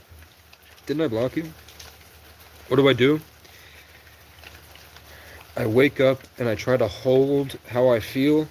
So I know when I wake up from a dream, I have this better state of mind. And I try to work with that. And I see how my connection to nature is before I start thinking. And usually when I have my first thought and my first thing that I think about, the crows go off. They go, I triggered them. So they're like, see it as a threat and they try to stop it. And then the birds will defend against the crows. And then I try to not let what the crows did affect me. And I try to pay attention to what happened so I can learn more about what just happened and why it happened. And it's usually when I focus on a better future, I get inspired, and that ticks off the sense of control the crows have when they're hunting. And then the peace that I can bring makes the birds feel safe. So they come in and they hang out with me and they hunt the bugs that grow from around the cabin. Because the sunlight hits through that opening in the trees, which makes more plants grow, which brings more bugs. So the birds would hang out with me there.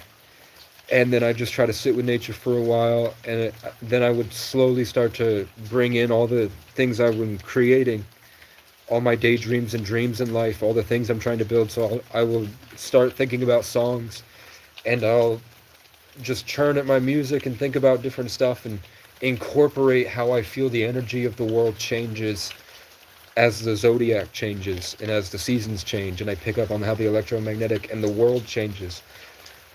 And then back in the day, I'd usually start having panic attacks. I would get panic attacks, but I fixed that. And usually it was just this back and forth with the crows all the time. When I eventually beat the crows, then the sirens started going off. So if I get to this point where I'm outside of the simulation and I have this awareness outside the simulation, exalted in a disassociative transcendental state, then I start to work my will and my consciousness into this realm. The crows, if I can get past the crows and not be affected by what the crows do, sirens start to go off and loud noises around, and there's nowhere around here. I'm deep in the mountains, so sirens going off is weird and unusual, but it happens, and it happens so much, and I have so many videos on my channel of me recording. I just got to the state again, and now the world is responding. And I could show you, I've shown you guys on live several times that I can just think and go in a certain way, and the sirens stop. So that response, and then usually if I work through that, it takes about a month, then I have this real breakthrough when I master the zodiac element, and I go in with the knowledge and wisdom to tackle the next zodiac element, aware of the challenges and trials that I'll face in that season.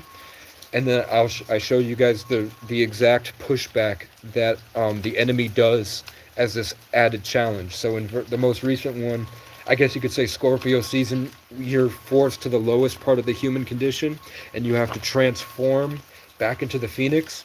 So I'm being taken from the mountain to the valley, where I have to grind it out. Last season was Leo into Virgo, where you ascend past self, and you get to this reflective state, where you clean your environment and in the hermit mode, and you organize your space. And when I got there, as soon as I got back to my hermit space, that's when the police kept coming and say, you cannot be here, or we're going to rip you out.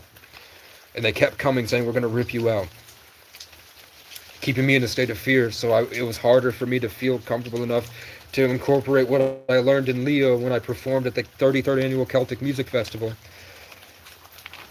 I wasn't able to organize like I wanted to, because I no longer felt like they were trying to take my space away from me, my sanctuary. I couldn't identify with the space, which is the point of Virgo season, to identify with the earth and organize it.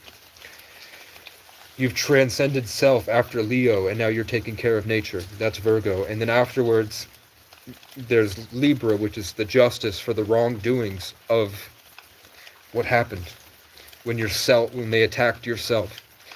So Libra season, I had all my court hearings. All my court cases happened during Libra. And we had this back and forth with the police that just ended. Throughout Libra season was my interactions with these cops. And now we're moving to Scorpio. Today is the first day of Scorpio, and I'm going back into town to get my Anchor power station.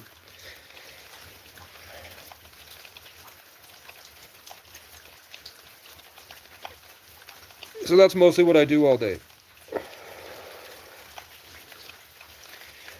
Which is the bare minimum. But it's not that I'm not striving for better. Yeah, we're all a part of the Higgs field, and the same things our thoughts made of. This and the energy between us and the cell phone and the guitar and the sound it makes and all this is made of the Higgs boson. So when you can get a greater understanding of your consciousness in relation to the Higgs field, you'll realize that everything is connected to everything. And the only reason that I can't put my hand through this wall is literally just because the same way that video games have clipping, where they just set it, you cannot go past this object because it has no clip. That's literally all it is a video game.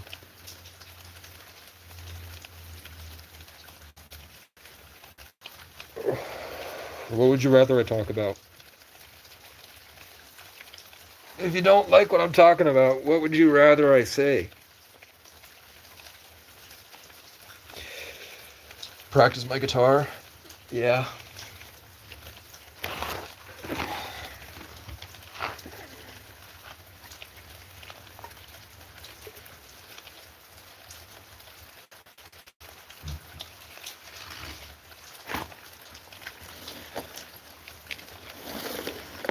It's like you guys celebrate people who tell you this stuff. You guys celebrate movies that put the things I'm telling you in the movies. The only reason I don't do that is because I can't right now. So I turned my life into a movie because I can't make them right now.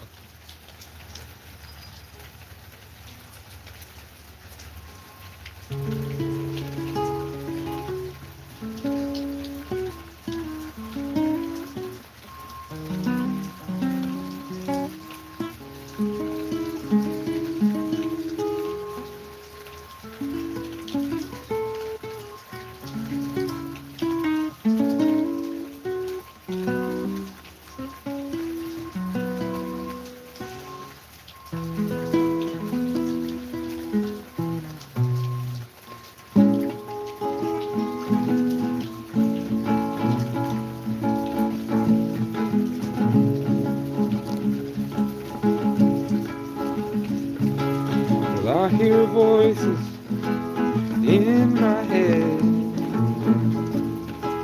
It gets worse when I get out of bed. And I don't trust that I'll find a love who understands. So leave me be and let me smoke my cigarettes. 'Cause deep inside I'd rather be dead.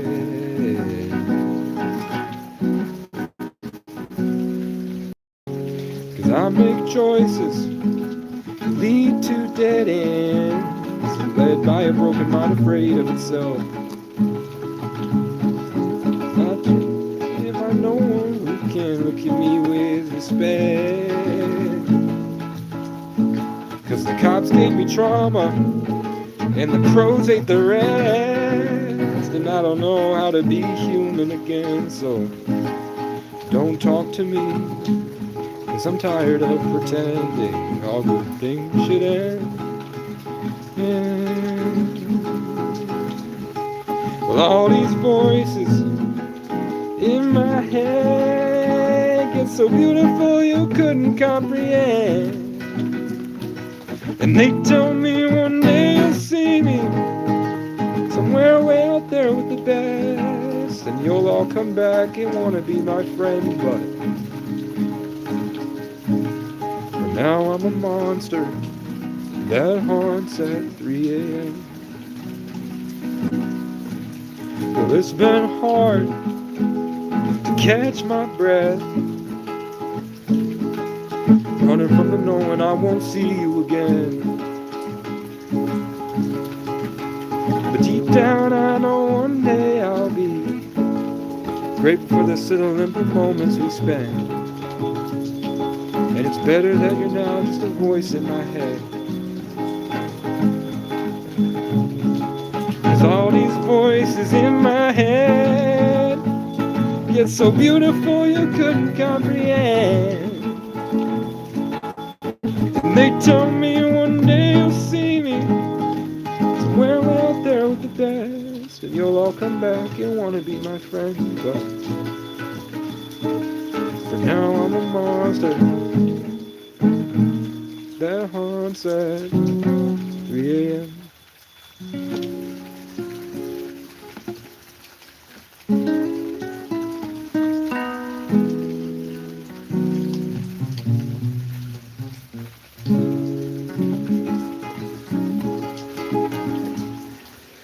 Yeah. Maybe I can use my glove. And I'll put the back of my hair in the glove. Maybe that will work.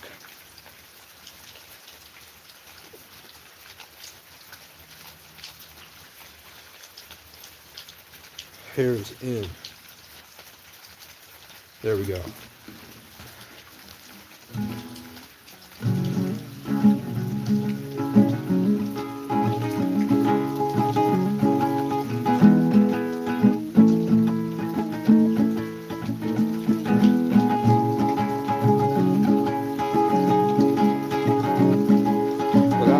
Voices in my head. It gets worse when I get out of bed.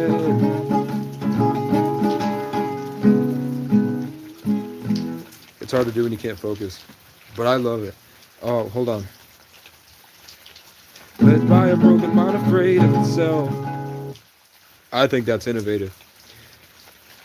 Cause I make choices lead to dead ends. Led by a broken mind, afraid of itself. Ronnie Taylor, what did you mean when you said I gotcha? What the hell? I was like, what the hell?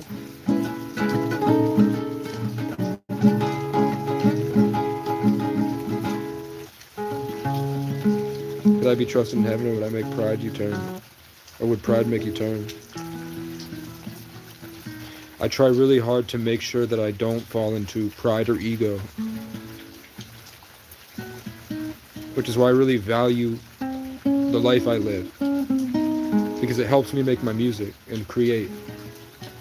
I found that when I had a girlfriend and a house and a job, it was so easy for me to let go of this grounded humility. I like being at the bottom like this because it keeps you humble. I like when the crows attack me, you know, because it does eat away at societal programming, which is based in pride and wealth.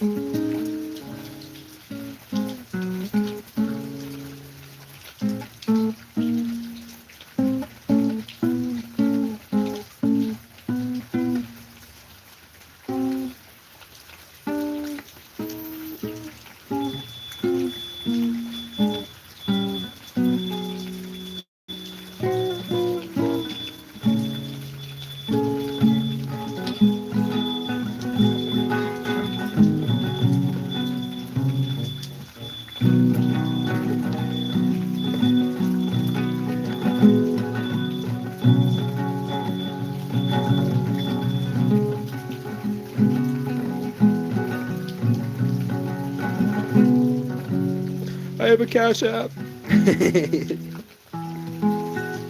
I feel weird when I get a donation.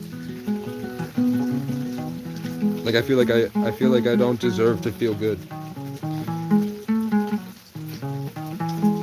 I've grown accustomed to feeling like I'm an animal that doesn't deserve to be a human being. So when I get closer to being a normal person, I feel imposter syndrome. It's kind of weird. What's going on, Bruddle?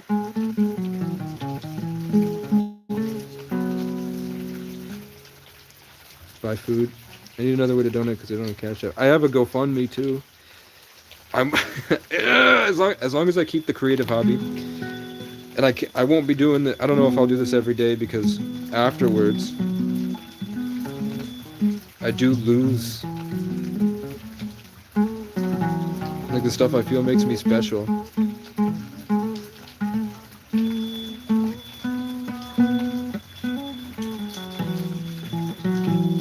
My body's a lighthouse, her eyes on the sun, set my heart as a car. Wait. My body's a lighthouse, her eyes on the sunset. My heart is a car I don't know how to fix yet, but you start my engines, I'll drive 100 miles just to crash with you. I love like a wildfire, burning through the mountains. I'll tear the whole city down until I found it. Something that feels a love that's true.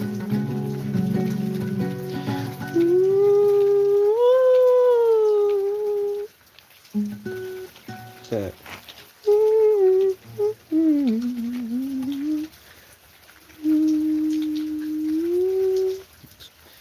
I need to start running. I don't know if it's evil spirits, but when you said evil spirits, and I was like, I think it might be, you know, the wind chimes were going. Which those bells and the wind chimes were all to ward off evil spirits back in the day, to create harmony. Take your clamp off.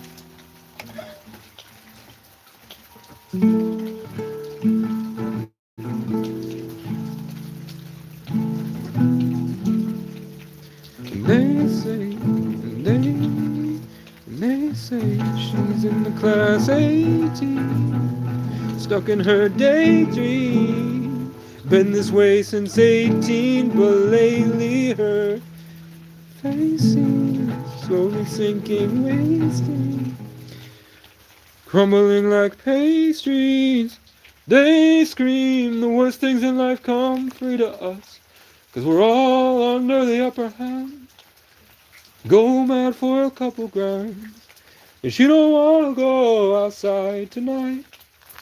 And in a pipe she flies to the motherland, but sell love to another man. It's too cold outside, angels of light.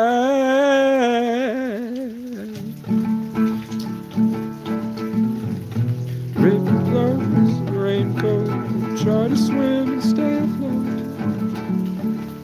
Dry house, wet clothes.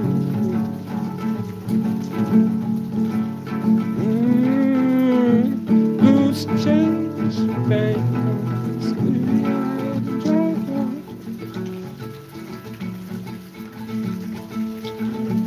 Call girl, no phone.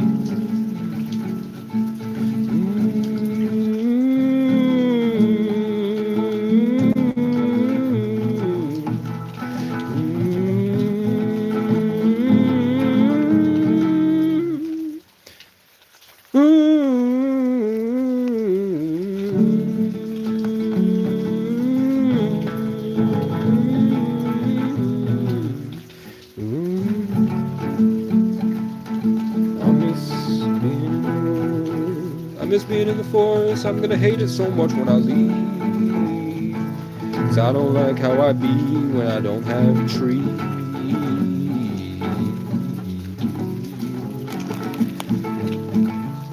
But it's okay.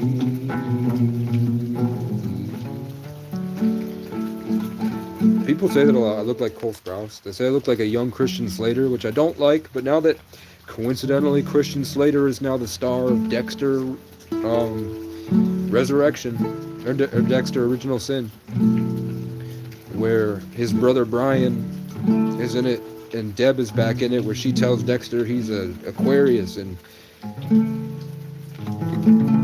Deb is a Sagittarius.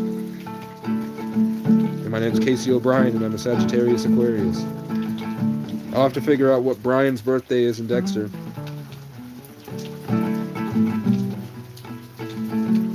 And who. But Christian Slater, who everyone tells me I look like when I go like this.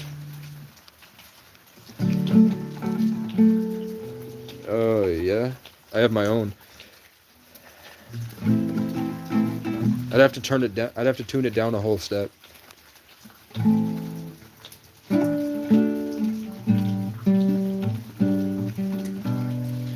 Or at least for a long while.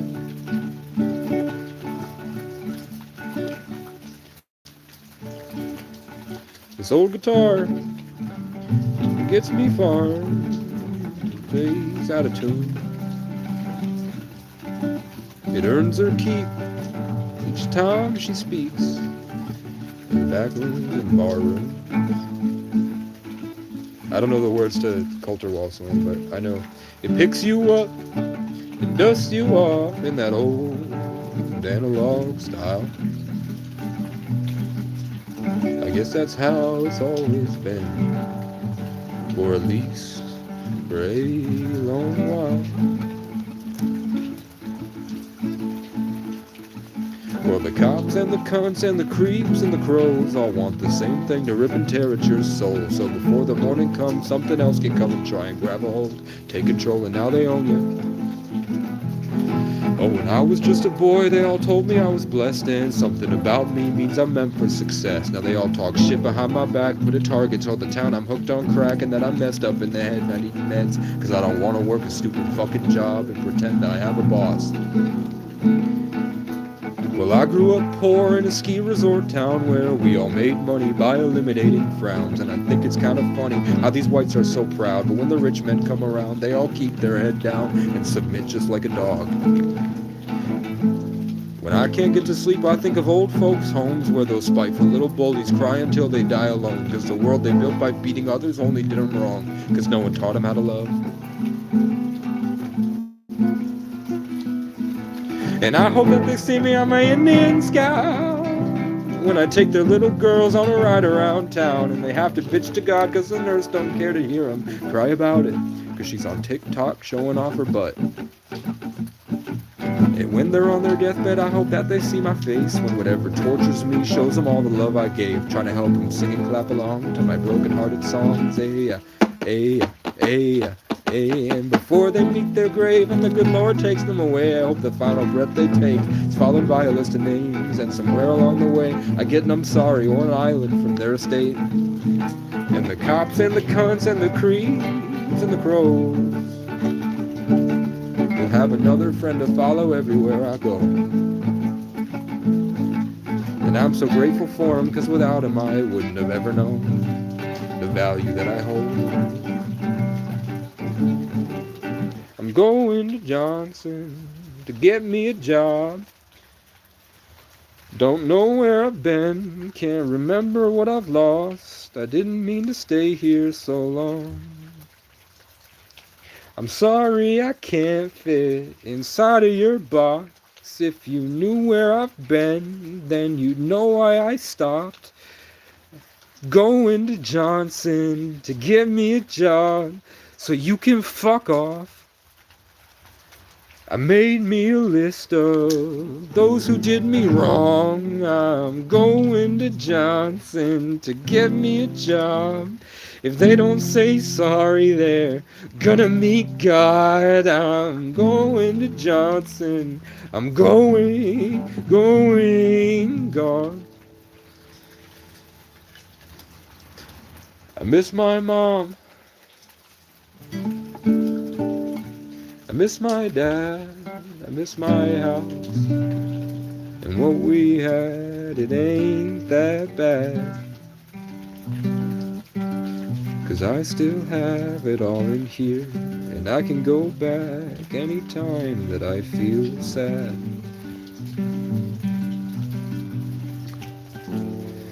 I miss your smile, the way you laugh, I miss your eyes. And what we had, it ain't that bad, 'Cause I still have it all in here. Wait, 'cause you moved on, but in my heart you're laying with me.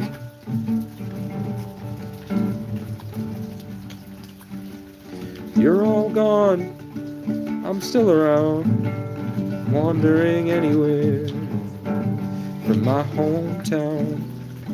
I'm scared to see what they built on what burns down. You're all here in my memories.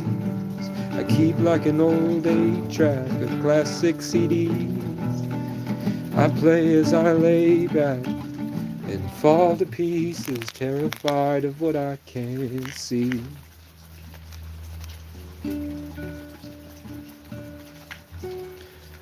I'm on a hill next to a tree, staring out at the bittersweet. The ghosts of you and what I couldn't do, the symphony.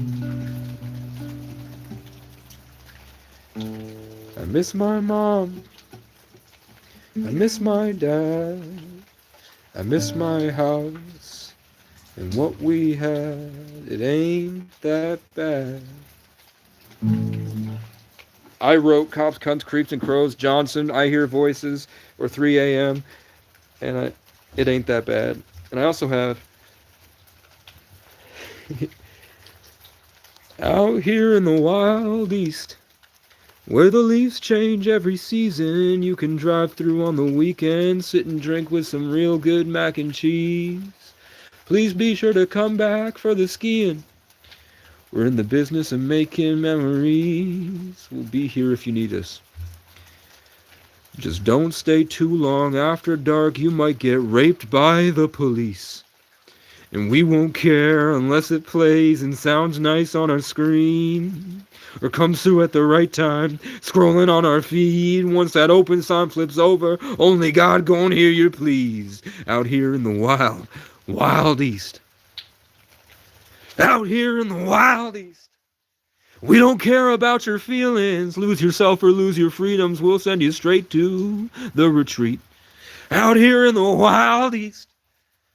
We will beat you if you feel good. We got kids that think they're real hood that no one cares to teach. Out here in the wild, wild east. We take pride in being mean. You should see how the tourists treat us.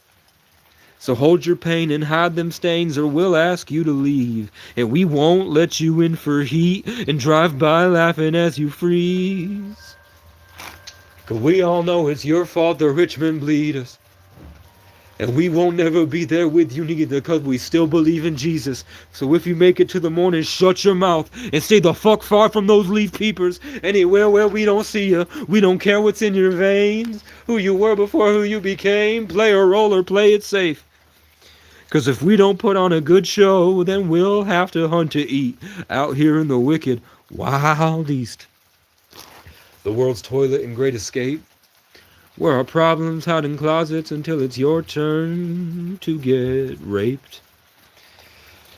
I'd help you all, but where were you when they left me in the rain and locked me in the cage, paraded me around possessed and put me on display? I lost everything but the legends in my DNA. And when I try to give up, get me enraged, and I get back up and rampage to the trauma they engraved, I will see you in the forest. You won't see me until it's too late. So while you're out there drinking, enjoy how it all tastes. I am something ancient. I've been through more wars than you could name. I watched you when I waited, picking needles way up haystack. I had a mountain to myself before the rich men north of Richmond came. Building Legos with a legend in a Labrador way out there in nature. I let you think I'm crazy and find creative ways to hate me. I found it entertaining. I couldn't find a therapist who'd stay. I was too good at playing games. Your pride and your selfish ways caused you to make mistakes. I have a list you know you made and an army in the shade of the acacia with a plan for the escape. You'll be somewhere under waves of crackheads and hurricanes, and I'll be with them foreign girls who love to feed me grapes. I only came to break my people from their chains, tell jokes, and get laid and make my name last, as long as my last name. Grâce Francois O'Brien. Wake up. The one you left to die. The only one left standing. The life you'll never live. A love you don't deserve to understand. The tree of life. The golden spiral. Grown from an abandoned orphan child, alien, indigenous, and Irish, who gave everything he had to help the ones he met along the way. He died, wandering alone, fighting to save the lives of those who ostracized him. Only the forest heard his cries. Somewhere deep, a green heart writhes.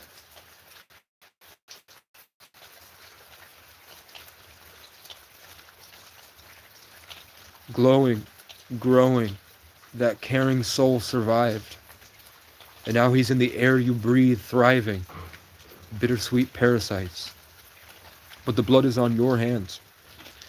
One day you'll lose your mind, come to your senses and see through that horizon and realize it's always been exactly as I've planned. I'm those iridescent lights, blinking billions of eyes. Everything you think you know's a lie. I am vigilance incarnate, the first and last wildfire. You're all my favorite albums. I'm the case you live inside. I still take you out and play you as I drive. Flying down those dirt roads with a bear cub and a peregrine, my heroine beside. The greatest gift this world created is the illusion of goodbye. You're either with me or you will be cast aside. Either way, you are all going to die. And I will wake up fine. But it's time to do it all again. From now until forever, I'm Kehasa Francois O'Brien. And heroin has an E at the end because it's a play on words, because you think that I'm a junkie, schizo, whatever. But then it wake you up to God and realize it was your fault that you're suffering. It's not the homeless people's fault you're suffering. And you will be judged for how you treated me. It's my send-off to the Wild East. So at the end, the heroine beside, with a bear cub and a peregrine, it's going to be my wife and kids. As I'm driving down these dirt roads, remembering all my favorite albums, the stories of the people that I left behind. Because they didn't deserve me. And they're going to die.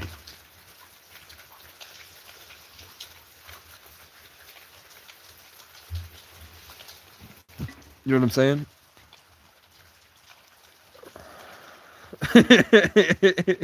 Codes 33 says, fuck you, geek. Do you think these are AI, or do you think it's the Antichrist? Or do you think it's just God's timing? Do you think that maybe these hate comments are converting to energy for me later? And just keeping it interesting for the audience? I don't know. Look away and listen. Sounds like Garfield from Garfield and Friends. Do I sound like Garfield? The tree of lasagna. Grown on a Monday. You're either with John or you will be.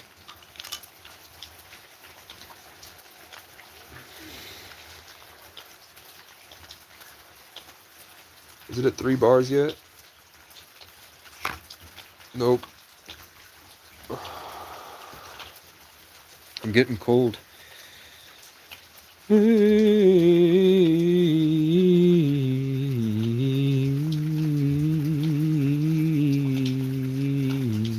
God will bust on you, no Diddy. What the fuck? Bee's knees set 3758. That's 10, 5, and 8 is 13.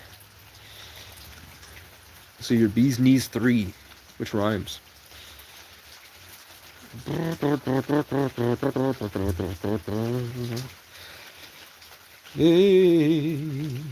I'm just charging my phone. So I decided to go live because I'm cold as hell. My sister's name's Danielle. 9528. 9 and 2 is 11. Plus 5 is 16. plus 8 is 24, so that's 6, which is still 33. Over and over again, we're getting these 22s, 3s, and 33s all night. All these comments. Wildborn 1911A1. If you say A is the first letter, it is 10, 11, 12, 13, 14, 5. But if you count A as 26, it is 10, 11, 12, 21. So that's 3 again, because capital A is 26. Or is it 27? Is he the 26th letter? It might be 27. Which makes it 4, which makes no sense to me. I don't know any Creed songs. Who do we have? We have 3, 7, 7, 2, 14. Plus 2 is 16. Plus 3 is 19, which is 20, which is the secret 11. 6, 4, 8, 6. 6 and 6 is 12. 8 and 4 is 12. 12 and 12 is 24, which is 6. 2603. That's 8 plus 3 is 11. Look at these numbers. Where's my coat, bro? Didn't bring it. It was warm tonight. 6-7. 6-7. Hands off those melons. My whole flock is full of felons. And we're used to gutting pedos, so don't come inside my ghetto that I turned into a castle. I will kill you if I have to. I'm insane from years of battle. It turned me into an asshole. I was buried under trauma. Then I clawed through all the callous, grabbed my hammer off the throne, tossed a chalice, ran and dove right off a balcony, and rode off on a dragon towards the ashes. My dad's blood is full of legends, and my mother's schizophrenic. Both are addicts. I was raised alone inside the madness. I could brand you just like cattle, burn and eat you like the Aztecs. Tear your heart out, wear it around my neck to keep at bay the sadness. Boy, I'm like thunder, wait for the roar. There's nowhere to hide, I'm the king in the north.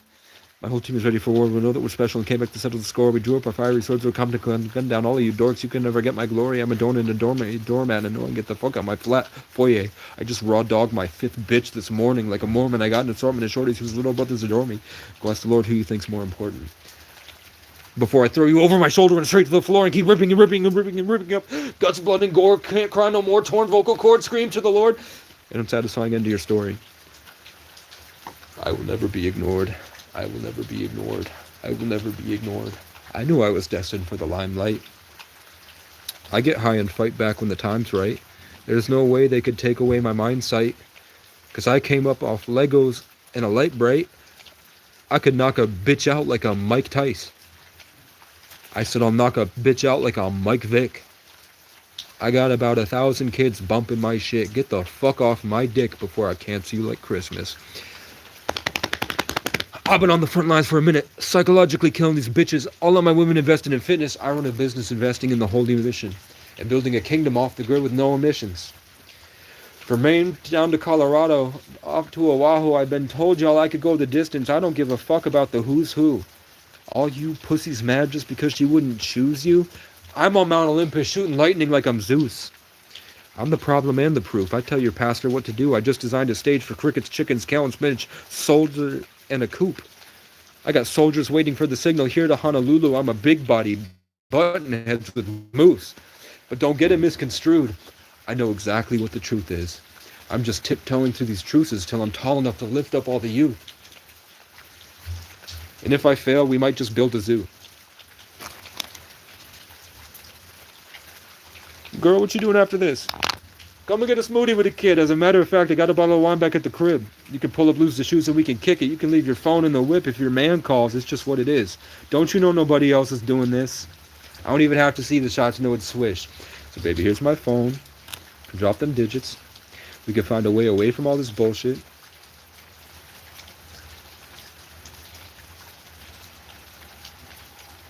Come to my place and find a way to stay uplifted. My heart, my soul, take my hand, girl, grab a hold. We can go somewhere remote. Don't nobody have to know, only us, girl, just us two. Let's escape, forget the world. Open up and lose control. Just sit back and start to flow. Flow, flow, flow. You don't grab hold of the water, because if you do, you'll sink and drown. Instead, you relax and float, float, float, float. I have an Alan Watts quote at the end of that song. And it's supposed to feature one of my friends, but I did, every time I got close to a song, I'd get attacked. I'd get ripped out of cars.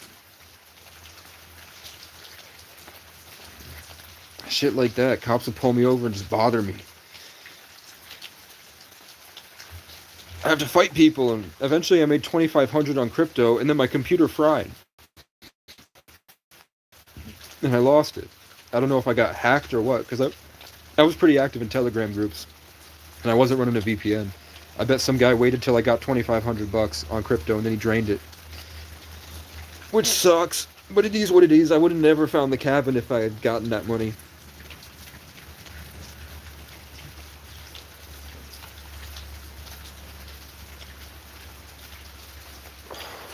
The guy wrote all that.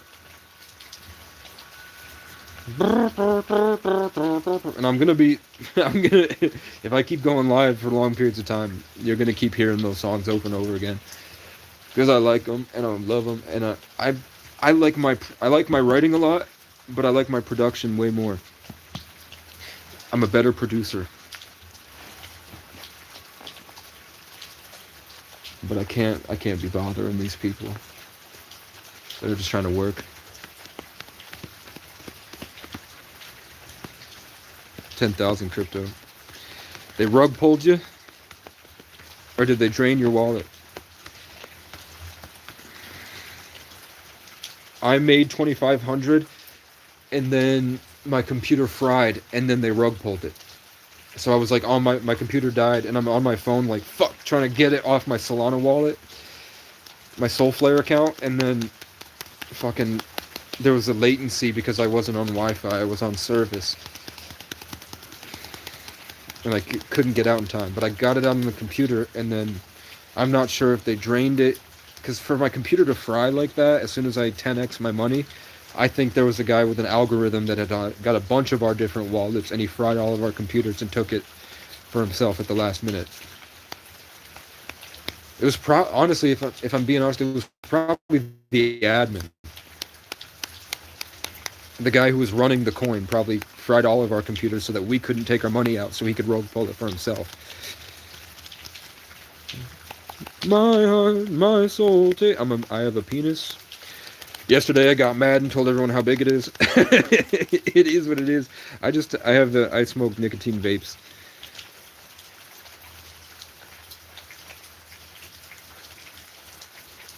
Yeah.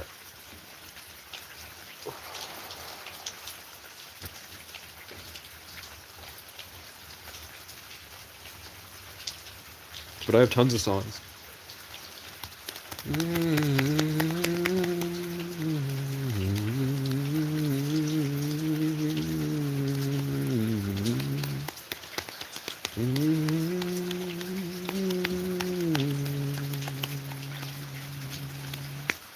I'm still inside, living in my memories, pretending I did everything right.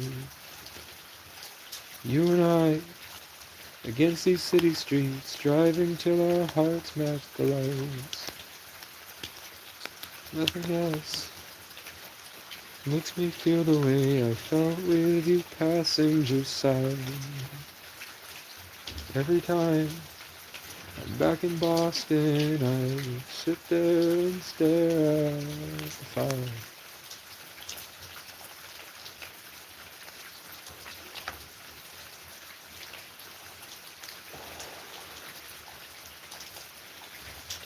Don't forget about me.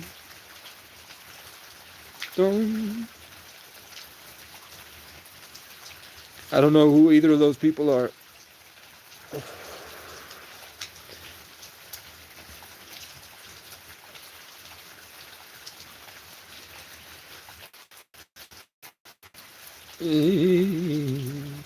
Would you crack Uthgar the Unbroken? A lot of y'all would crack Uthgar the Unbroken. My stepfather, Rob, used to say, I was like, I would watch him play Skyrim when I was 11.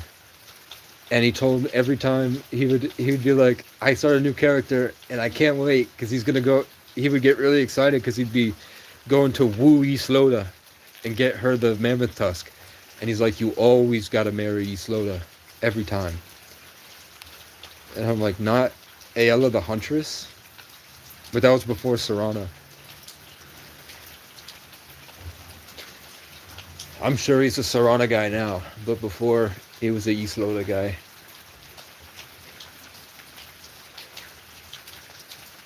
I never liked Camilla Valerius. She was too much of a colonizer for me.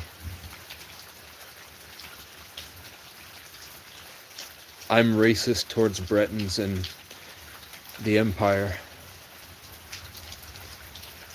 I don't like them. I don't like the High Elves. I don't like the Bretons. I like the Khajiit, the Red Guards, and the Nords.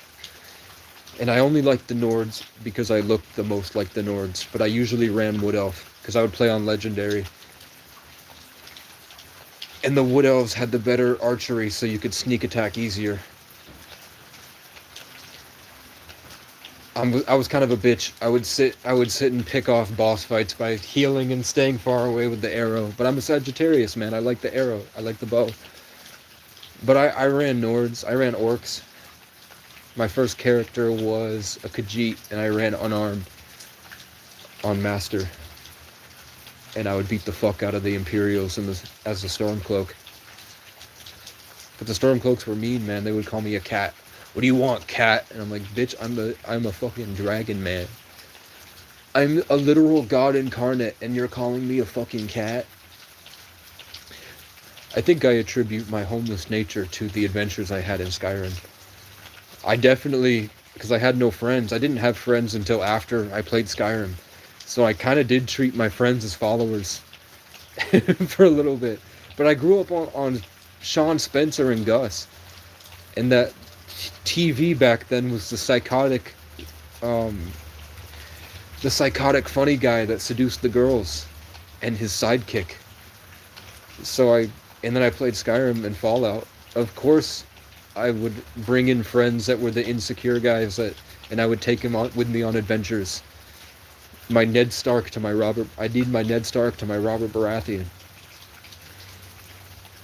No, I'm just cold. It's just freezing out here, man.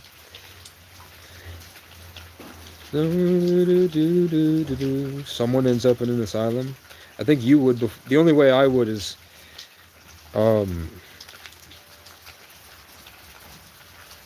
lies from law enforcement because they can't kill me. The only way to get me out of town was to make up disorderlies. You were singing, that was disturbing the peace.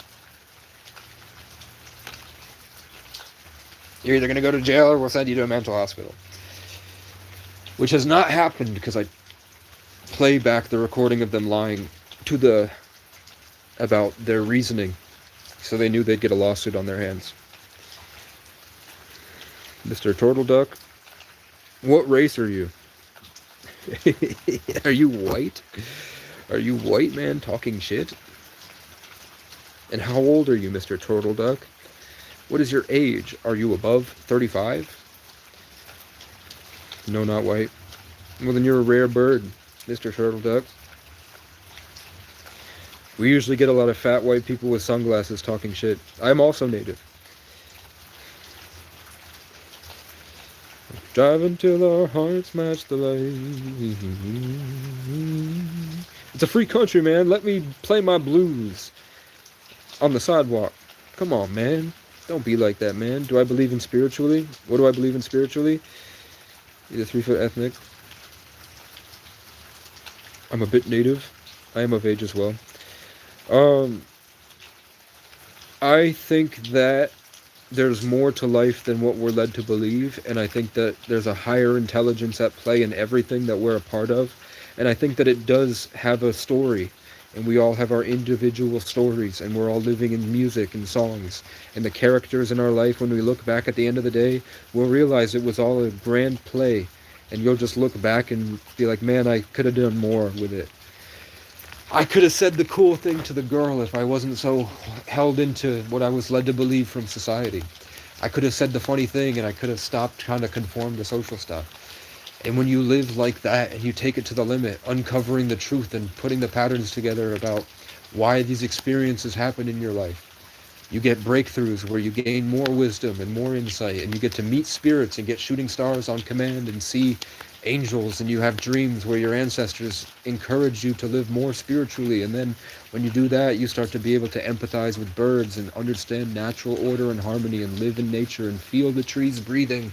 And when the drought happens and the trees don't have water, you'll feel the signal that gets sent, and you'll see how the signal the trees emit calls the clouds over, which gives them the rain they need. And then when you look and realize that there was a higher creation to life, you'll realize that you were left hints about what your life journey will be. And that's and then in those hints, in that structure to your life, the way that people for thousands of years have sort of figured it out is numerology, astrology, Catholicism, Bazi, 10 keys, gene keys, human design. When you put all of those different ones together, the common denominator between the two, that's your true blueprint for your soul. I'm not saying that Sagittarius is the god Chiron, which is the medicine man, and he's here as a god floating above us, imposing his will through us, and you can channel him and impose his will through spiritual rituals like the Kabbalah teaches. I think it's more like presets, like an Overwatch where you can play as Winston, you know? I think it's more like you came here with a certain set of stuff, and that's more, it's not like a blueprint for how you're supposed to go. It's a choice you made upon entering the world, and they're just blueprints and sort of like the sauce that you're made out of, the codes you're made out of, which when you realize that, you become more in harmony with your true self. And that's not your full self. Don't get a false identity in astrology. Your true self is different from that. It's infinite. But in the world and how you act with the world, you'll realize that your life was always going according to those blueprints.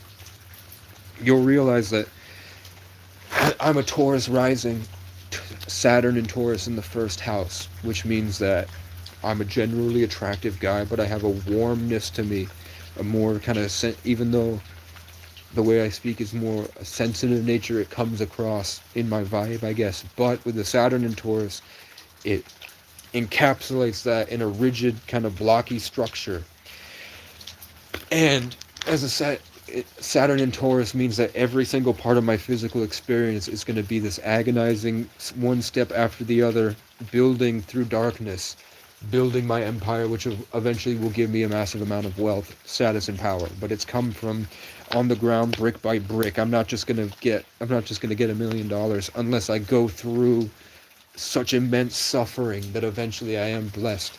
It means I'm gonna have, it's indicative of this horrible life circumstance where my reality will constantly be hit with immense karma, usually from other people, and it's going to be on my physical. So I was jumped, robbed, beaten. I had gotten in a lot of fights.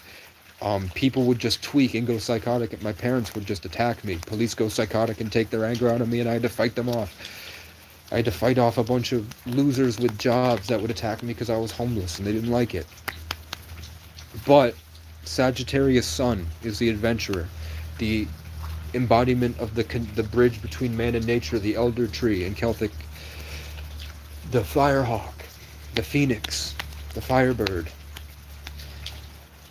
which is momentum based. So even though I have the Saturn in Taurus, which makes it a slow churn, my life is an adventure through those slow churning moments, these karmic blocky experiences. So I go from one place to the next to the next. So I have these chaotic moments that bring me this karmic stuff, which forces me to righteously persevere into my next adventure, where I exalt myself and I grow from that, because of the Taurus in the first house and the connection to nature. So I go from woodland to woodland until the karmic stuff forces me to the next place once I've learned the experience. And that's been my entire life from birth. the umbilical cord is wrapped around my neck, and I was taken in a helicopter at midday. Taurus rising puts Leo in your north node, so the sun was directly above me as Sagittarius sun in the 8th house, which is Scorpio, which is the dark waters and is transformative, and you deal with the shared resources of people. So I live sort of like fluid motion of all the different vibes and energies of people, and it's all to build it into something creative on an adventure through these karmic slow blocks of adventures, sort of like songs. And then, but when I was born, the umbilical cord was killing me, and I had to be taken in a helicopter and flown up, and then the sun above me, and I was flown north to a different place where I was exalted in isolation, healing. And that's been the repetitive cycle my entire life, hopping from place to place through government custody, DCF, shelter programs, to being in Section 8 because I had a brain injury after college. And then after that, traveling, and I've been traveling for years, in different places on different adventures. As the zodiac changes, I go to different environments. Then my Sagittarius Sun, Mercury, and Pluto are in the 8th house. My Aquarius Moon, Mars, Uranus, and Neptune is all in the 10th house, which is Capricorn, which is the dark empire. Unhealed Capricorn Sun. Capricorn suns have to suffer in darkness, and they build themselves an empire until they sit atop it. John Bellion is a Capricorn, stuff like that. But the Capricorn does, when they heal themselves, they have the strongest stern belief in God. They tend to be complete, like all the Capricorns you'll find tend to become like devout Christians, because Islam, Judaism, and not Orthodox Christianity, but the New Age Christianity is built around Capricorn, which is inside of the Star of David. It's an illusion. It's like an optical illusion. You'll see it's the diagonal cube. It's a 3D cube. Mecca, Islam with Mecca, and then the black cube that they worship, and then Christianity, the normal, not the Orthodox Christian cross, which separates itself from the Capricorn religion. Regular Christianity is that simple cross, and that simple cross folds up into the cube, because it's all Saturn worship, Capricorn. That's why Capricorns tend, like John Bellion, tends to really fall into religion so heavily, because that's what they're aligned to. But also there is an overarching cabal that worships Saturn, and that's why MGK and Adele and Doja Cat and all these people wear the Saturn stuff. That's why the Nike swoosh and Citizens Bank are the rings. What time is it? 5:30. I gotta go. Because they worship Saturn or Capricorn. But having Capricorn in my 10th house, like not having any Capricorn signs other than my midheaven. Capricorn in the 10th house just means that I'm exalted in a place of power, and that place of power is usually dark because of the state of the world at the time, which is cold. So it feels cold and emotionless. Aquarius moons are sociopaths. But having it in my 10th house means that my emotional self, the growth in your emotional self has to happen placed away from society. And I live as sort of like this giant being far beyond my consciousness that has no emotion and processes emotions logistically. It takes a lot of work to build up an actual emotion for Aquarius moons, because they're like sort of like an AI level of intelligence that processes things logistically. But if you look at that, and then my Jupiter, other than the Taurus rising, puts Venus and Scorpio in the 7th house, which just means I love deeply, and I need to have relationships that are like really committed, or else I can't love somebody. It just means that the way I do relationships is like all or nothing. Scorpio, that darkness and taboo. It means I'm a great lover. For that, I bring good energy. But it also puts your Jupiter and Aries in the 12th house. Jupiter is how you grow, how your soul grows and gains information and expands and individuates. Having it in the 12th house means that you get it in isolation. So I grow in isolation. In Aries means that I grow in isolation to the highest frequencies. All this stuff up here grows in isolation. So how would you represent that? You would say an adventurer at the worst parts of the human condition rises like the phoenix through righteous truth and perseverance into the greatest form of the human experience. It goes from the bottom to the top with this righteous Jupiter energy, and it's all about growth, consistent growth all the time. But with a Saturn and Taurus in the first house, the karmic experience is constantly cutting down that tree, and you're forced to regrow through adversity. Brick by brick by brick, you're at the worst parts of the human condition, and you have to grow and grow and grow and keep going. But also you will be placed through that growth. You'll also have your own exalted place or sanctuary where you can grow to the highest forms of the human experience and have the highest energies through isolation, exalted in a place of power on a hill. And where do I live? I live on top of a mountain next to the oldest trees in the woods, exalted, where I sit in isolation and grow. And then I go to the bottom of the mountain, to the valley, where I go up against the cops, creeps, cunts, crows, and crackheads. And I've done that my whole life. I grew up on a mountain with my dad, and then I'd go visit my mom in Section 8 at the bottom of the mountain. I'd go to the bottom of the mountain to Section 8 where my mom lived, the lowest parts of the human condition, and then I'd go live with my dad in a rich mansion for the DuPont family. That's literally how my life goes. Then when I had the car accident, I was in Section 8, but I didn't have any rent, so at the time I was living like a king in a big apartment for free. But then I had brain damage, so I was stuck and I didn't know what to do, and I would go outside and the world was crazy and I'd be having panic attacks because my spiritual stuff wasn't aligning with the rest of the people until later. Now everybody's on my type of time, but I got to get a head start because of my isolation and not needing to work. So I was placed away and exalted, and I was at the center of town, but I was at the center of town on a hill overlooking the center of town.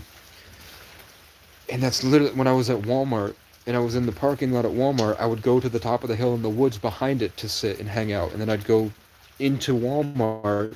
I was placed away in my car, and then I'd go into Walmart where it's chaotic, dealing with these people. It's just over and over and over and over and over again.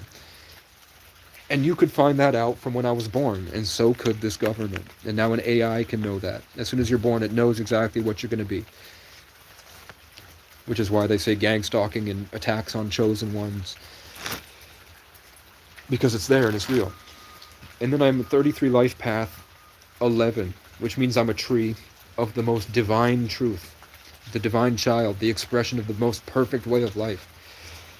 As an 11, which is the gateway to all the other realms through me.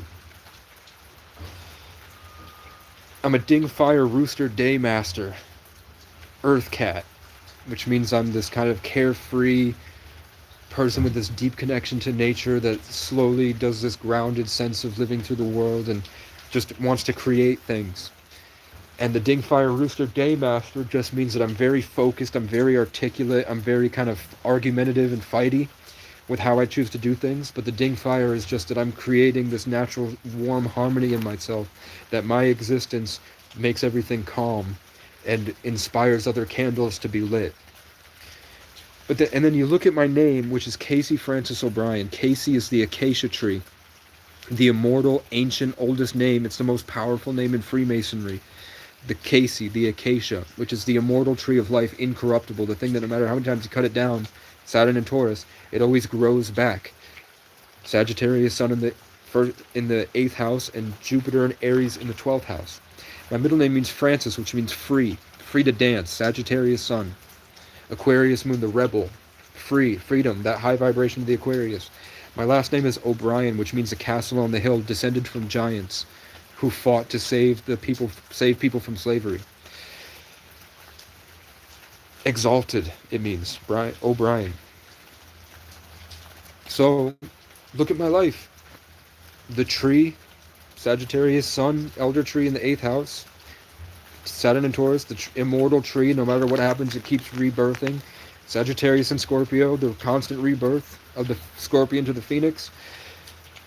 Placed away, exalted with a place of power. I'm on a mountain. So that's wherever I'm going next, it's always going to be how it's going to be.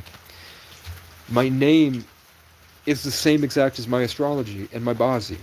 and my numerology, and my life literally constantly cycles in that song, over that cycle. So through me, you could figure out whoever you are. And if you're not ready for it, it's just because you're a pussy.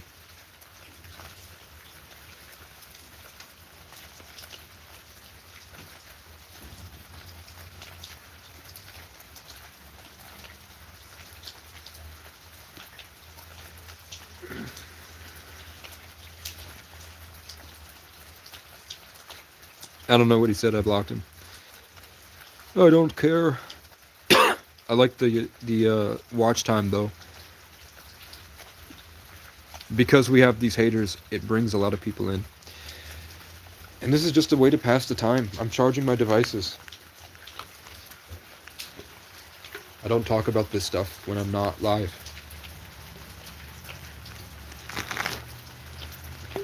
What would they rather I do? You know what I'm saying? Oh, got it. I forgot my coat because it wasn't supposed to rain. It was supposed to rain at 6 today. My muscles are sore from yesterday. Drive until our hearts not alive. I do think they're gay. Because this is like a reflection of them. What they hate is a reflection of themselves. But it ain't that serious. I talk until I'm just autism. Before this, what I used to talk about is, and I didn't brush my hair, that's why I'm doing this. What I used to talk about, and I'll tell you, I really did have the best looking girl in town I was dating. Swear to God. I'm not bullshitting. The girl everybody was fighting over loved me. Because I wasn't like anybody else. And I'm good looking. So, she liked me. I mean, she was an artist too. She had trauma that gave her the beauty of life, escaping into content and movies. So she lived life like it was a beautiful creation the way I did. And she was a Gemini and I was a Sagittarius. She liked, and she was a Leo rising, I'm a Taurus rising. She liked having a bunch of guys gravitate towards her and treat her like a queen that she was judging and living in a bunch of love stories. And I like going on adventures. So I was like, the way that my story and my astrology and all this played in her life is that she had all of these orbiters around her, and then I would pick her up from her life and take her on these amazing adventures. And I would just, we weren't flirting or joking around, having fun, when I was just kind of talking to talk, I would pick apart albums.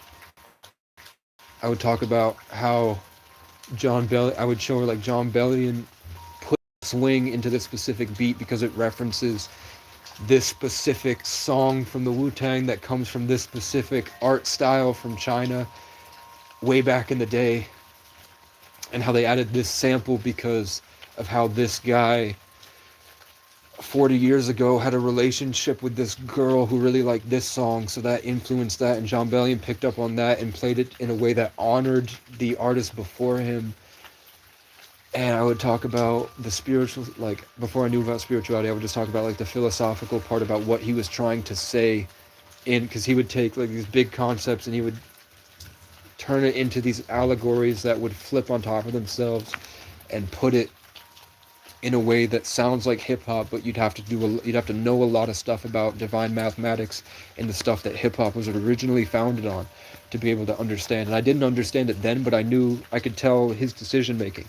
So I would always listen to music, and I'd pick apart the choices they made and why they did it, and then I would put it into my own songs, because I was striving for my own perfection, because I wanted to make a name for myself that way.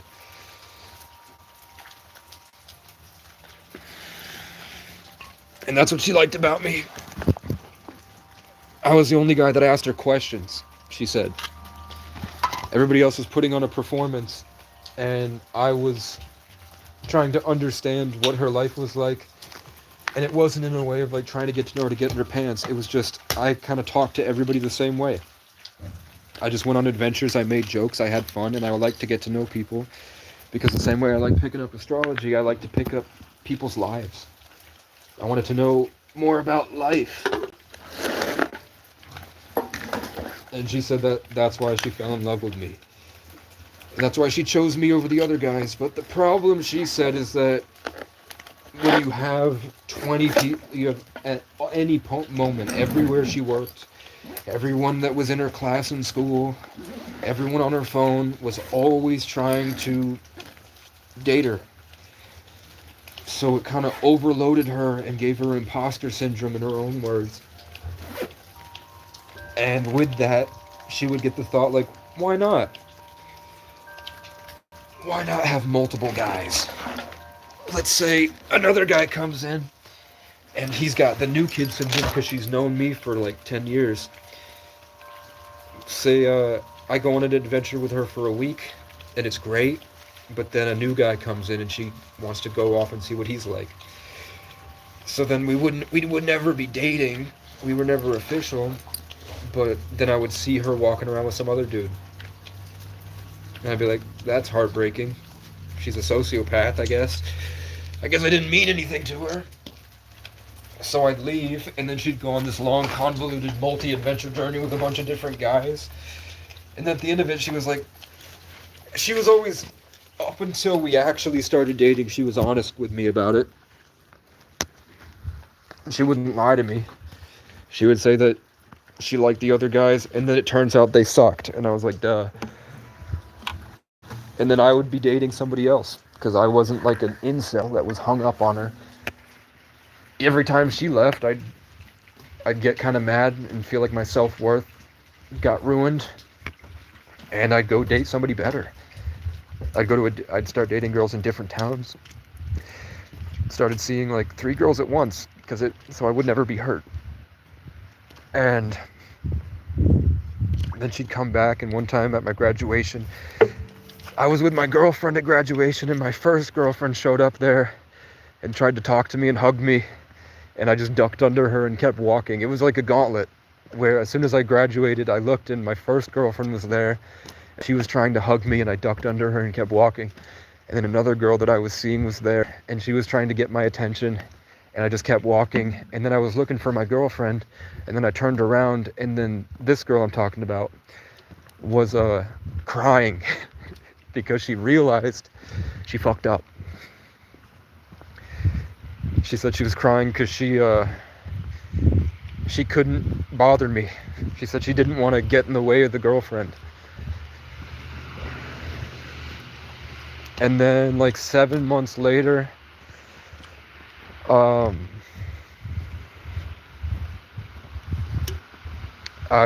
messaged me, and I had just left college because it was satanic, and then I worked in the music industry, and I didn't like it at all, so I ran away. And I got with her, and we went to Boston for the weekend, and it was amazing. We drove, I spent all my money, and she spent all of her money, and we just drove until we ran out of gas, and then filled it back up and kept driving, and we just drove around New England, and we went to a bunch of restaurants, and went to Boston to a show. And then when I got back, she went to another guy. That's just what she does. She's flighty. She can't be in a relationship. She cheats on everybody. So I'm just, I had to learn to be grateful for the time that I had.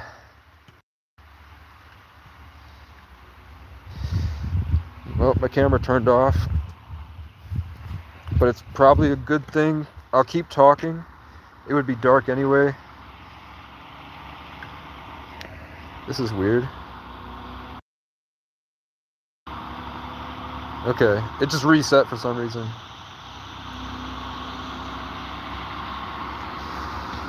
So, I just got back with I was dating a girl that whole time. I was dating 3 girls at that time.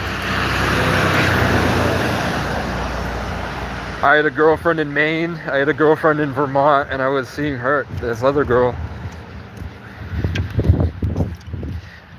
and I was actually hooking up with 3 girls in Maine. Which the guy I was staying with that took me in, because I was homeless, he took me in. I think he got kind of mad that I was seeing girls, but that's kind of unhealthy to be mad about that. So what happened next? Oh, I was just talking about astrology. Bloody fuck, it's freezing rain.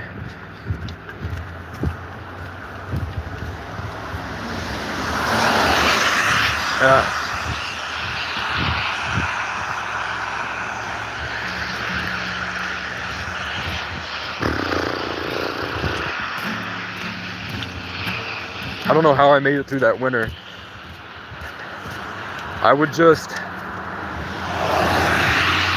I'd hang out with people, and those people, in order to hang out with them, you had to smoke weed, or else they'd feel your vibes were not drug addicts. If you weren't smoking weed and living like giggling until you'd fry all your brain cells and pass out, the way which was like disciplined and ordered and going to the gym every day, focused on my shit, they didn't like that. They wanted me to get high with them, and I did, because it was fun. I would smoke weed and listen to music the whole night and pass out in their dirty laundry. Like their laundry piles with their dogs. They had dogs, so the dogs would come pass out with me, and then I would sneak up to out of the basement, and I'd be eating all their snacks and their donuts, and the grandma would come out and be like, "You're so funny. Here, have this one." I used to get high at the marina. We'd smoke some weed, and I worked at this restaurant on the water as a busboy, and tips were great. But at night, when I get high with my friends, I'd go in, and it's a big industrial kitchen, but there's an open view, so people on the outside can look into the kitchen from like the lobby when they come in. So they would look in just to see what's going on in there, and they would see me strung out, like high as hell, just on weed, nothing else. And I would go into the freezer and I pull out all the cookies. Like, they had these nice gourmet frozen cookies, not frozen, but just like refrigerated. These really, like, the best cookies you can imagine, like 5-star restaurant level blocks of cookie. And they were chewy, but they had chocolate chips and cookie dough in the cookie, or whatever. They had some stuff in it. And I would stand in the middle of the restaurant kitchen, and the people in the restaurant would look in and see me standing in a really busy kitchen environment, just standing there.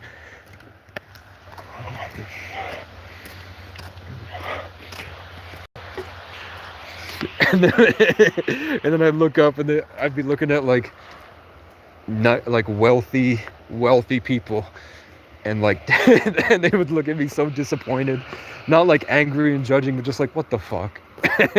And I'd go back to eating, and then they started, when I would show up, the kitchen would start going, "The Cookie Monster! Cookie Monster's here, hide it!" And they'd run and grab the cookies before I could get to it, and I'd walk up slowly and be like, "I'm gonna get it. I'm gonna get the cookies." And it was pretty funny.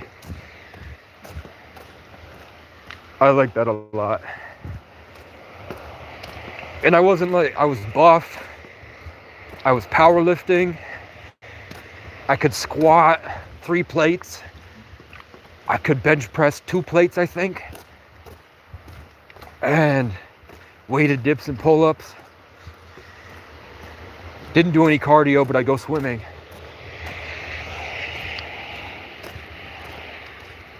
Over time, the weed and I wish that I had known more. If I knew what I knew now back then, when I was 18, I would have talked to the guy at the gym, because it was just like a local gym owned by a guy I've known for years. And I'm like, hey Mike, my friends are all doing drugs. I'm not ready to commit to an apartment because I'm young. I want to work out in the gym. You know, I'm here every day, like 2 hours a day. Do you mind if I pay you less than what I'd pay for rent and let me park an RV on the other side? And then if you want, I'll come in and work for free before I go to work at the marina. And I think now that homelessness is a lot bigger, he would have said no. But I think back then in 2018, I think he would have at least worked with me with something. I wish instead, but I was just like, I love hanging out with my friends and staying at Dakota's. It's fun. But I think my life would have gone better if I lived in an RV behind the gym. But back then I thought that was not the way to go. I kind of looked down on people that lived like that because I was still indoctrinated. I was still trapped in the matrix, and I thought those people were lazy. I'm like, why don't you just stay at the friend's house? Why don't I just stay at the friend's house, stack up my money, get a better car?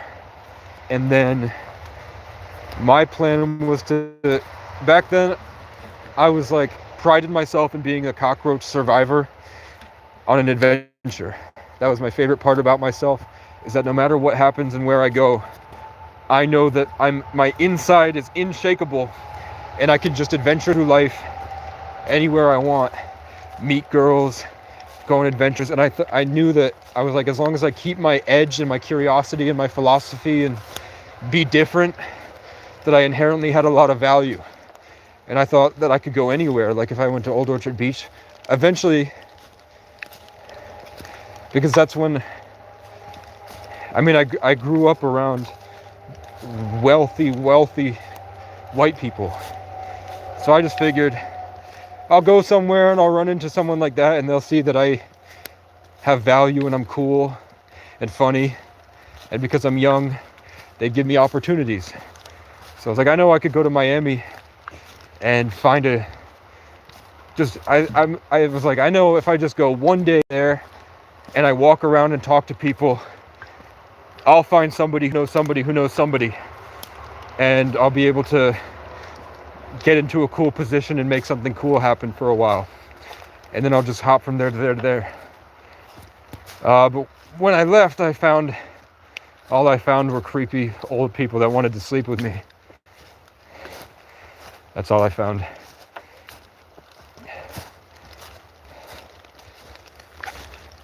Any bears?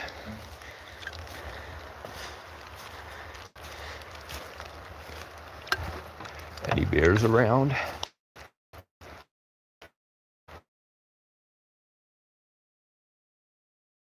Until our hearts match the lights.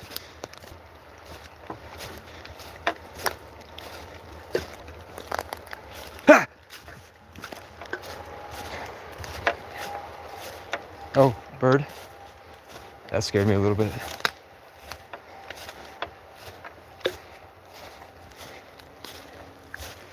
It looks like some of the food was dragged out into the woods, which means our bear friend was here. He got hungry.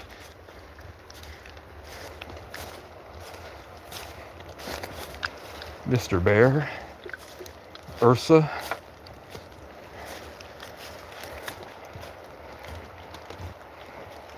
Yeah, look, it dragged the tent out.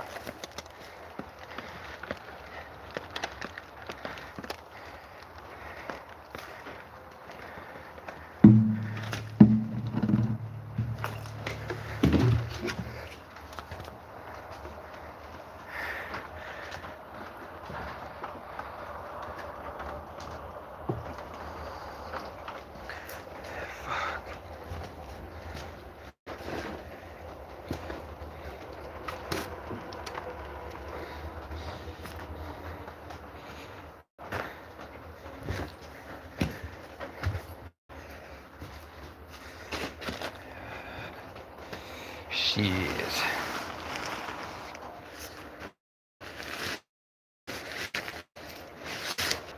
Shit, man.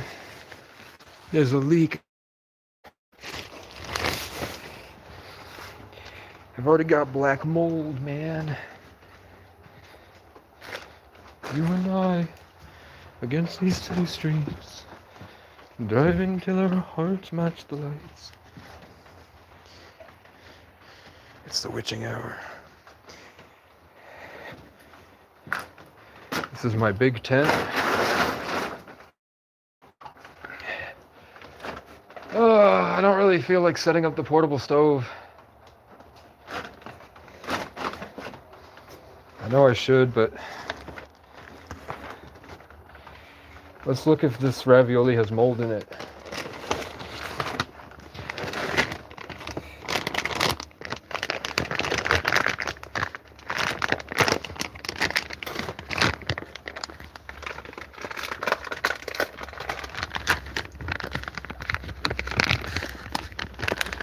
Dig in, motherfucker.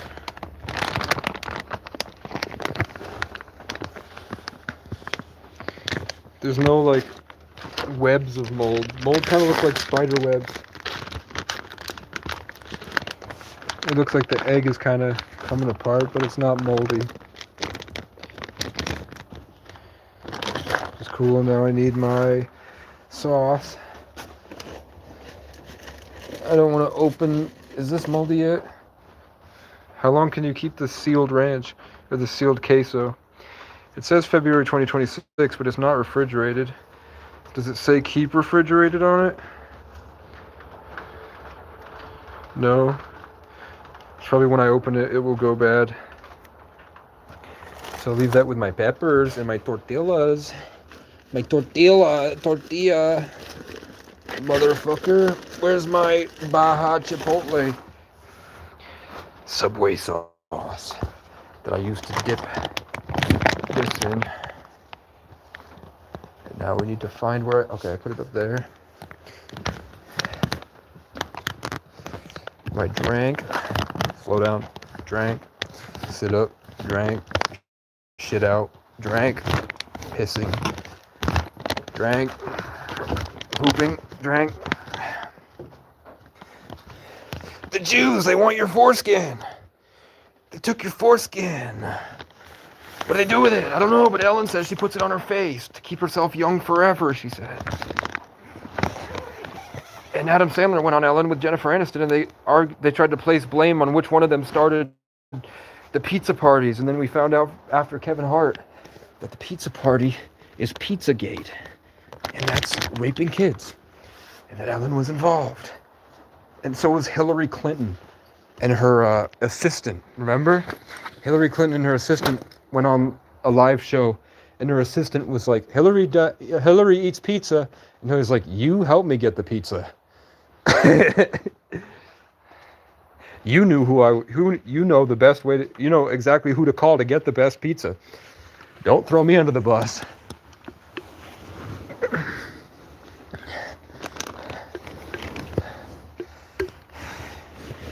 That's true. That's true, guys. That really happened. Oh my god. Oh my god, Ronnie. There's nowhere. What the hell? Why does my phone reset like that? The phone resets the channel sometimes. And takes my camera away.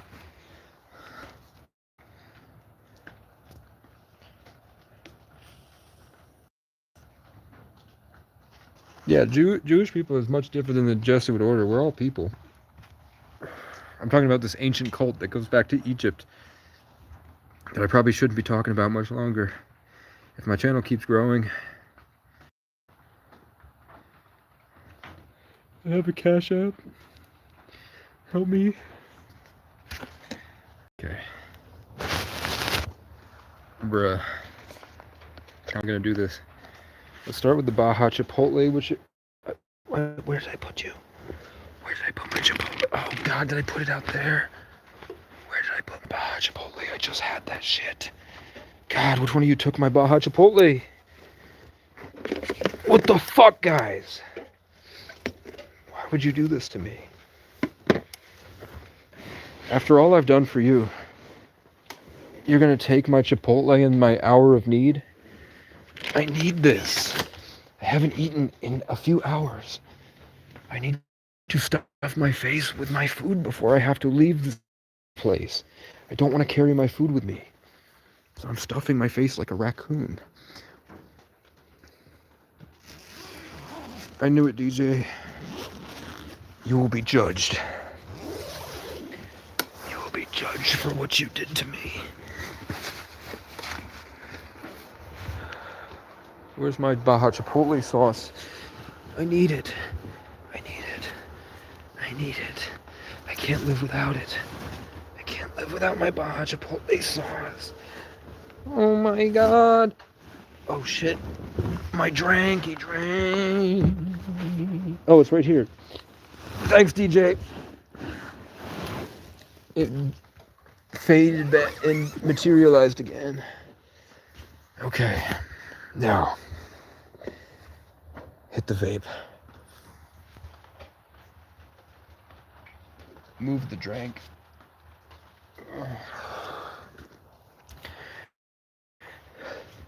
You can't get this content anywhere else. Watch. It's starting to smell.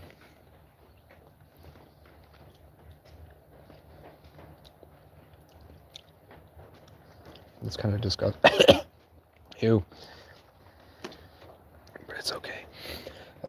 A little bit of mold didn't hurt nobody. So let's ASMR.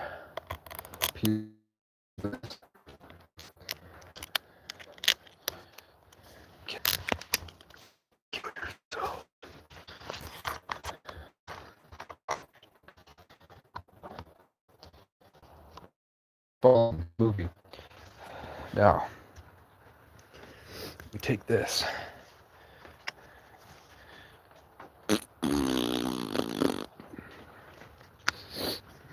We take a little bit of my Taco Bell seasoning from my Taco Bell.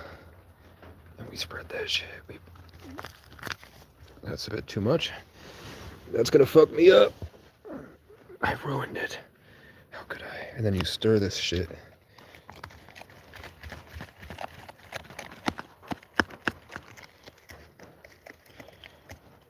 Let's do more sauce to even out the Taco Bell. Okay.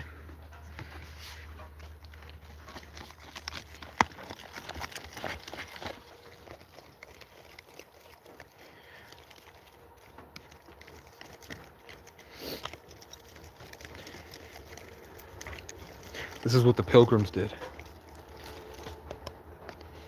My trad wife will do this for me one day. And she won't be inbred. Now look. Oh yeah.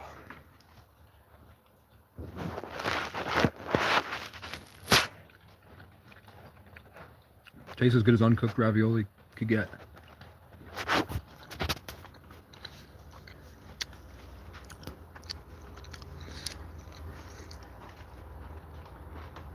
All right. Good night, everybody. I'm going to watch Dexter. God, please help everybody see the things that they're afraid to see and give them the courage and strength to make versions of ourselves and strive towards our best. To stay our best selves. Please keep us from these spiritual attacks or give us the strength and the wisdom to overcome them in a way that teaches us skills. Good night.